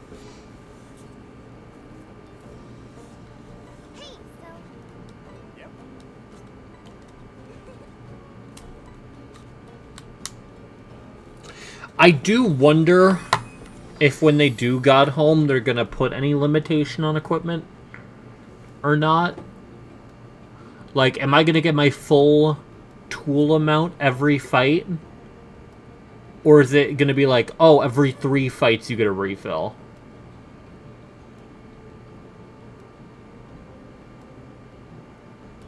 Because it's so hard to say. Because I feel like some of the equipment, it's like, oh yeah, that absolutely should get refilled. And then Flint and Flea Brew, I'm like, maybe don't. Maybe no. Maybe that's a bad idea.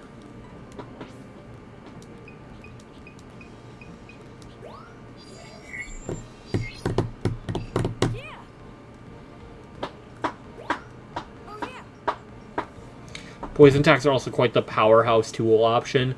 Yeah, I don't even think I have tacks, is the fucking hilarious thing.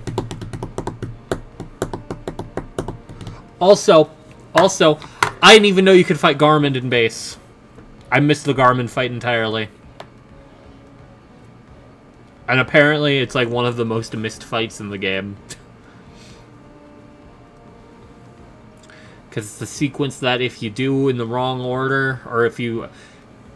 I think if you unlock the cradle before unlocking that side road, attacks are gotten from a quest in Sinner's Road. Ah. I think if I do have them. I haven't really, like, invested much into my tools. I kind of just use the same ones the whole game. Hunt roach hounds for the guys who give you the steel needles. Does that mean I lost access to that? Because they're dead. Benji? And if you don't get them by Act 3, it's by their corpses. So maybe I did. Because their house collapsed, yeah.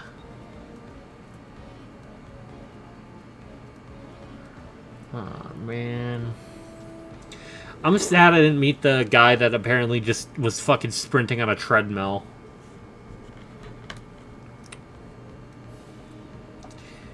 I don't know how. Did you find the hand grenades? I don't think I did. I feel like there's a lot of shit I missed, but I'm also not 100% sure. I already uninstalled it just because storage, but like, maybe I could put it on my D drive instead, but there's just a lot of shit where I'm like I'm split between I missed it and I never used it. You know, where like I got it, I'm like, okay, cool. I like what I got. You remember the house where you got the surgery to fix the witch curse? Yes.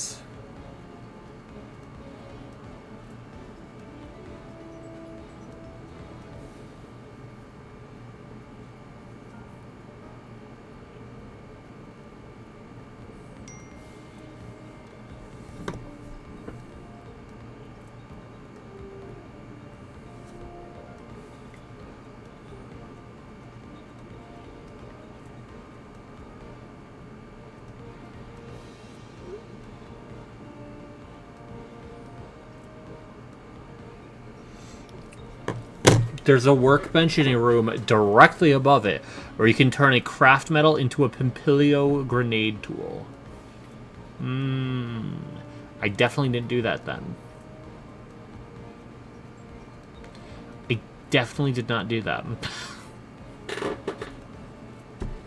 Because I am still sitting on a few craft metal.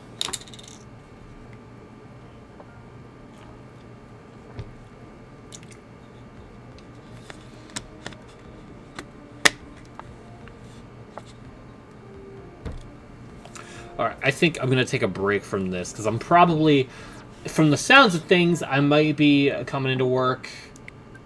You lose it to unlock Act 3. You lose access to it on Act 3? Is that what you mean? Shame you can't bring the snare setter into Act 3. Yeah. I genuinely did not even know it was an equipment. I thought it was purely a key item. Alright, but that was really fun. I want to play more of this. This will definitely be my I'm kind of stressed out, I don't want to play something that's going to stress me out more game. I say that, I think I'm going to play a bit of Night Rain before I go to bed now. Can't have too much of a good thing.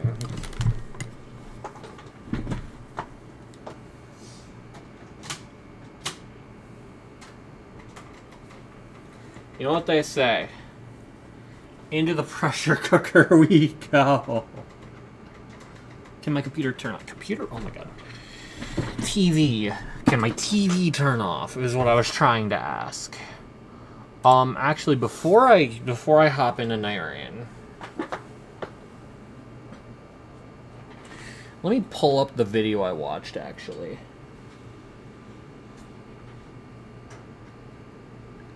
Because after I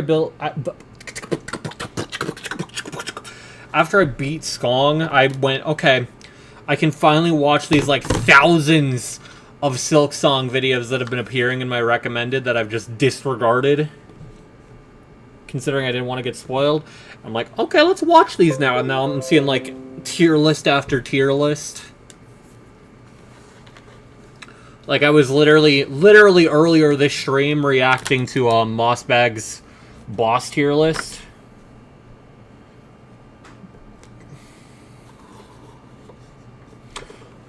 Yeah, I saw that the spear just seems a lot cooler.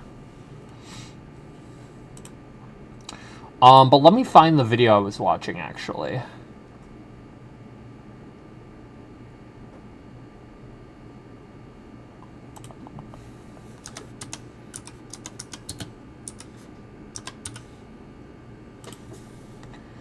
Most prefer the spear, yeah.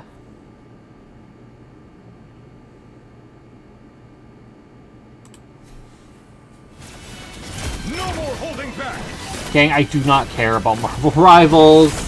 Every time I make one of these, I either learn something new, or something I would have learned gets patched by the time the video comes out. I learned using the Volt Vessel's Bola form in water doesn't give you the extra vertical hitbox the spear form does, and that Flint Slate can be used on Mount Fae to stall Frostbite. It doesn't reset it. It doesn't reset. It stalls the Frostbite. Stop. Stop typing. This is different. This is different. Welcome to Watch Mojo. If you like tools in the color red, then you're about to have the best day of your life. Number 24, the Needle File. Hey, let's do the FromSoft thing where we make a gimmick weapon whose singular purpose is to take out a boss in the game. But we're not going to tell you what boss it is. We're not going to tell you it's a gimmick tool. And we're going to let it one-shot plasmids.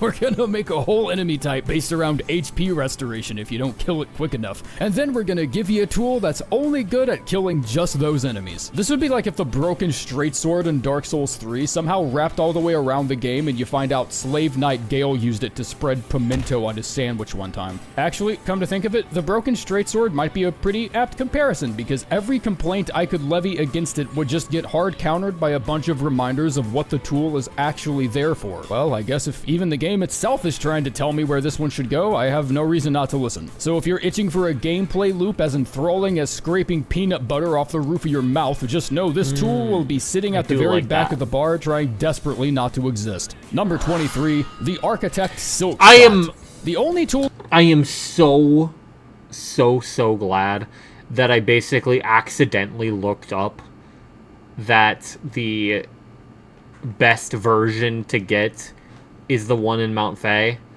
because I would have been so pissed getting either of the other ones when there's a fucking laser beam I can use. Silk as a power source in exchange for a shrug and a middle finger when asked what damage it can produce. The Forge Daughter variant is way better, and even that still sucks. Choosing who repairs the Silk Shot locks you out of the other two options for the remainder of the game, and since your choice of tool here is permanent, it's a pretty glaring fault that both competing iterations have clear advantages over this one. The Forge Daughter must have installed a fucking belt feeder into the frame for all the rounds it can hold.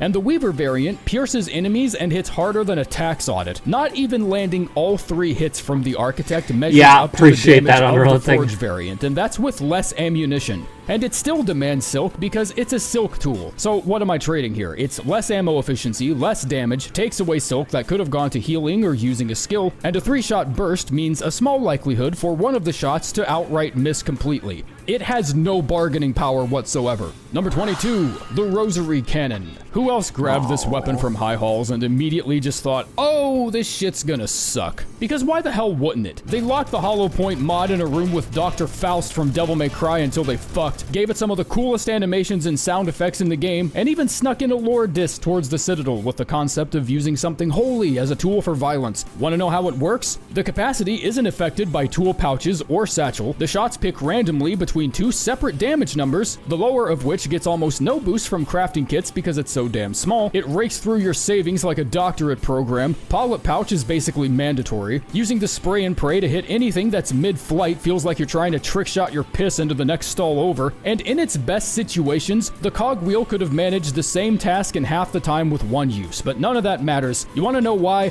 Because Hornet has a fucking Tommy gun, and Tommy gun mains don't concern themselves with the opinions of others. They will force that shit to work no matter what. Number 21, the Long Pin. For all intents and purposes, it's a slightly shittier, slightly more awkward straight pin with a slightly more hilarious throwing animation. Like someone just loaded up longpin.png and slapped 2 keyframes on it and then collected a check. The undercrank enemies at the beginning of Act 2 sometimes tuck themselves underneath their shells when they back away from you, and I guess the long pins are a good counter to enemies that do that, you know, as opposed to the more reliable, time-tested strategy of waiting for him to pop back out because this isn't peekaboo and I don't need my diaper changed. Also useful for bypassing the symbol shields the judges use on your way up the blasted steps, you know, all 2 of those guys. Yeah, these are pretty forgettable. Number 20, the Forge Silk Shot. After looking at everything it offers, damage, capacity, even attributes of the more pointless variety like bullet speed and hitbox size, I have confidently arrived at the conclusion that the Forge Silk Shot is a straight pin that requires silk. In other words, leave it the hell alone. I initially thought using tools like these with Architect Crest would have at least narrowed down what your silk is, being dedicated to, therefore lessening the burden of using one silk strand just to fire the weapon, but it turns out I just made it even more awkward because the same silk you're expending with every shot is also used for the Craft Bind ability that reloads all your tools. If a tool can barely climb over the mountainous piles of damage handed out by the straight pin, maybe it's not yet at the point where it should start making demands. I get that it's called the Silk Shot, and that changing that mechanic would require a ground-up retooling of the entire weapon, and I'm asking for it anyways. Because unless that happens, any variant of the Silk Shot that isn't the Weaver is going to forever be accompanied by the nagging voice in the back of my head telling me that strand of silk could have went towards my next parry. Number 19, the Throwing Ring. Man, I hate putting this here because Chakra probably had the best side quests in the game, and for the payoff to be something as valuable as her signature weapon only to then find out they couldn't even measure up to tools you find at the beginning of the game, 14 damage is not a lot of damage. A lot of damage is in another galaxy right now. It is so far removed from a lot of damage that if it showed up to the front door, it would be considered an invasive species and shot on sight. But what sets it apart from its competition is its rebound potential that can bounce off one enemy and into another enemy. But it usually just ricochets off the wall you weren't aiming at, and then it decides to hit something. In layman's terms, it's a conch cutter with aim labs installed. Yes, using the taunt with the rings on changes your taunt animation, I think most people know that by now, but it also doesn't cost any silk and increases the rings damage by 50% instead of the needles damage, which I do think gives it an astronomically small amount of staying power just because of how unique it is. I've still had some pretty elegant takedowns with this thing when it actually does what it's supposed to, but the novelty of trick-shotting coins into a bucket wears off pretty quickly until all you're left with is a cool taunt button. And I'm gonna be real, it's still worth. Get a great deal on quality craftsmanship during the I don't care! I don't care! Number 18, Volt Vessel's Bola Form. I think it would have been cooler if you gave it the bola icon initially and then let you transform it into a spear when you rested at a bench, because both of them are honestly fine, but strictly comparing the two of them, there is a very obvious loser in this arms race. The amount of times I've spiked one of these right into someone's face only for both orbs to head clear away from whoever I was aiming at, and they either explode too quickly for me to whack them again and reposition them, or they rebound in a spot too awkward for me to even reach in the first place. Skill issue? Oh, sure. You can say it's a skill issue as long as I get to say you can fix the issue by just using the damn spear. Even if the bola form is capable of just barely more damage, it doesn't feel like the extra steps needed to get that damage is ever worth it. Oh, because he's using the Godhome mod apparently unrelenting. Always munch up sweaty fat fucks. He mentions it later in the video. Misses against enemies my size or smaller, and that's just not a sacrifice you have to make when you can lightning stake the ground with spear form and just laser them both down. Number 17, the Curved Claw. When fully upgraded, it'll measure in at 10 damage for each repeated strike, but it'll only return significant damage if you're keeping an eye out for the Cuphead patented sweet spot that most enemies will almost definitely be away from by the time the tool actually gets to said location. Which, that's really not the disappointing part. You put in a bit of practice and it'll just be like sparring with old Briny Beard again. But the single hit damage on the Curved Claw is so low that it can only be worth if you're consistently hitting that sweet spot with it. Even if every single Curved Claw lands at least 2 hits on something, you still have a higher final damage ceiling with straight pins, in addition to straight pins just being much easier to land. That's also why I think the Curved Sickle is one of the best upgrade items in the game, because it's not just a damage bonus, the projectile also has a wider hitbox, giving it a much cleaner sweep over that sweet spot area.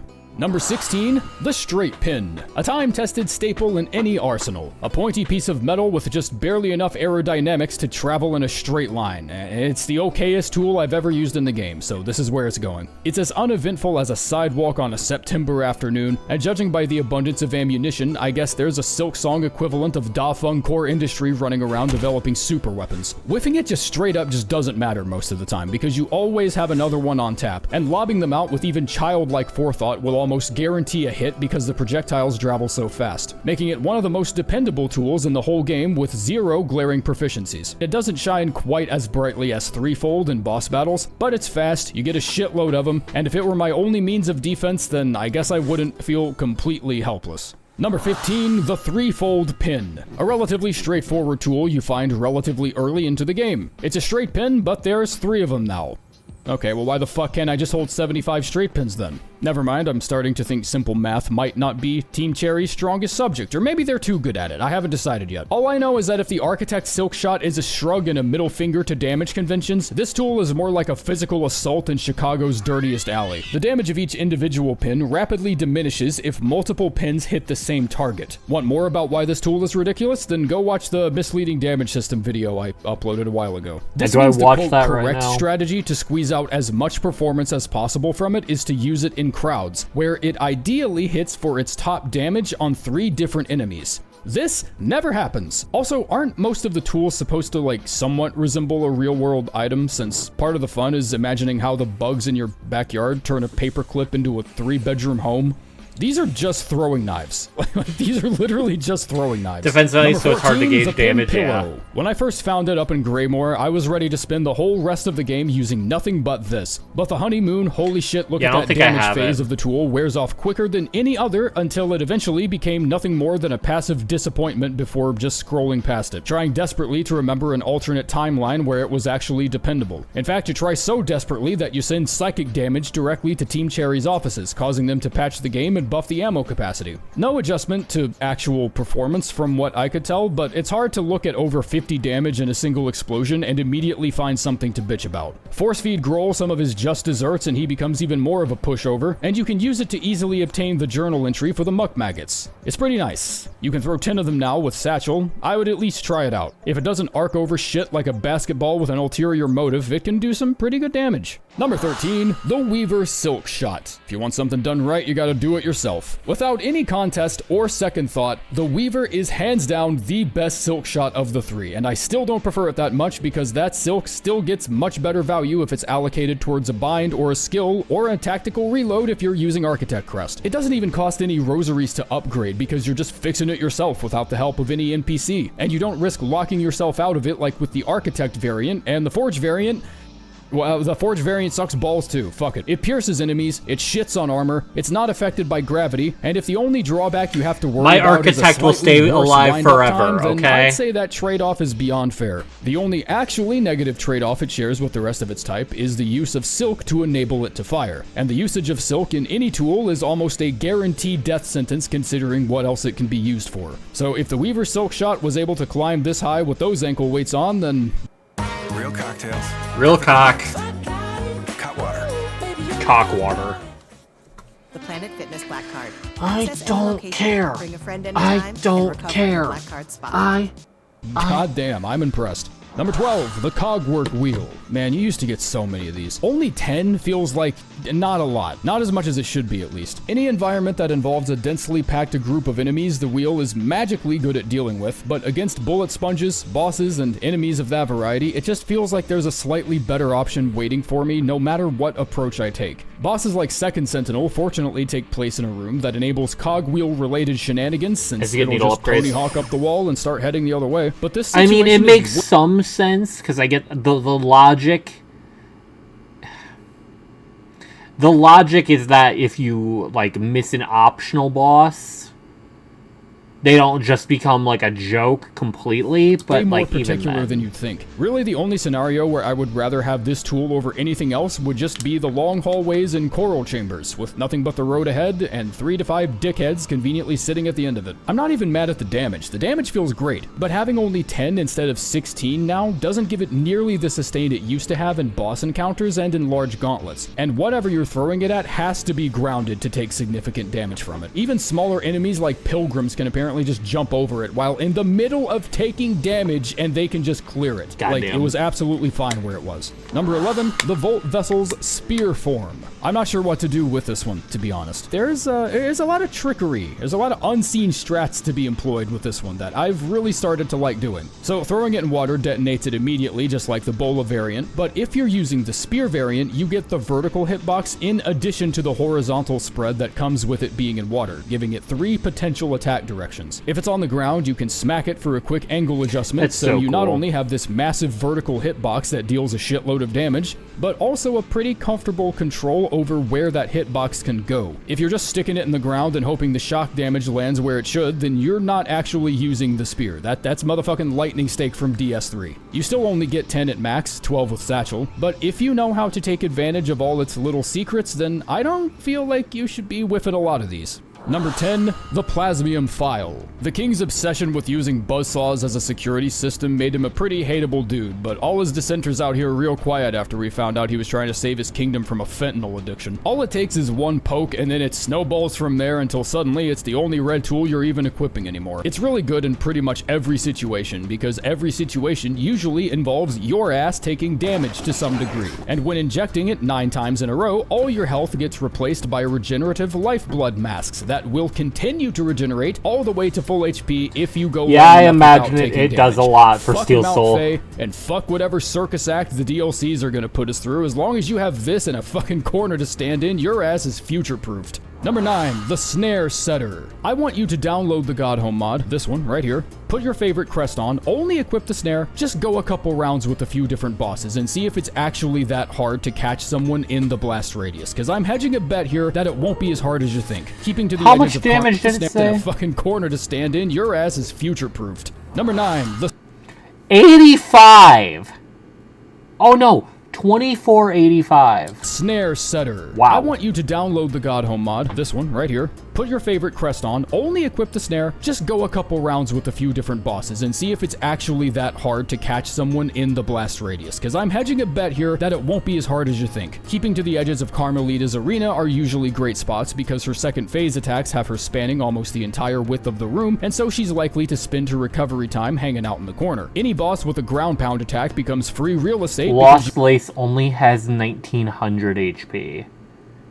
You can just bait them into the blast zone, and even the true final boss has some holes in her positioning that allow you to just drop it in a very particular spot and secure an almost guaranteed hit. I sure hope there isn't some weird quest-dependent stipulation that prevents me from doing any of what I just said in practice, and that I have to give up the tool prior to entering the third act. Wow, I hope I don't have to fucking mob this in with a debug tool just to get footage of myself testing it out on different bosses, because that's the only way you're allowed to have it. If you're pissed right now, good. That is my mission. I want everyone to see how good this tool would have actually been in practice, because at least that gives us a shot of it being reimbursed in a future DLC. Number 8, Tax. The Tax proudly boasts some of the game's most incredible potential damage and also the most glaring weaknesses. I think one of its biggest hidden strengths is actually that of certainty. You can look at any boss's attack pattern and general strategy for no less than about 3 seconds and immediately know whether or not Tax is going to help you out. A well-placed bundle of Tax can be a tide turner against half the game's bosses and enemies, while being as threatening as a balloon in the Shittersville County Fair versus the other half. Look no further than the back of the box they came in for usage instructions. Deploy Tax when the following is true.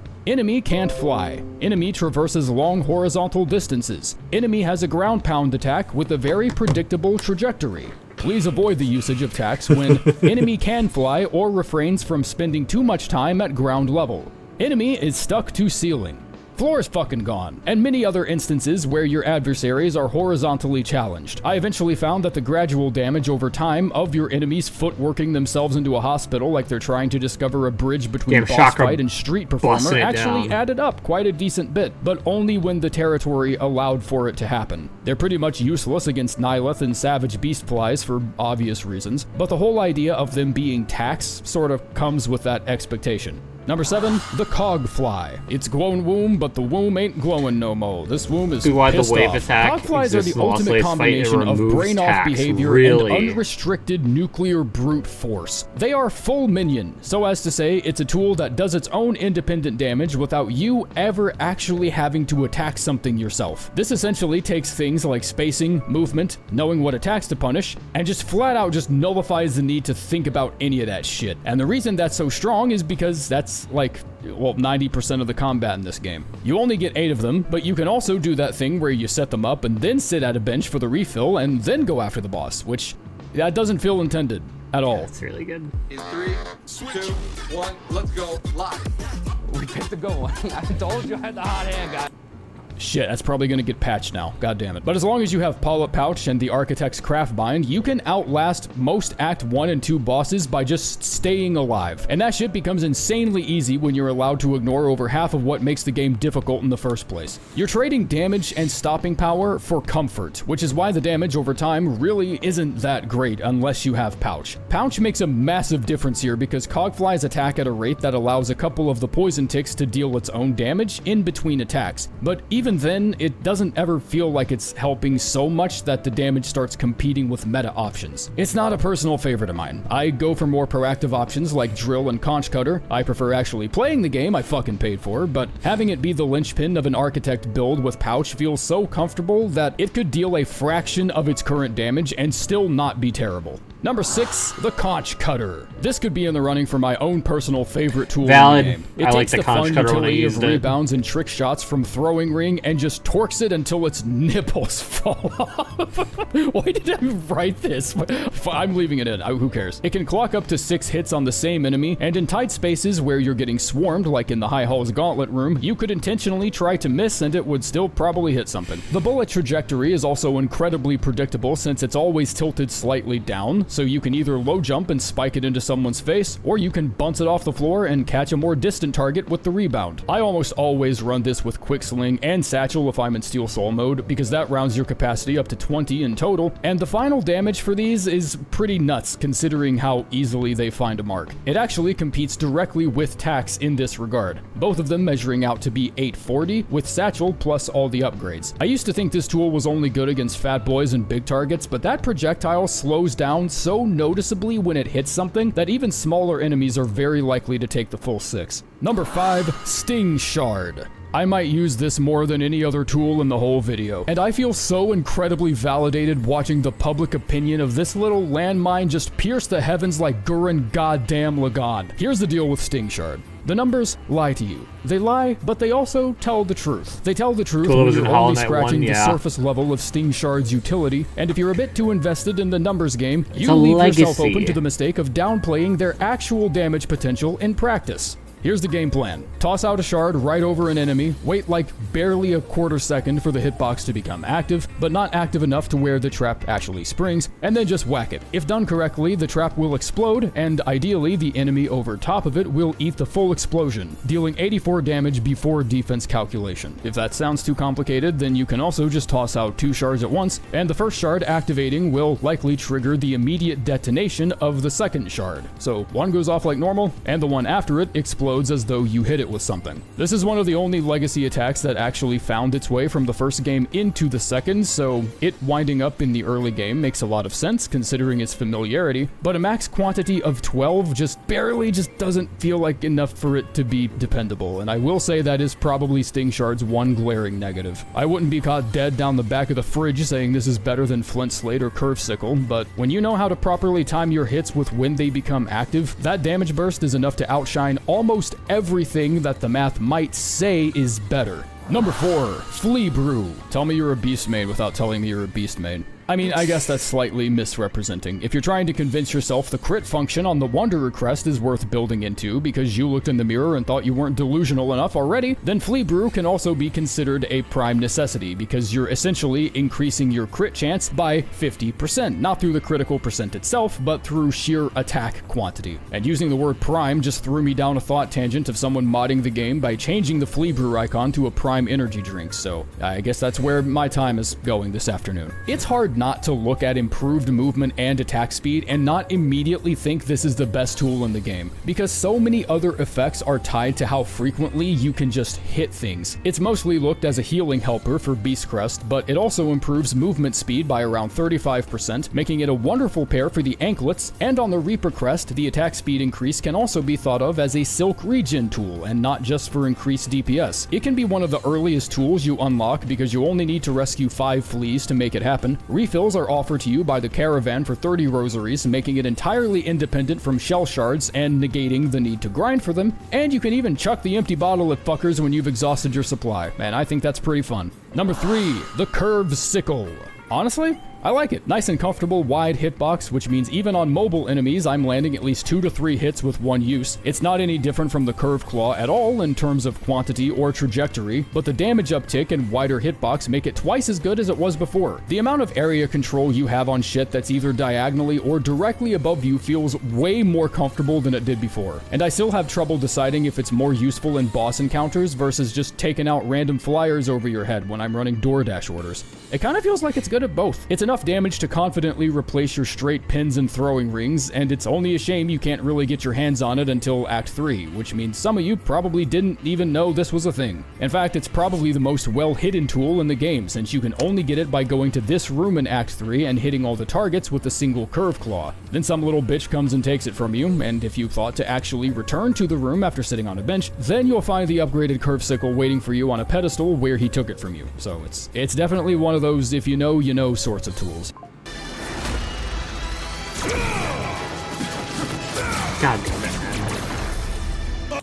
Number 2, Flint Slate. Nerf it all you want, Club Strawberry, but not even a half-hundred-sized downtick in damage is gonna stop me from slapping this on Architect and running everyone through with a power drill like Hornet just opened a fucking construction company. This tool has its ass gorilla glued to the seat of its throne, and it ain't coming off. It is a percent-based buff, so boosting it with crafting kits wouldn't really work, so I guess the next best thing they thought of was to just tie it to your needle level instead. And though this could have easily played to its detriment, I think it's really comfortable having a tool that's solely for improving needle damage and returns the same exact result no matter what. They could have just made each crafting kit extend the active time of the buff instead, same thing with Flea Brew I guess, but 60% of 8 is 4.8 seconds per upgrade, and having a 27 second damage buff by the time you're completely kitted out does sound a bit dumb, so that's forgivable, I suppose. It's also one of the only tools to my knowledge that stop your momentum in mid-air, sort of like Binding does, so that can be used for some 900 IQ level evasion tactics during a tough boss. Flint Slate is the tool for players who don't want to think about tools, and for a lot of players, that's everything you could ask for in a single item.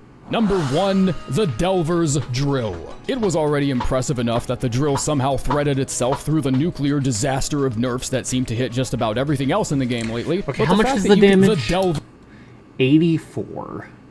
Delver's Drill. It was already impressive enough that the drill somehow threaded itself through the nuclear disaster of nerfs that seem to hit just about everything else in the game lately, but the fact that you can get it reasonably early, the equally reasonable learning curve that forces you to realize just how frequently you happen to be directly above something, and the sheer supply volume the game gives you. All of these benefits are but mere dressings, flavor text, sugar-free condiments on the triple-stacked smackdown cheeseburger, the heaven-piercing apparatus that is this drill. Team Cherry, wow. I'm just giving you a heads up. You may have spanked Architect's ass a little too raw back in the day, but we're gonna have some beef enchiladas if I catch you laying hands on my Black & Decker. Bitch, I've read all the patch notes, and my pattern recognition is good enough for me to feel partially responsible. So let's just say the drill suddenly disengaging against the player's own will when a boss gets bored hanging out underneath it is enough of a shortcoming, and we're just gonna move on. We're not gonna touch it, alright? That's enough. You are never gonna get the full 6 hits on an unstaggered boss of any strength. That's just not gonna happen. But that's also not how you use the drill.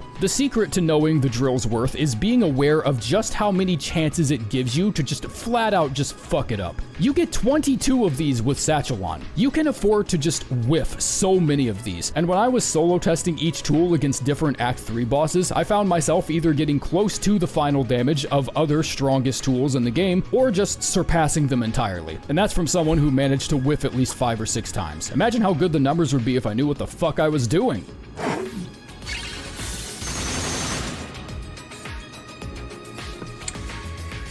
Yeah! So, if and when God Home comes out, I'll definitely be trying some actual tool builds instead of, literally just using either a triple needle or laser beam and then cog flies for the entire game. Methinks. I also would probably need to unlock the rest of the tools because I'm missing quite a couple.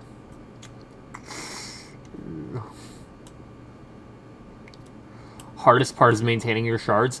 That's why I'm hoping they make it so that if and when we get a God Home, you just don't have a shard count for it.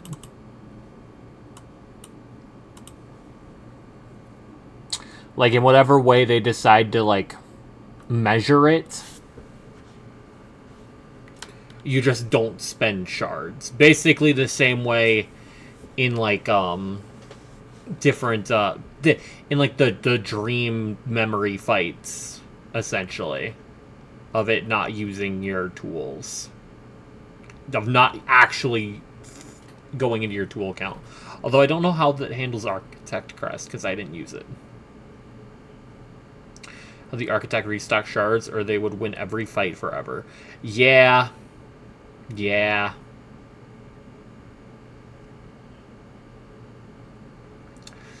Yeah. I don't know how they do that. Admittedly.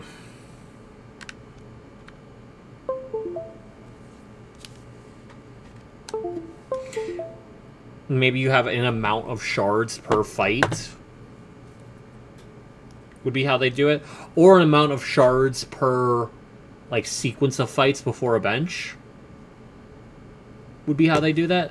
Because, realistically, you'd just be able to swap crests anyway, so it wouldn't really matter if, like, you use up everything as an architect, as it was the architect crest, and then you get to a bench, because then you just swap to, like, Wanderer or something. Having 3 full tools to spam out and 2 silk bars let you kill multiple bosses without ever swinging your needle. Yeah. Yeah.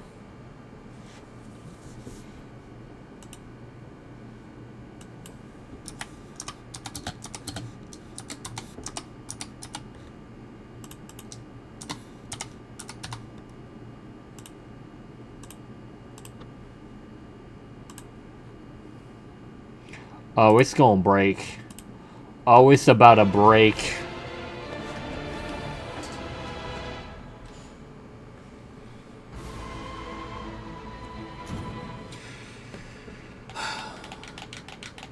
I also want to, like, actually play Beast Crest, Witch Crest, and Reaper Crest, because I feel like I didn't touch any of them. And Beast Crest, I like the dive kick conceptually, I just never used it. Outside of the brief time the game forced me to use it after acquiring it.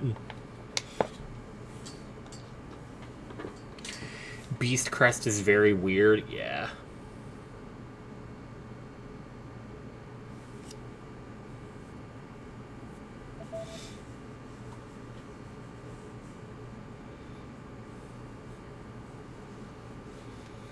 Witch Crest is funny if you go all in on the heal nuke. Yeah, I'd imagine so. Because what's the build for that? Because what is your Claw Mirrors multi-binder? So, multi-binder, is that the one that makes you heal that makes the action faster? Or is that the one where you have like a backlog essentially of silk? I forget which one that was.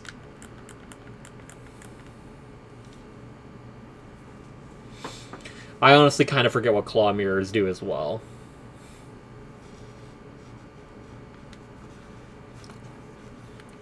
Because I think I used them like once and then stopped. Makes you heal an extra mask, but the binding takes longer. Wait. Does that mean an extra mask per hit? For Witch Crest?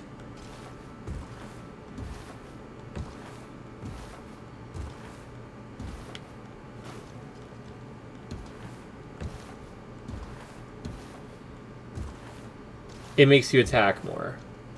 Okay, so you get an additional hit for it instead. Is that what that means? Huh.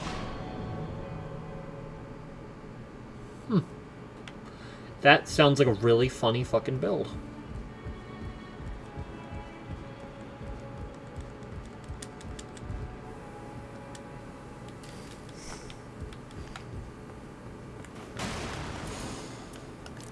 I wonder if Petra is able to play. Oh, he's not on. Oh, he's not on. Who would have thought? That's so unlike Petra. I wonder if he's outside.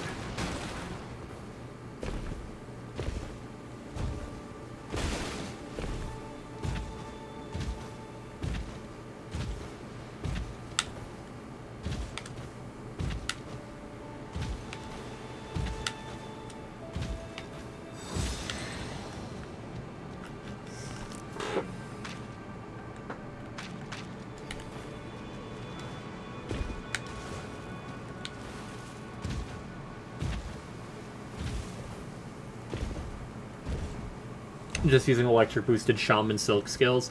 Yeah, but then you're not healing. They make your heal on the ground to balance it out, yeah. Which, like, I really didn't think about that being a problem until fighting Lace.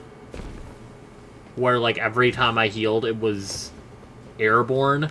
I guess with Shaman, your only option at that point is you can only heal when the boss staggers. Or you are going to die.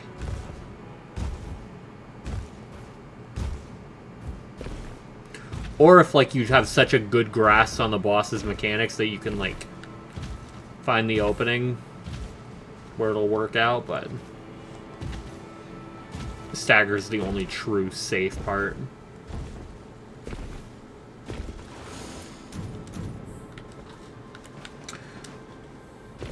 Yeah, I really want Godhome to drop. I doubt they'll have it as part of Sea of Sorrows or an equivalent. An electric shaman silk spear is 103 damage. Ah. I see. Mystery Meat Monday! Okay. I'll go Executor. I don't think there's any boss where Executor feels bad. I think we're probably chilling. Everdark Augur would probably be the worst, but like even then I'm running skill damage.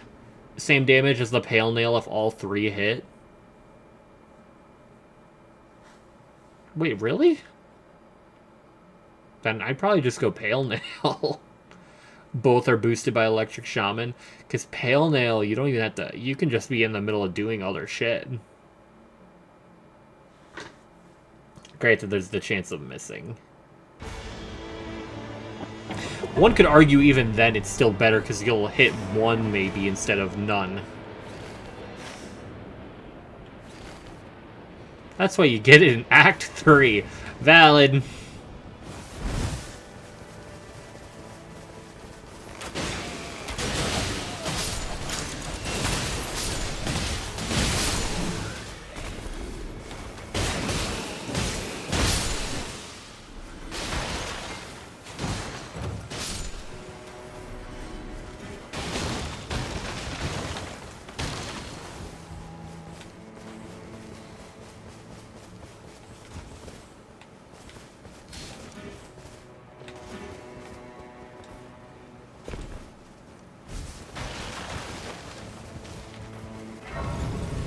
Y'all, come on.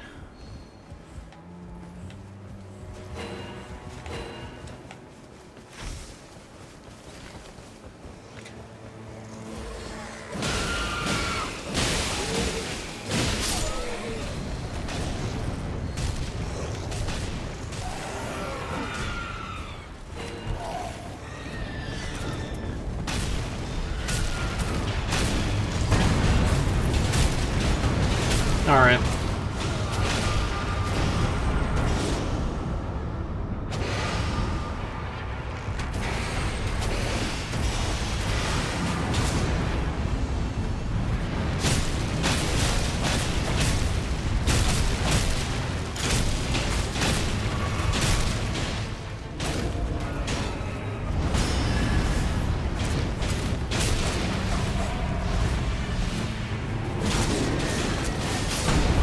Alright, man. Why is he doing that?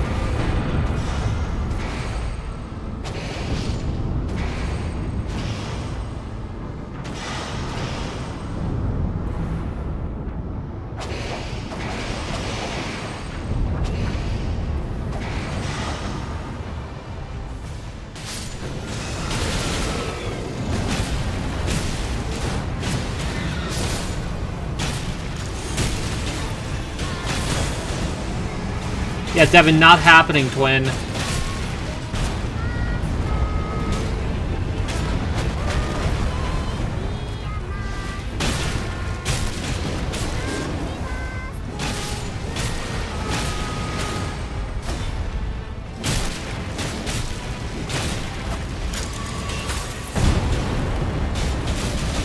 Yeah, not much I can do there, just kill him.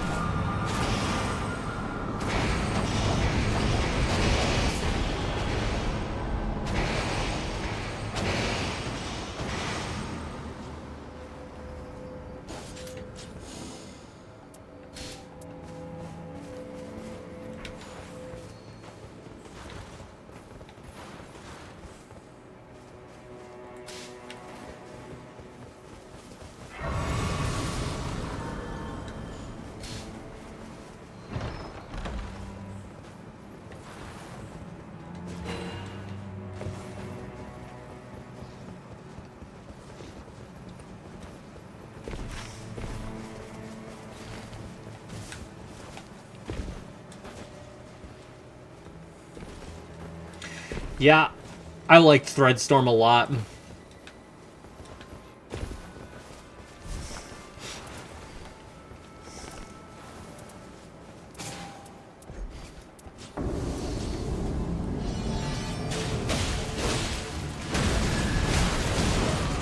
Fuck, man.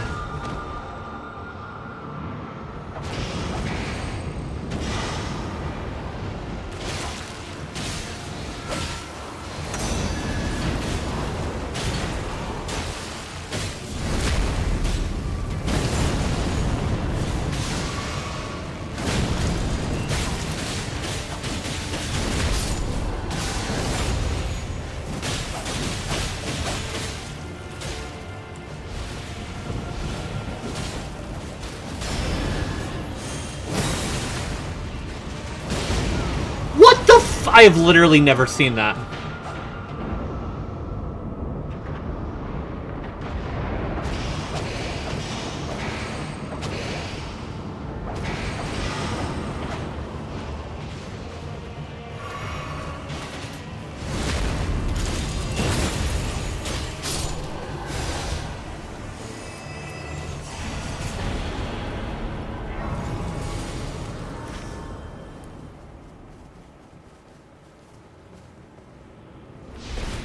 Do you want to do this, maybe? Want to do this? Okay, okay.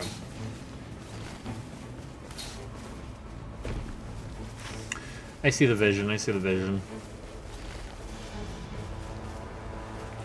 Got Cragblade. I really hate the attacks that generate lava shit, bro. Because they never do! Anything that says attacks generate blank, it just never does that thing until, like, 8 seconds later.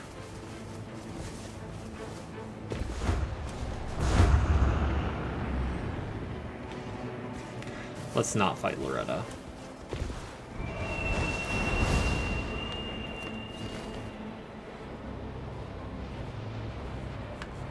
Let us not do that.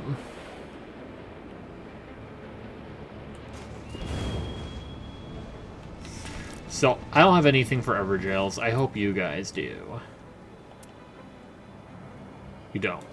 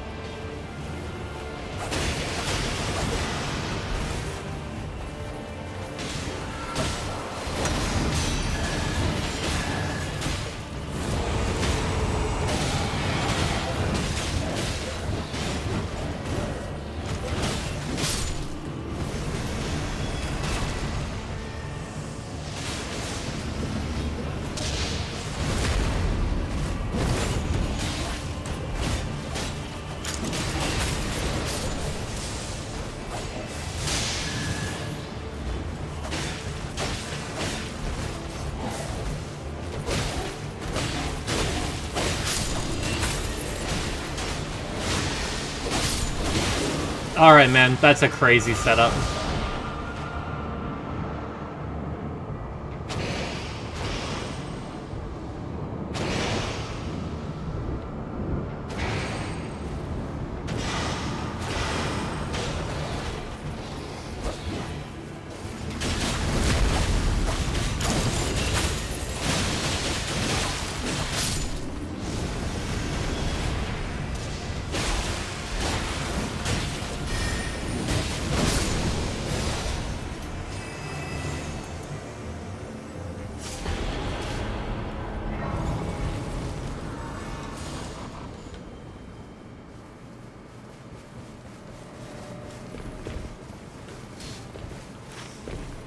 Really good Reduvia drop. Run's not going super fucking crazy hot for me, though.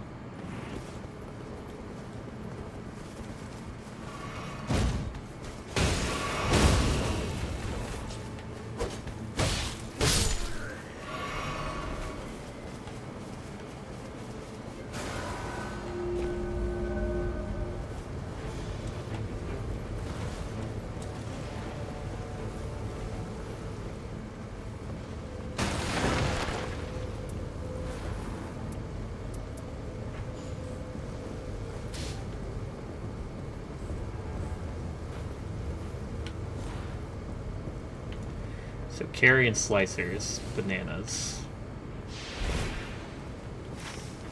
Yeah, fight this boss.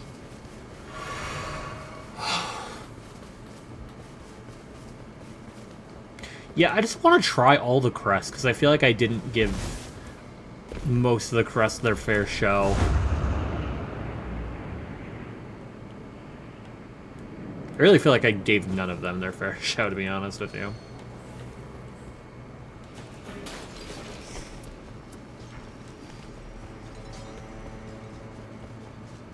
Where'd I drop it? The fuck? It's just gone. What? It's gone. Am I lagging? Oh, there it is.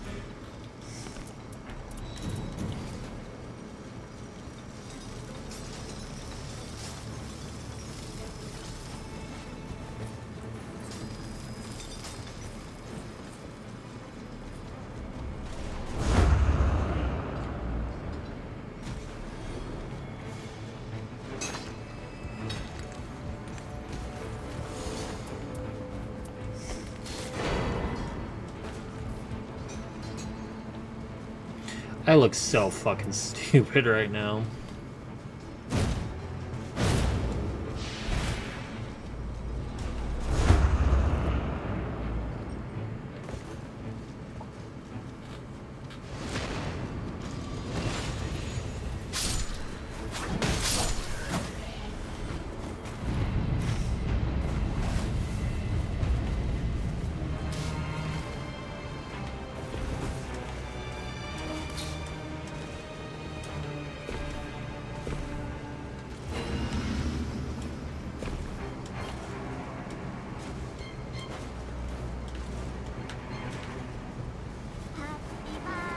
Devin, like, good shit, man. I can't do it.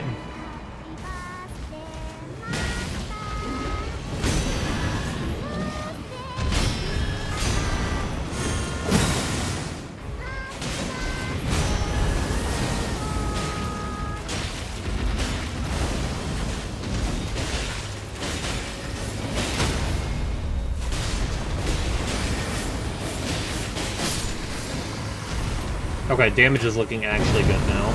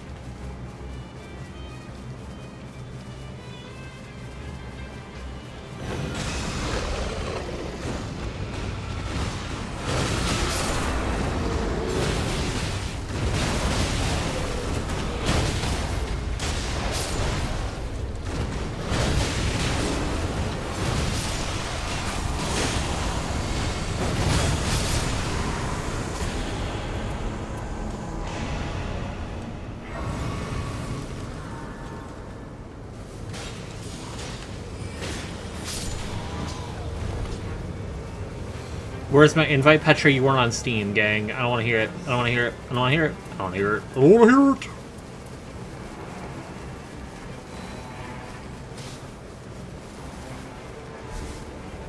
Also, look at me, Peter. I'm dual-wielding shields. What in the build? It's mostly just for fire attacks, follow charge attacks.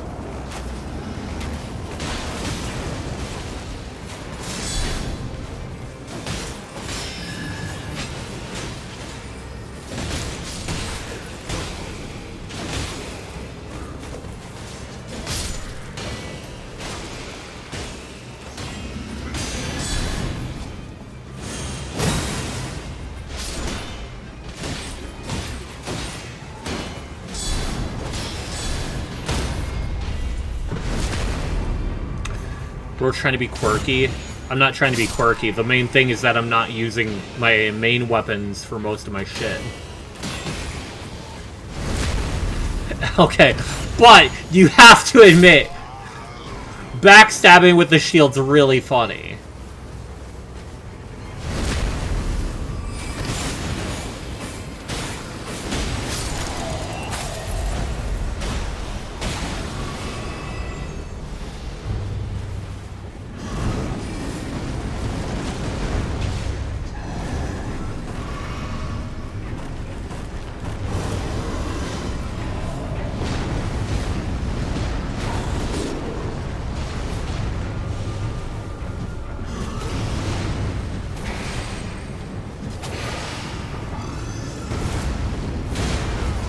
I mistimed it. Yeah, she got Slicer super early.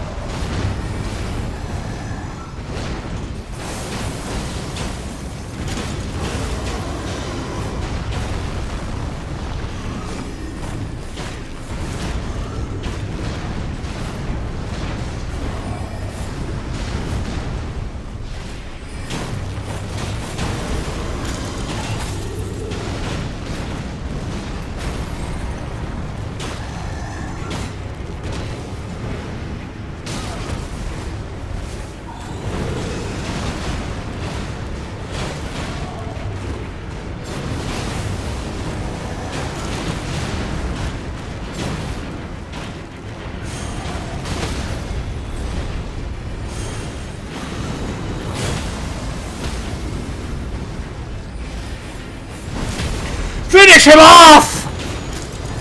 I said finish him off.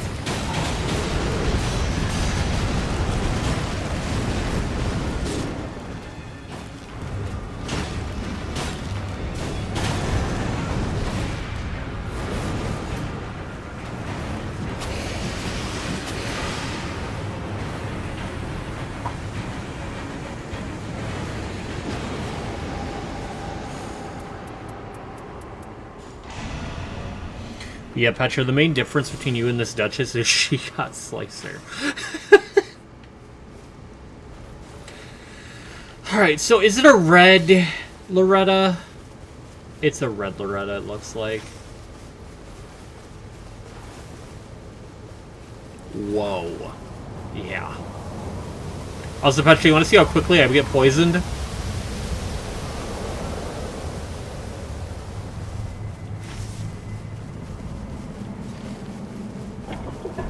I get poisoned mad fucking quick, bruh.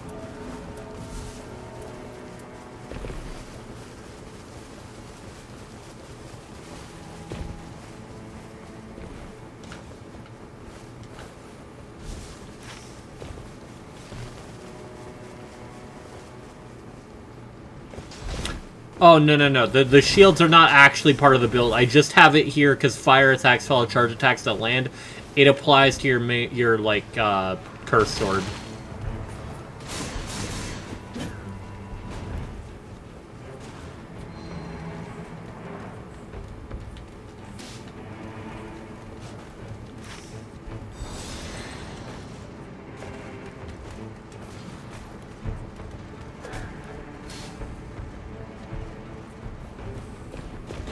Niche build.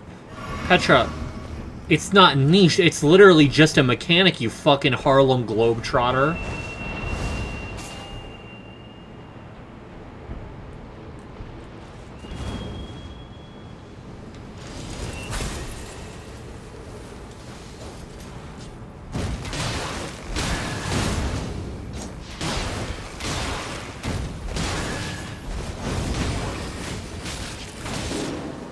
What's niche is me going for fucking shield crash.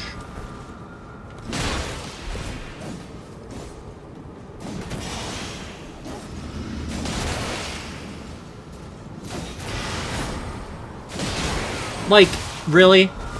Generationally bad trade.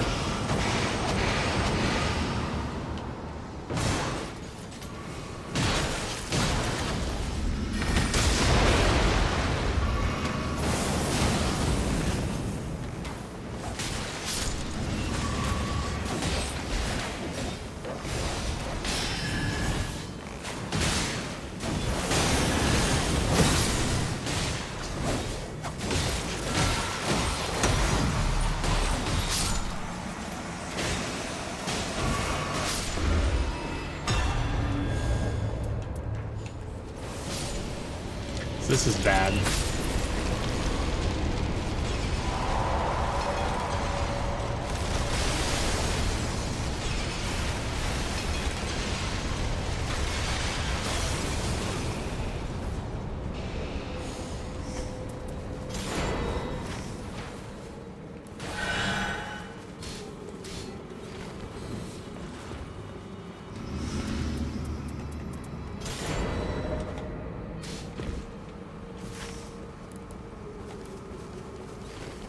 Fine, I'll take another skill attack power. God damn. I get it, I get it. I love skill attack power.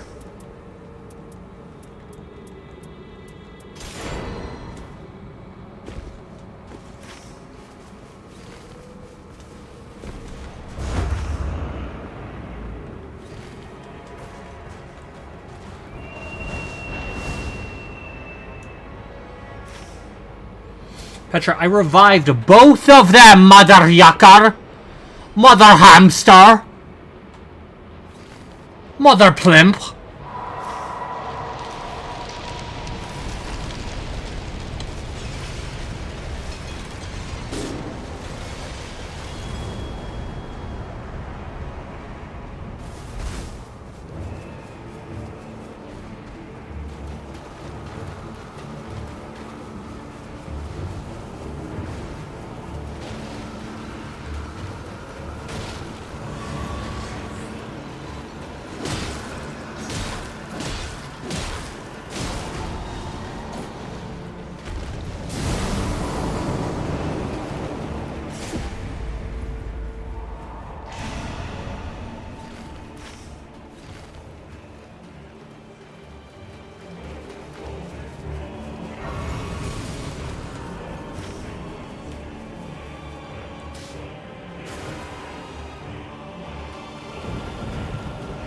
Yeah, I'm grabbing this charge before it's out of circle. So what's the skill on this? Lion's Claw? Ooh, one of them has Hoarfrost!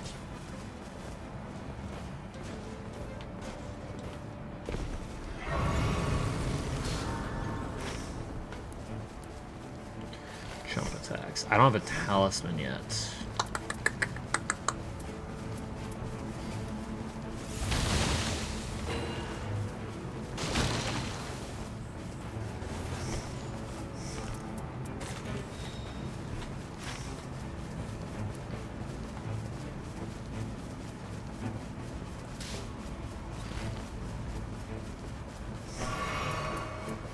I don't really have anything I want to use more than my just katana.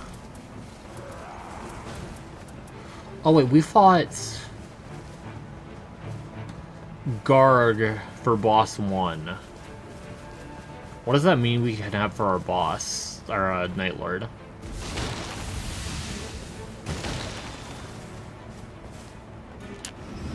Augur. No way it's Augur again, bro. I guess it's good when I'm rocking, then. Although successive attacks negate damage does nothing if it's ever dark.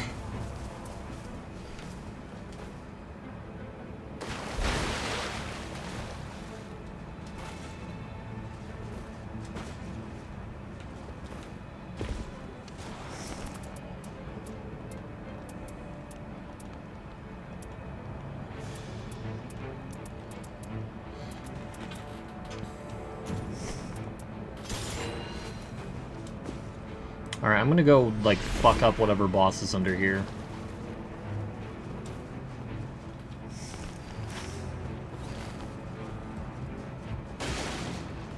Well...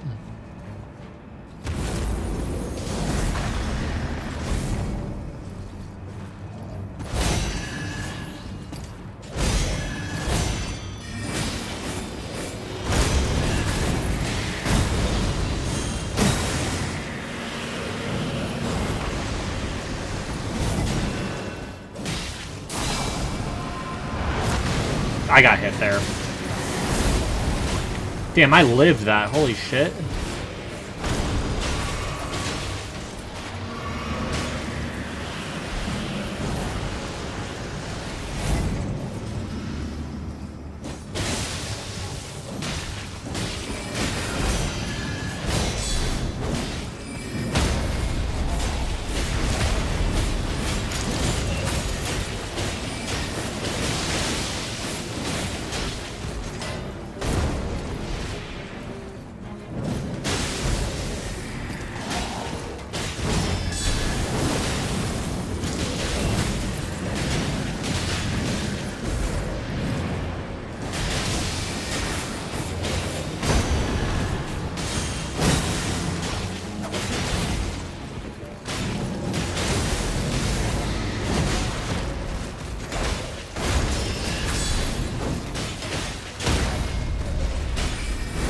Not bad.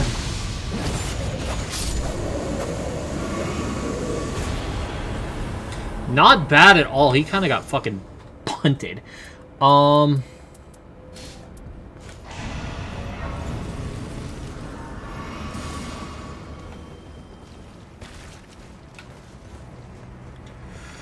I didn't hear no trolls, so I'm assuming then that we're dealing with Mid-Castle.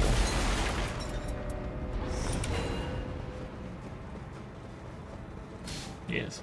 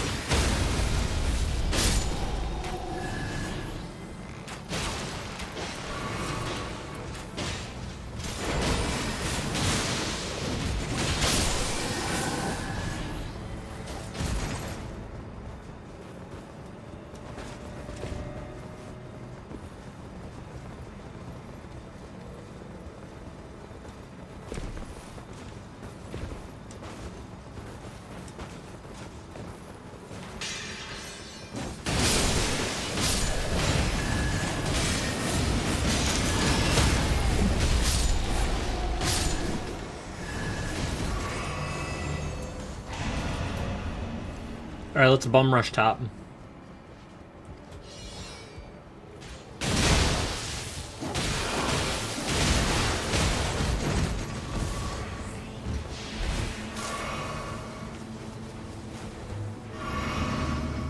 It's fine, it's faster if I go this way anyway.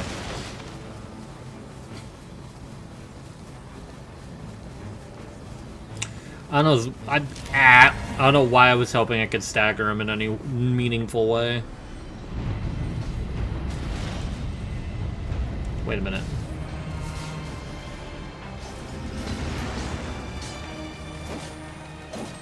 The fuck?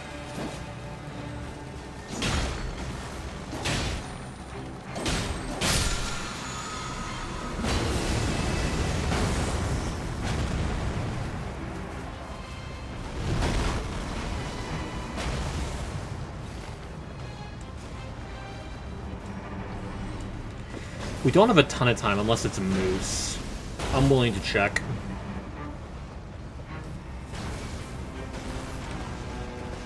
Yeah, we don't have time. Although...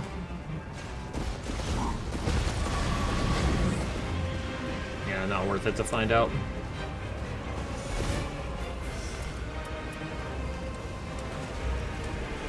I have dog mode, so I can get out pretty easily.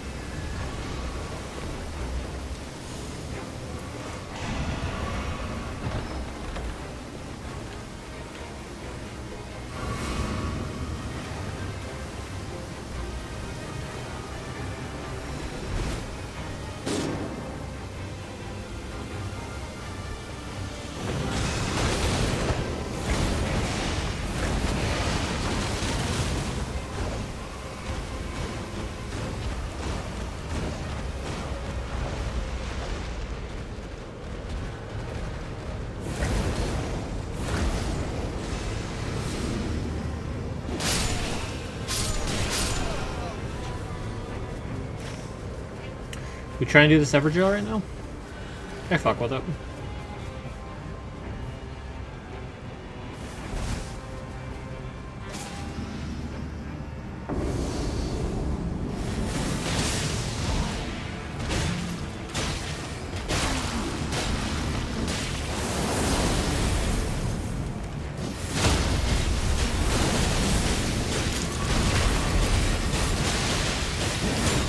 Damn.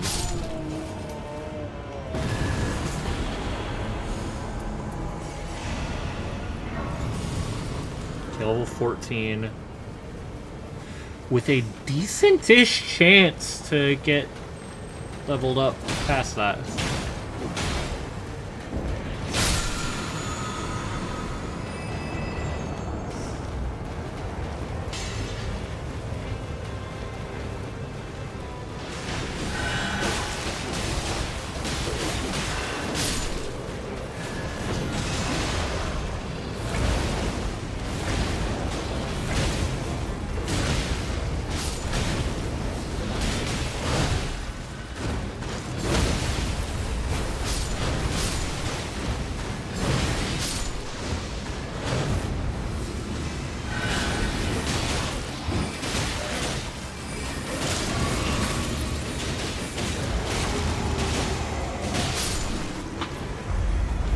Open the map.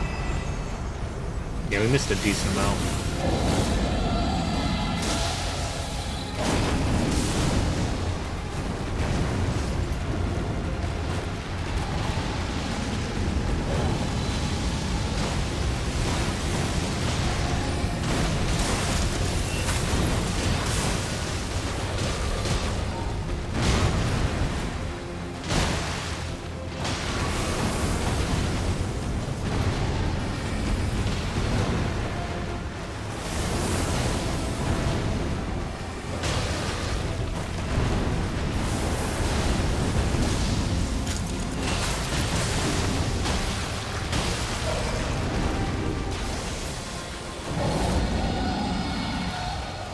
Here's the map, Petra. Can't really do much more.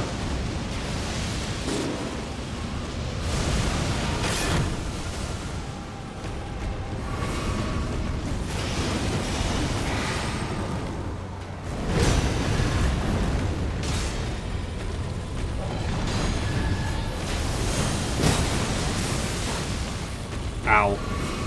I can't tell if I missed.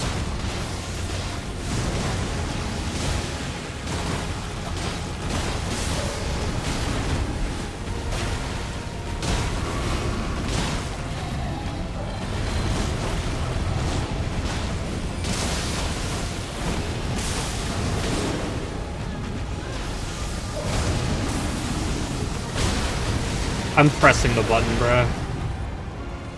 I'm out of flasks. Fuck me.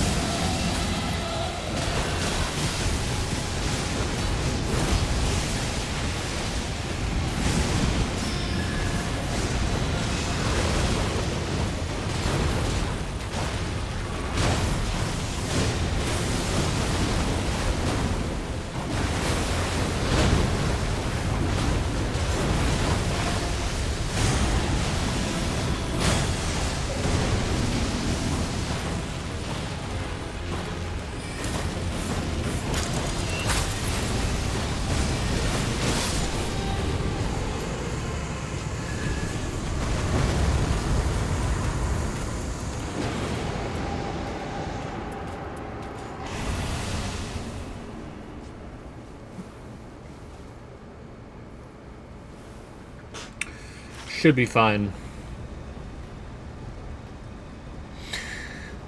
But yeah, missing that church kind of blows. But do we really even have a chance to be close to it? Not really. Circle ended, what, here and then here? The right side of the map was kind of just blocked off for us. What sucks is that I barely used my fucking items this run. I definitely could have been higher level. I probably could have been level 15 already, but like, look at this.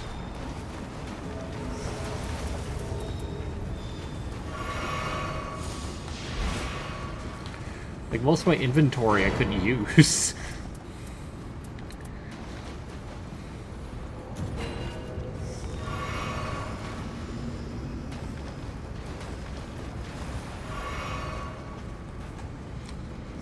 But yeah, let's see. Hoarfrost is probably what I want to try. I want to try and get a Frostbite proc. And then after that, I just go parry build. Because I have skill attack, successive attack, with lightning upon charge attack, two-handing, melee full, and then I think another skill attack? Or was it... It might be two-handing.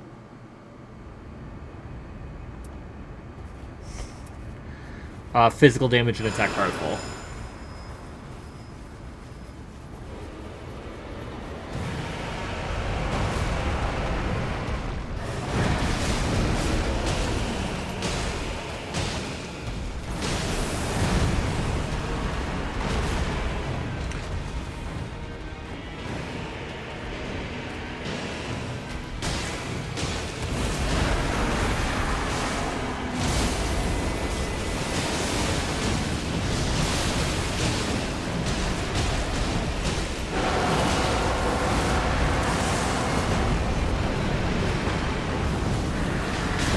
Alright, man.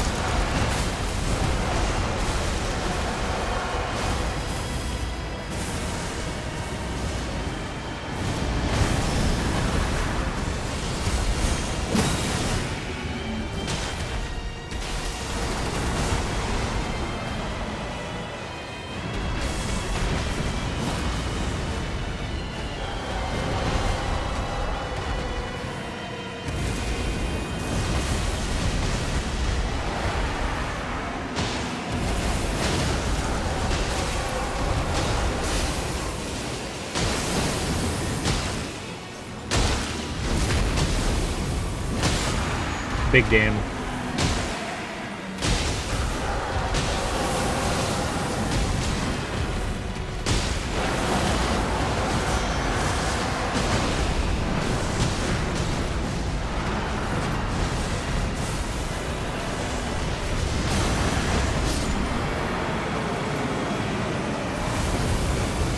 Fire. Oh, stab, stab, stab.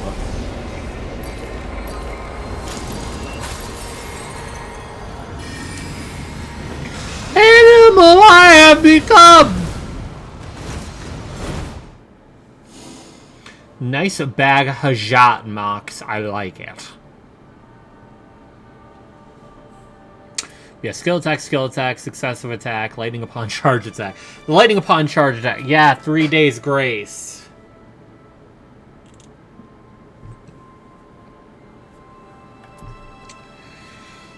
For physical damage negation, attack power at full, melee attack power, two-handing. Better flask heal, damage negation at full. What's our Iron Eye working with? Poison. Flask HP restoration, range of weapon, stamina, holy attack power, stamina, rot, Jesus, missed a Scarlet Rot, I guess. Range of weapon attacks. Multiple glint blades and HP restoration upon landing attacks. Defeating enemies restores HP, mech, counterattack. Maximum FP. Attack when wielding 2 armaments. Charged sorceries. Damage negation full HP. Yeah, Petra, look at this shit. Carrion Slicer Cannon with damage negation full. Like, actually some fucking banana sheesh.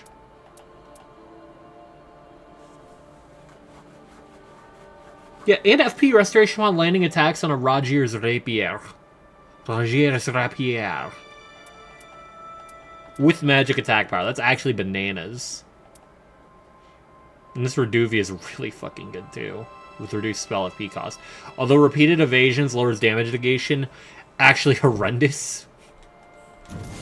Low-key almost enough for me to say don't take it, but...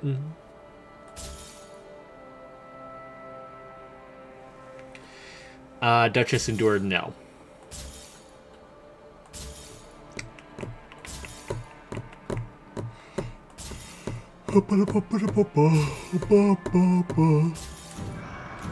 Three. Oh my god, I forgot it was a Mystery Meat Monday game. Holy shit. Fuck yeah. Do I just quit after that? Do I just go out on a dub? I do have work at 10 tomorrow. It was supposed to be 11 tomorrow. Like an 11 to 3, but now it's going to be more like a 10 to 5 or maybe 6.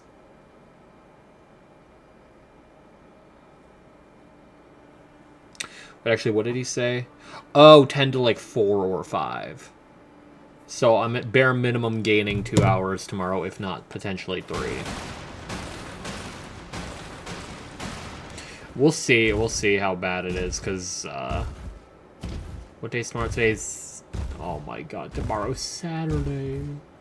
Honestly, it's gonna be fully dependent on whether or not we're dealing with AC not working. Because if AC is still not working, fug no. Fuggle no. Oh, hell nah. Alright, so Petra is still outside. Which tells me that it's a recluse game. And then I go to bed. And then tomorrow...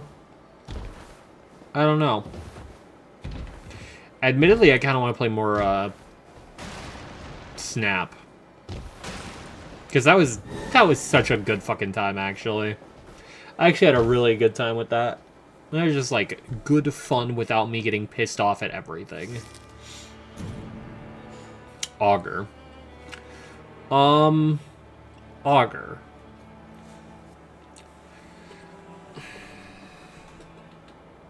Yeah, I'll do it. Yeah. I'll make it work! I'll do it! Let it be known! Let it ride!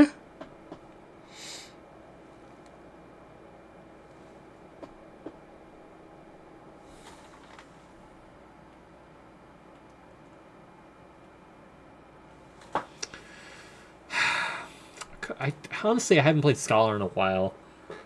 I should play Scholar sometime soonish. Same with Undertaker. Same with insert name that could be, like, believed to be another DLC character. Also, another Augur game.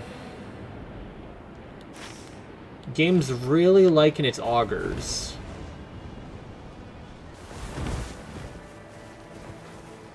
Can't help but notice.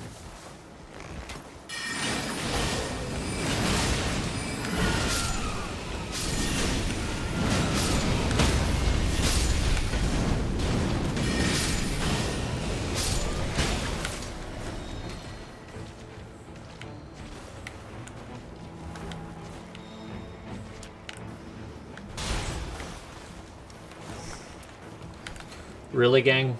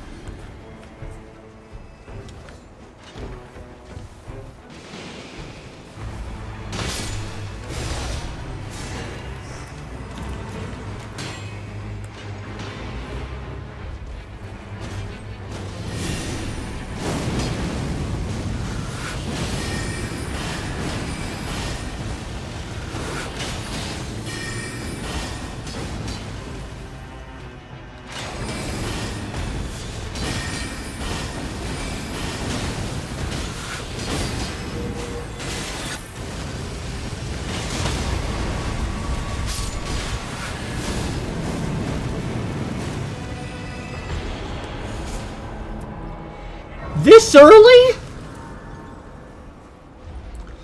Oh, fuck. Do I take Shattering Crystal? Petra, what do you think? Stars of Ruin or Shattering Crystal? I think Stars of Ruin.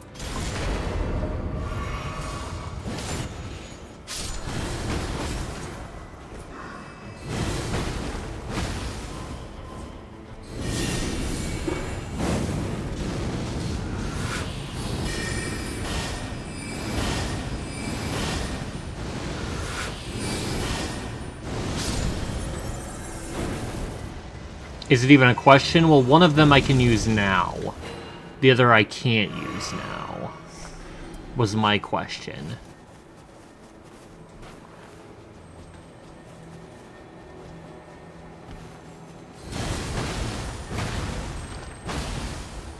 Fuck me.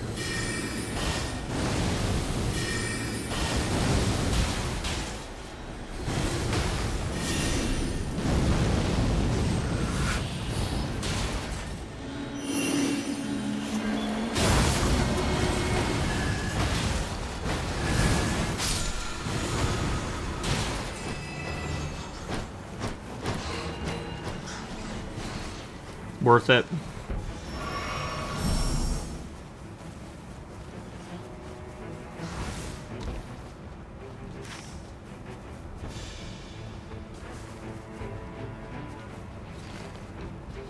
Unfortunately, they sprinted across the goddamn map. While I was busy hunting down that scarab.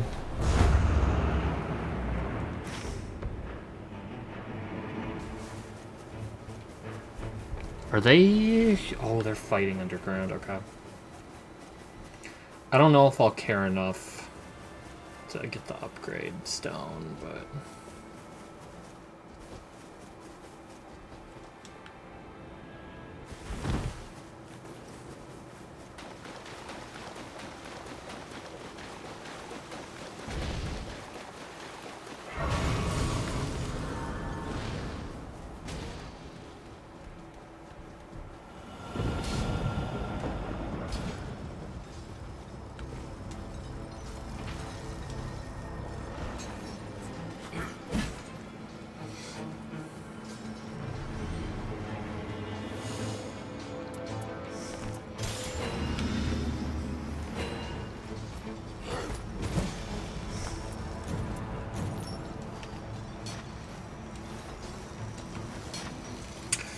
If they ever come back to this game, they really need to make it so, like, beast spells count for, Recluse getting shit. Oh, come on, man. I'm gonna miss out on the church now!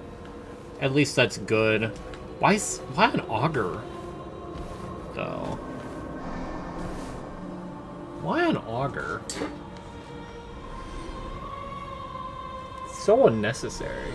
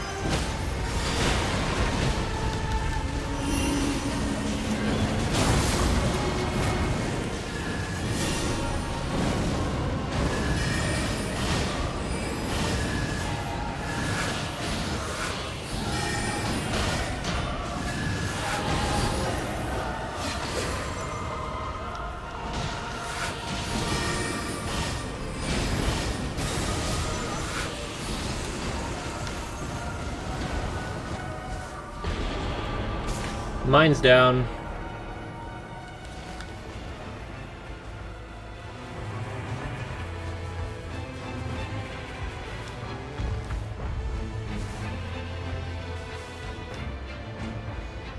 Oh my god, it's Eldon Cockring. He needs help.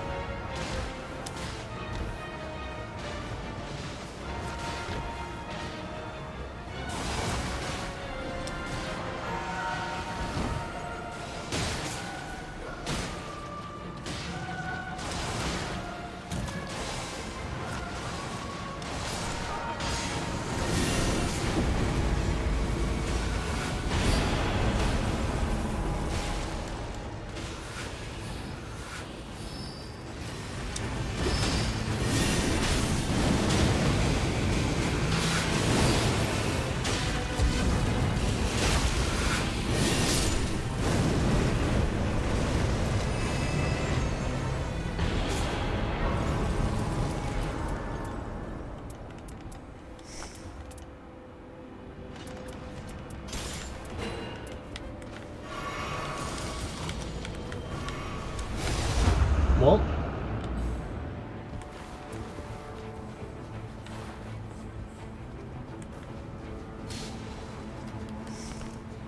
I got a scary combo to work with now.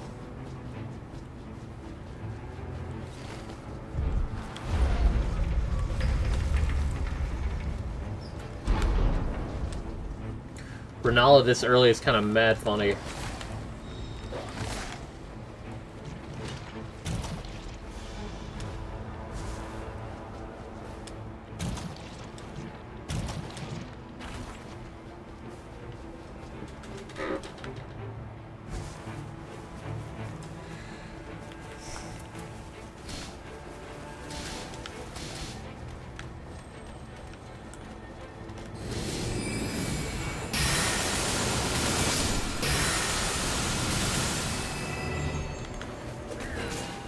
Yo, I just got mad value out of that. Holy shit.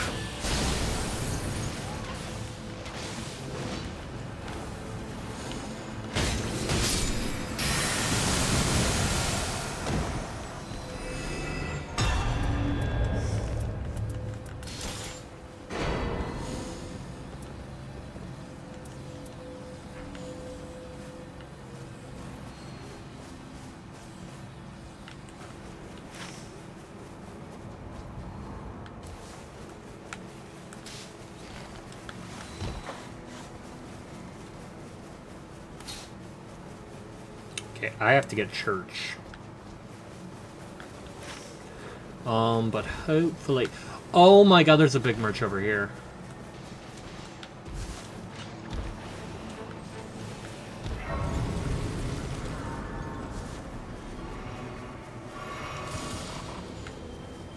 Level 9 Night 1, pretty good. And I already have a fucking staff doing 214 damage. With Stars of Ruin at that. Okay. I just wanted to fucking peep the shit. Is it good? Shistel's pretty solid, but Stars of Ruin.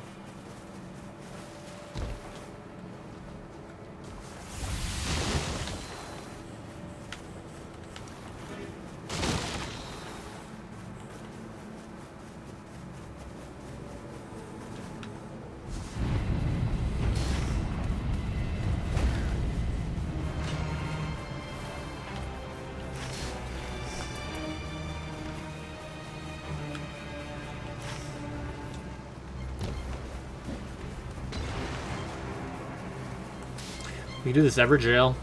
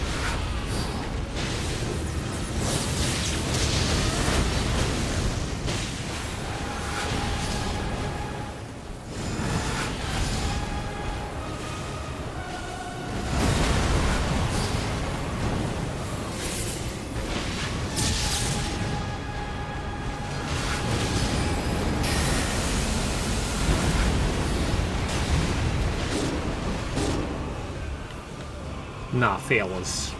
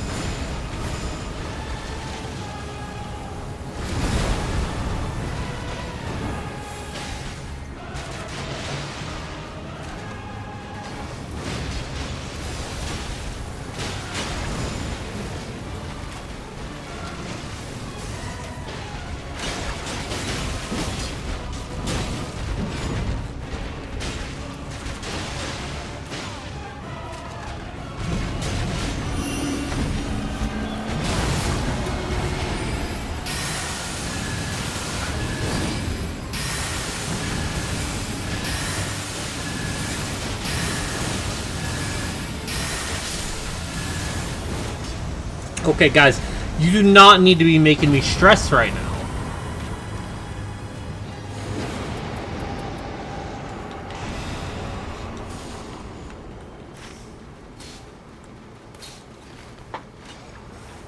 Like, I do not need that in my life right now, brother. I'd like to live.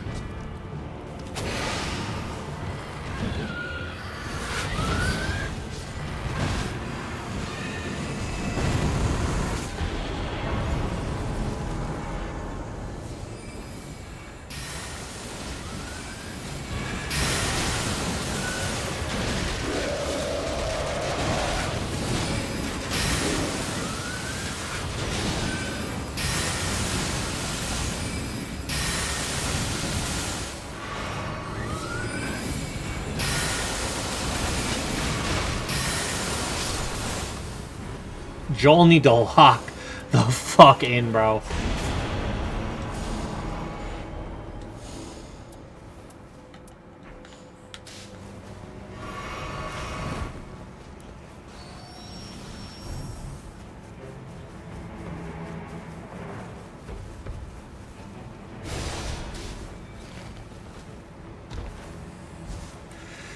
Welcome back, Petra. I'm getting fucking scared, bruh. With McDon. With McDeep of Night. Oh my god. Oh my god. I bought from last night. Petra, what? What are you doing, man?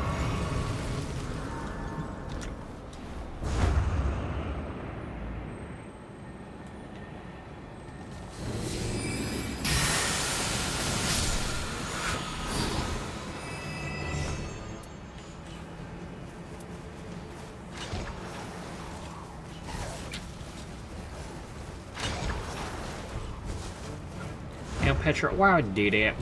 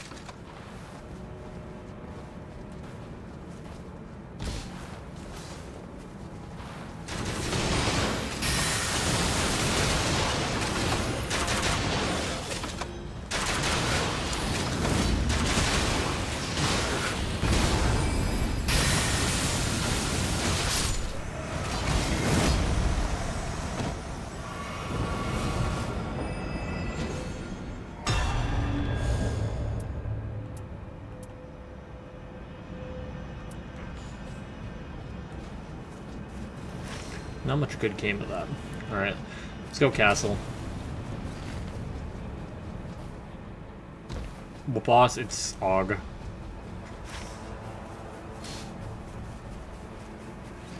We do not have time for that.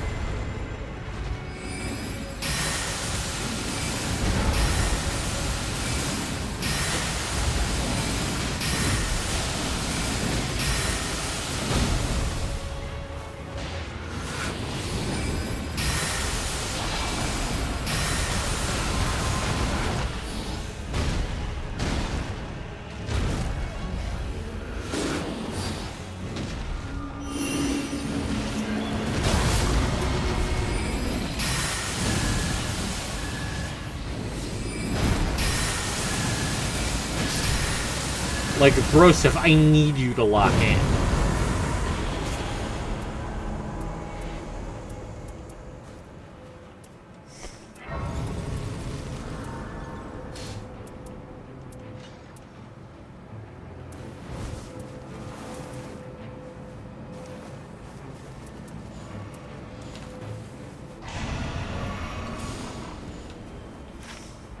We're really going for this? I know. See, for the cloud formation, it's Maris. You're such a fucking nerd, man. You're such a nerd. You're very nerdy to know that. It's actually very cool that you can tell by just the cloud formation, but you're a nerd!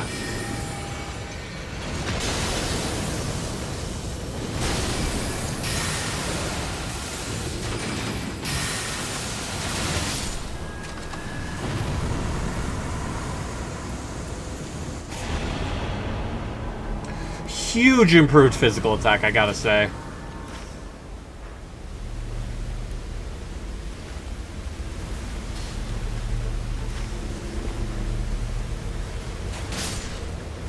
So, affinity damage negation is good.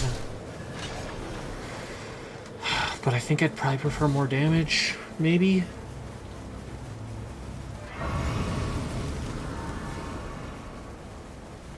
Petra, the improved physical damage negation is for everything leading up to Maris. Because if I don't get downed by, say, fucking Gargoyle, I don't have to get revived, and thus we can save more time. You bungus.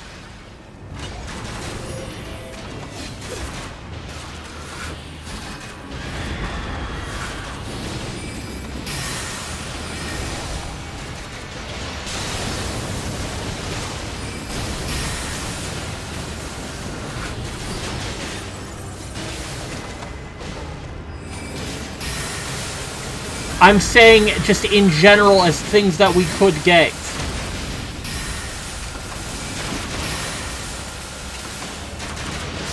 Not specifically gargoyle, just enemies.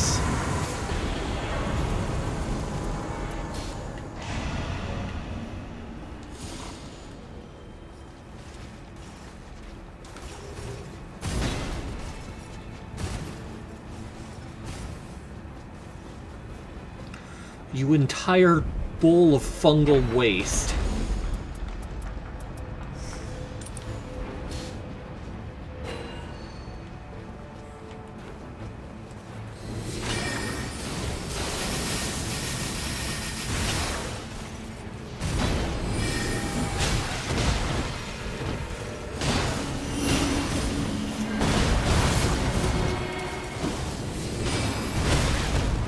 Like...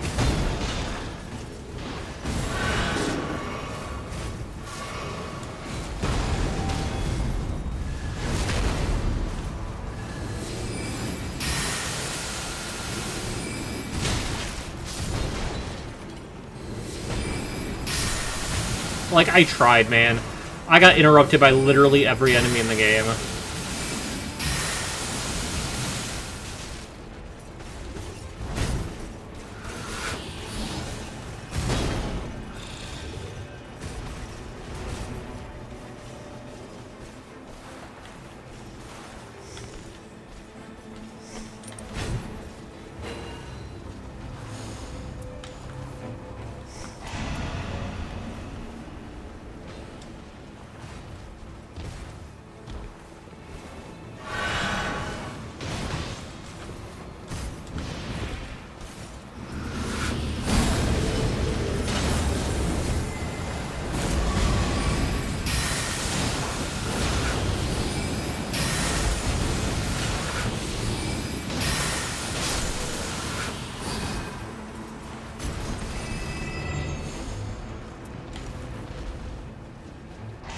Okay, this physical attack power is huge again, I must say.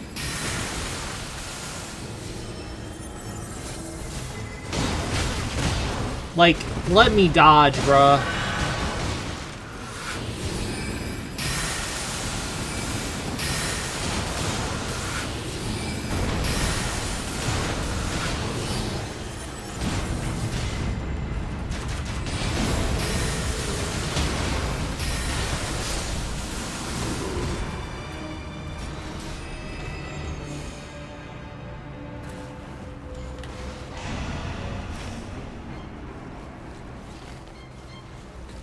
Yeah, just go for River Boss, I guess.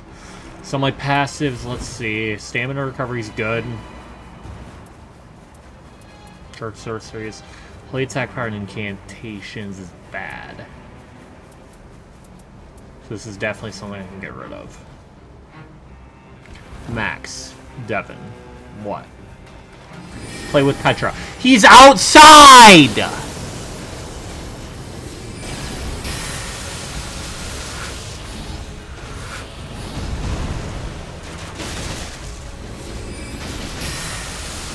Petra, fucking tell him, man.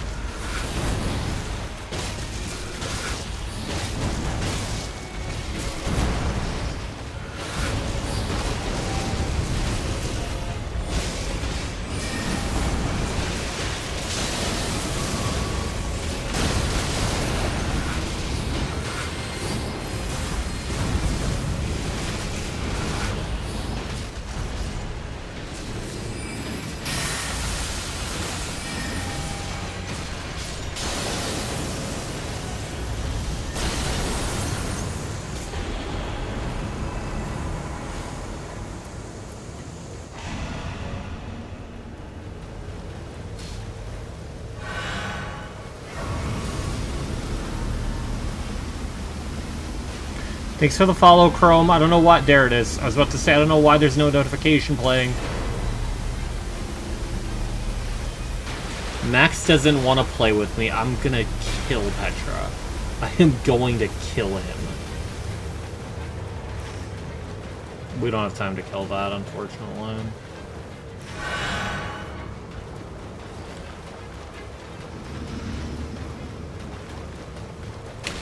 I mean, if you want to show that you got that dog in you, but, like, if you die instantly, I'm gonna cry.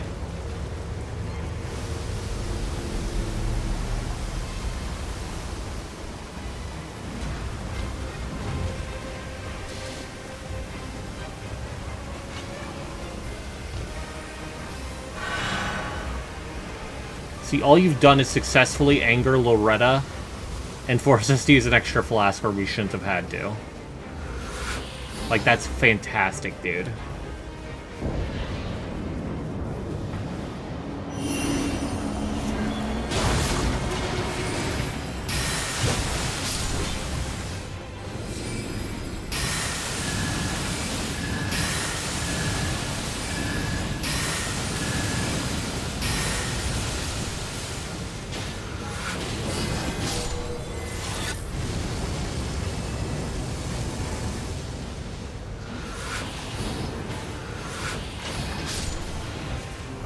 Okay.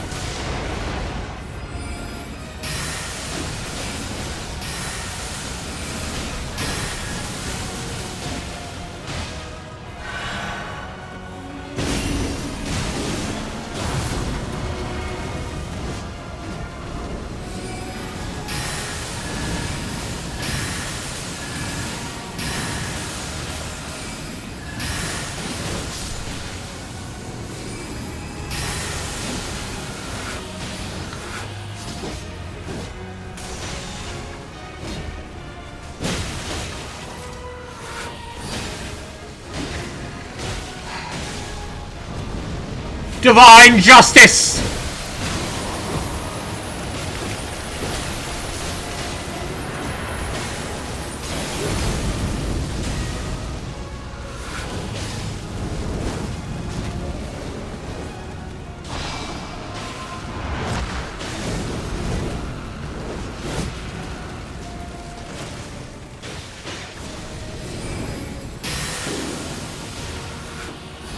Nah, bruh.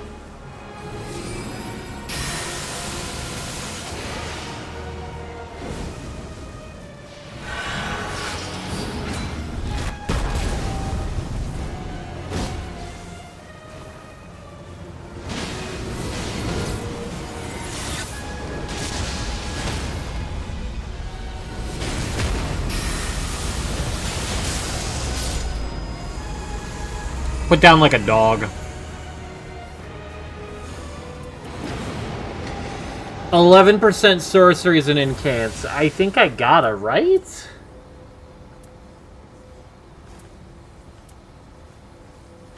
Just 11% damage increase? Yeah. Yeah, I gotta. It's unfortunately kind of clear as day.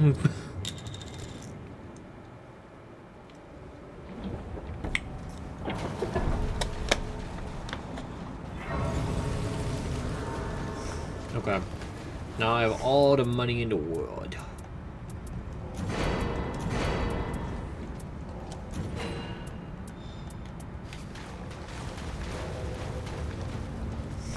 I'm gonna take a couple Starlight just in case. You never know, you never know. Oh, you never know.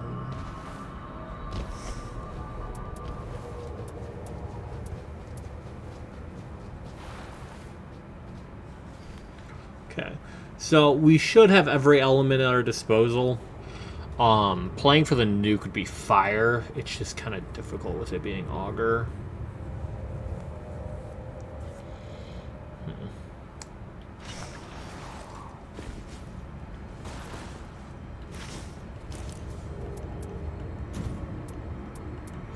Oh, he has Electrify Armament. No wonder he's fucking using that shit. That's fire.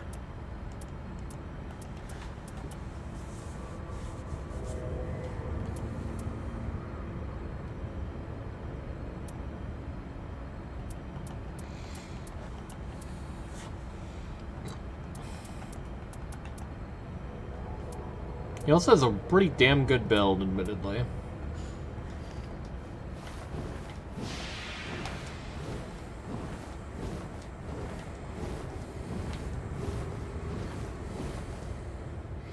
If it's Augur, it's Everdark. If it's Maris, it's base. Neither of them should be an issue. Genuinely.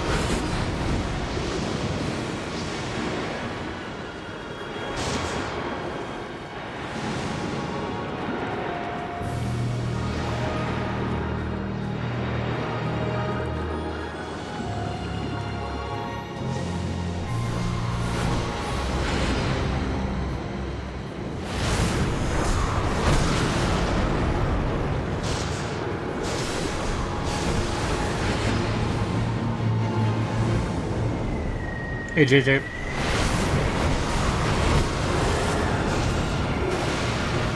I got shredded. That's fine. Oh, I got Balancer proc anyway. I genuinely forgot it was Balancer in. See, that's how the fight's supposed to go.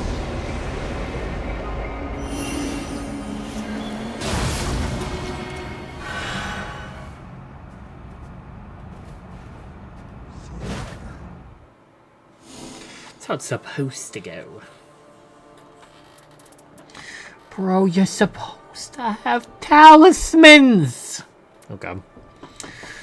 Holy attack, skill attack, skill attack, skill attack, damage negation, skill attack. Yeah, no wonder you did really good damage. I'm assuming DBR, single BR. And 3 Night Invader buffs.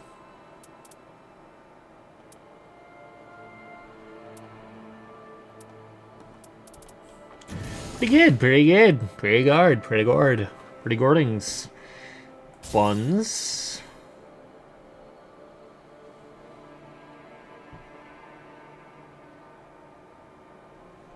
I'll allow it.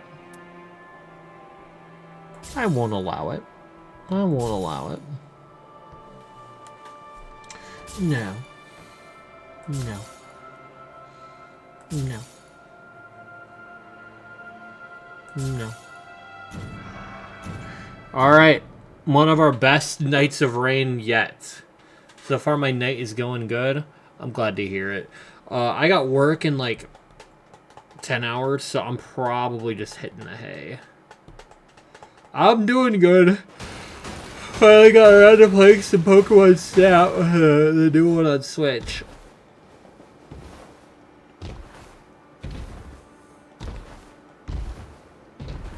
I'm like fucking 8 years late on it, but you know. Actually, when did Pokemon Snap come out? When did Pokemon Snap come out? Let's find out.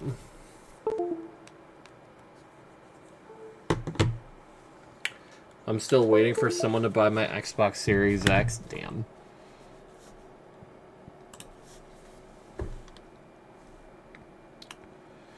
Come on, Task Manager, let me fully close the game while my shit lags to death and back.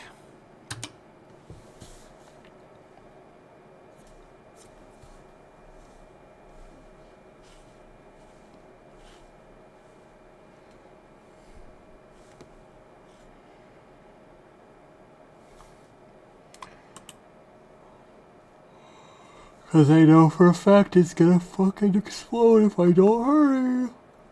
If I don't hurry, it's going to explode. Please, please, I'm begging you.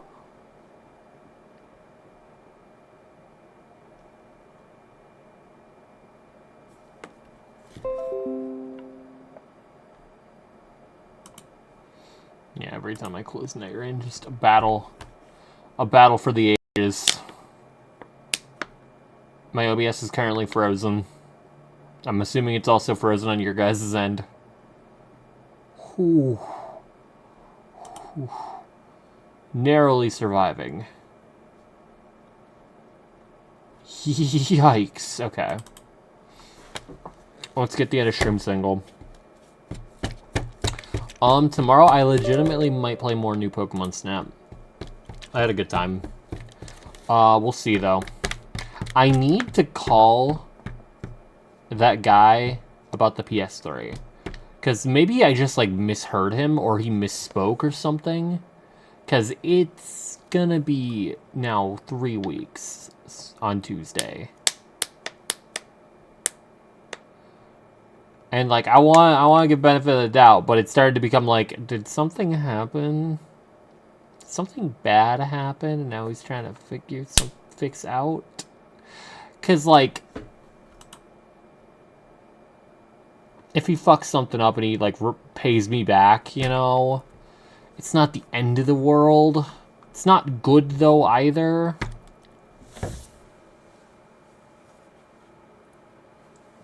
It's be hard as hell to find another backwards compat PS3. And if I do, I would not get it nearly as cheap as I did. So, like... my current hope is that he had to get the laser disc shipped. And so that's what's taking so long, is just waiting for it to arrive. Where invite? Petra, I'm ending stream. And besides, you are outside. Yes, you are outside. Don't think that slipped through the cracks here. We all know it. We've all seen it. We're all well aware of it. Well aware in Delaware. I rest my case. Encoding overloaded.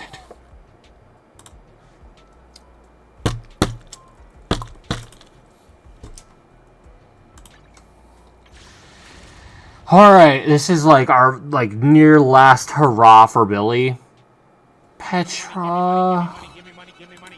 Like, I just want to go to sleep, gang. Wasted 1 bits.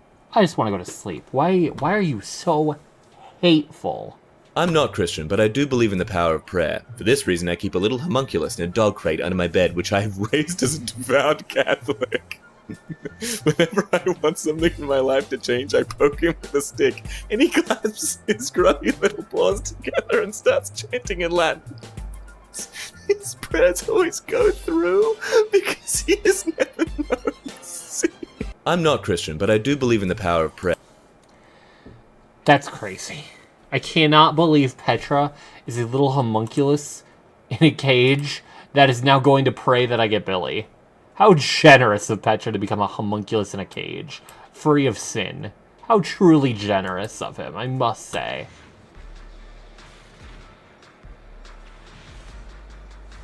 He was not free of sin. Petra, why do you touch yourself at night?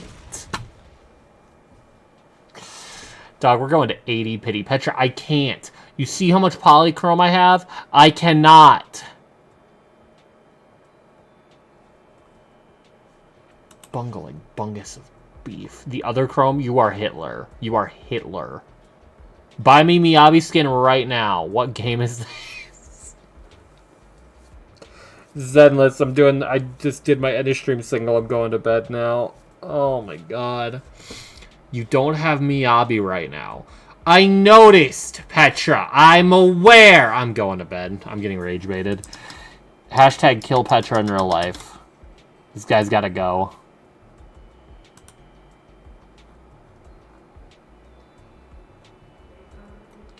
We gotta reduce this MF to ashes. But I hope you have a good night, Chrome. I'm sorry you're coming in right as I end stream.